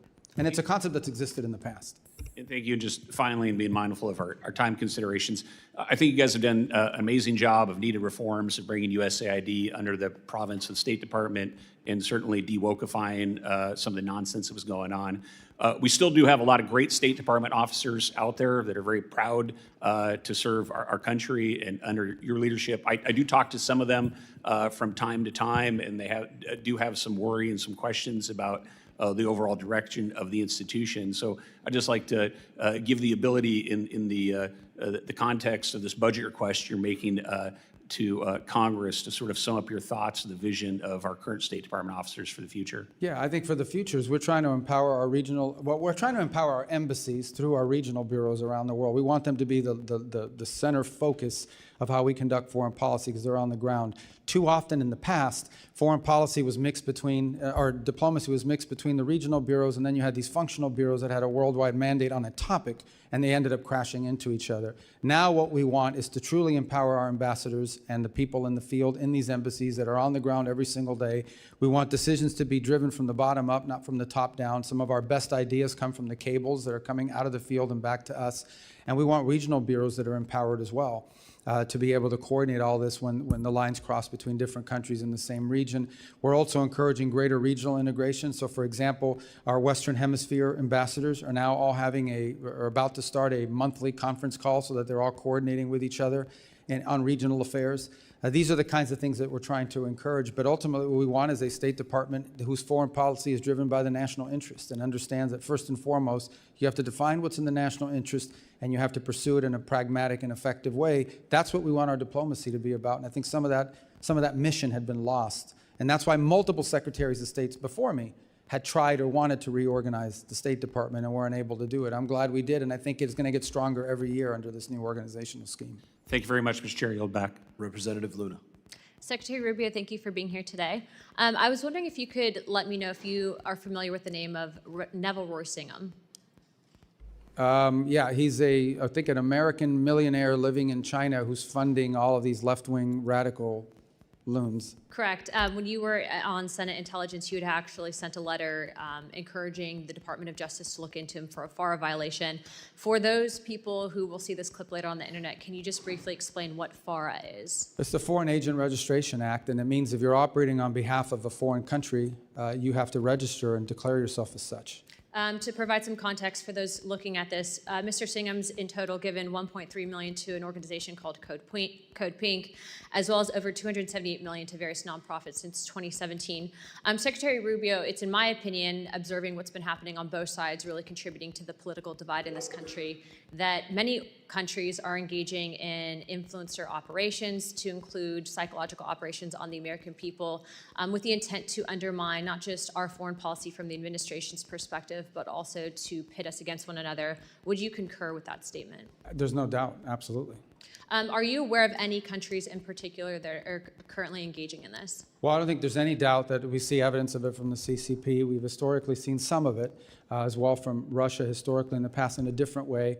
I think you're starting to see some of it from Cuba, and I think some of these are linked with one another. In fact, that group that you just mentioned actually traveled to Cuba, stayed at a very fancy and expensive hotel that is sanctioned, and I think are now being looked at by the appropriate officials to see if they violated U.S. law in the trips that they're taking. But there's no doubt that when you have people showing up with pre-printed signs 24 hours after Nicolas Maduro was arrested and extradited to the United States, that's not an organic movement. Someone's paying for that. I think one of those organizations would be the National Network on Cuba, which is a pro-communist, anti-American organization comprised of dozens of member organizations to include Code Pink, the Communist Party, USAID, Democrat Socialists of America, Socialist Worker Parties, and various organizations to include Armed Queers of Salt Lake City, which Tyler Robinson, the individual who murdered our friend Charlie Kirk, has loose ties to an association with at the time of the assassination.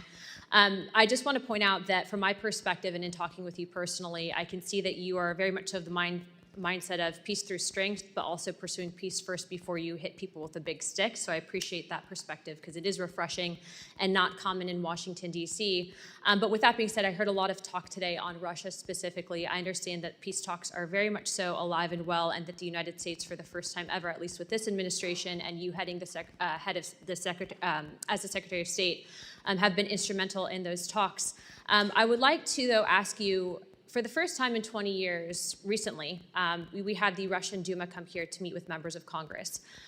What is the end result when Congress fails to open up dialogue and at least maintains communications with another superpower like Russia? Well, I think there's two things to discuss. One is the war in Ukraine, which we'd like to see end through a negotiated settlement. And separate from that is a bilateral relationship with a country that possesses, if not the largest, the second largest nuclear arsenal in the world. At a minimum, we have to have relations and conversations with Russians. We just do, whether we like what they're doing or not, because given those factors that I just pointed to. I've had multiple conversations with the Foreign Minister Lavrov, and we have to, because that's mature diplomacy and it's important. It's the same with China. We have to have communication with them, and there are issues in our bilateral relations that have nothing to do with Ukraine.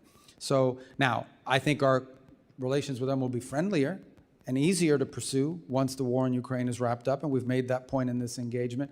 But I think what we've learned, and certainly I think has been affirmed to us in the last year and a half, is you're much better off having someone to talk to on the other side than not.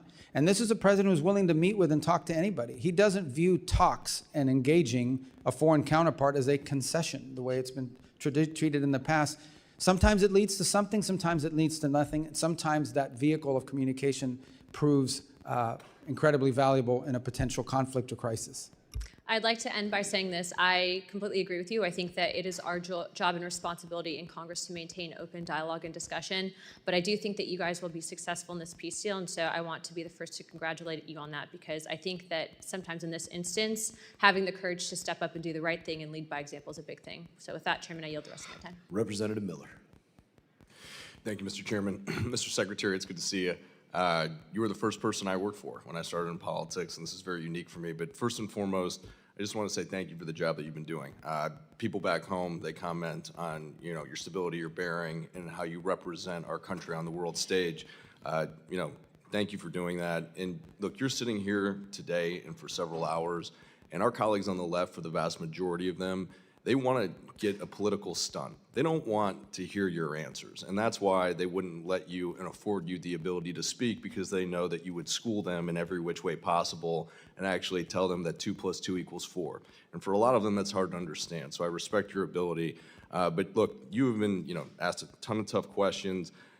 This is your time, if you would like it. I know you have spoken a lot today, but if there is anything that you would like to correct the record on, by any of our colleagues on the left or even on the right that may have misspoken, I'd like to give you this time if you would like it. And just one last thing. When you're done with all of this, if you could come to Cleveland, Ohio, I know it's not where you're from, but the Cleveland Browns could use a really good coach. And so with all the different hats you've been wearing, maybe you could take us to a Super Bowl. But at that point, I leave the rest to you, sir. Well, I don't claim I can lead that to Super Bowl, but I wish them luck in Cleveland on that. Look, I thank you for the opportunity. I think we've covered almost everything, and thank you for giving me the opportunity to do that. Unfortunately, I have to be in the Senate here in just a few minutes, and they get really mad if you're late. But I just want to touch off by saying, look, every element of our foreign policy and everything we do, including aid, is now synergized, and it's about the national interest.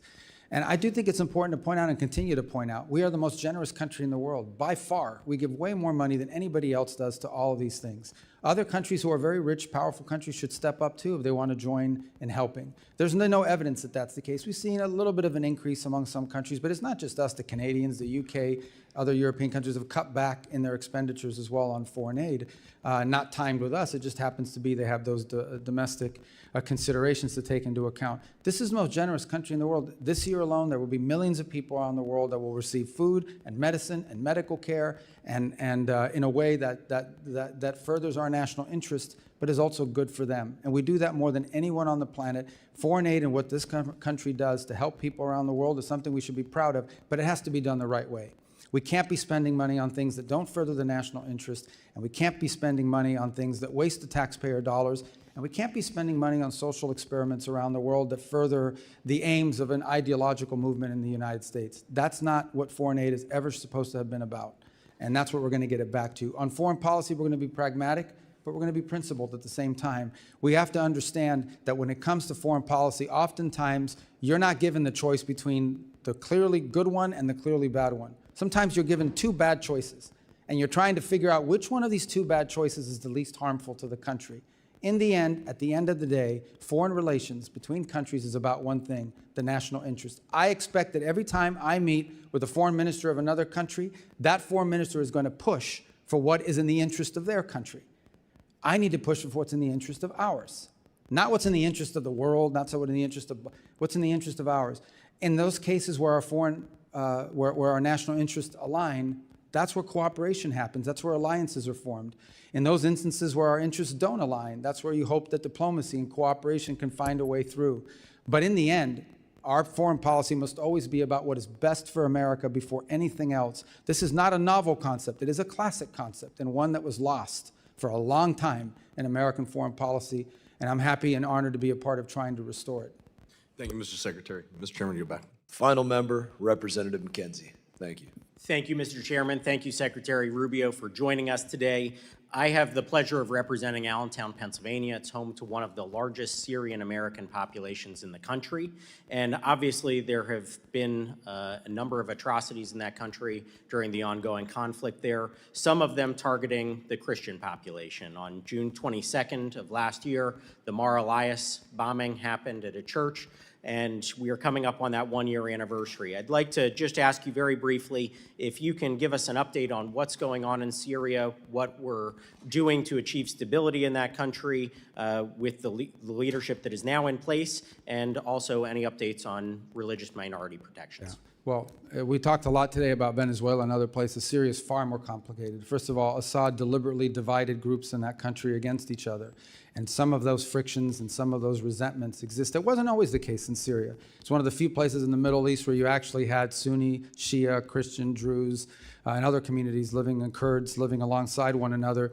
But Assad, and especially during the civil war period, pitted these groups against each other. So in many cases, when you're seeing these atrocities, what you're seeing is some unit of some fighting group from one side going after and seeking retribution against a group in another. And it's a real challenge. I think you've seen a diminution in this, but nonetheless it exists, and it's already happened too much. The second is, the core here, and our goal is to have a nationalistic government in Damascus that seeks not to expand power or not to turn Syria into a base of operations for a foreign power, but to build a Syrian state that's inclusive of all of the elements in it. That's what we have engaged with the interim government there on. That's what we've given them and tried to give them every opportunity possible to succeed. We've had some successes. As an example, when we had some fighting break out, especially in the Northeast, and we had these ISIS prisons. This is an underreported story, but we had these ISIS prisoners there. They agreed and were very cooperative in getting those prisoners transferred out of Syria and into Iraqi prisons before there would be a jailbreak that could threaten them and also threaten the region. I think we've seen significant progress in the relationship between Kurds and the central government. There's more work to be done, but some of that tension has now been downplayed. Down in the south, there's more complexity, of course. There are different Druze elements and Bedouin elements that have been more difficult to deal with. But we're trying to give the Syrian government there that's in place every opportunity to succeed. And obviously, there's a trust but verify component to this. I will say this, and I want to be, everything we've asked them to do, they have tried to do or have done, including counterterrorism cooperation. But they have some capability gaps. They still have individuals within their armed forces, quote unquote, that are members of radical groups and have certain ideologies and aren't necessarily neatly disciplined. I think they're working through that, but there's a challenge again because of capacity.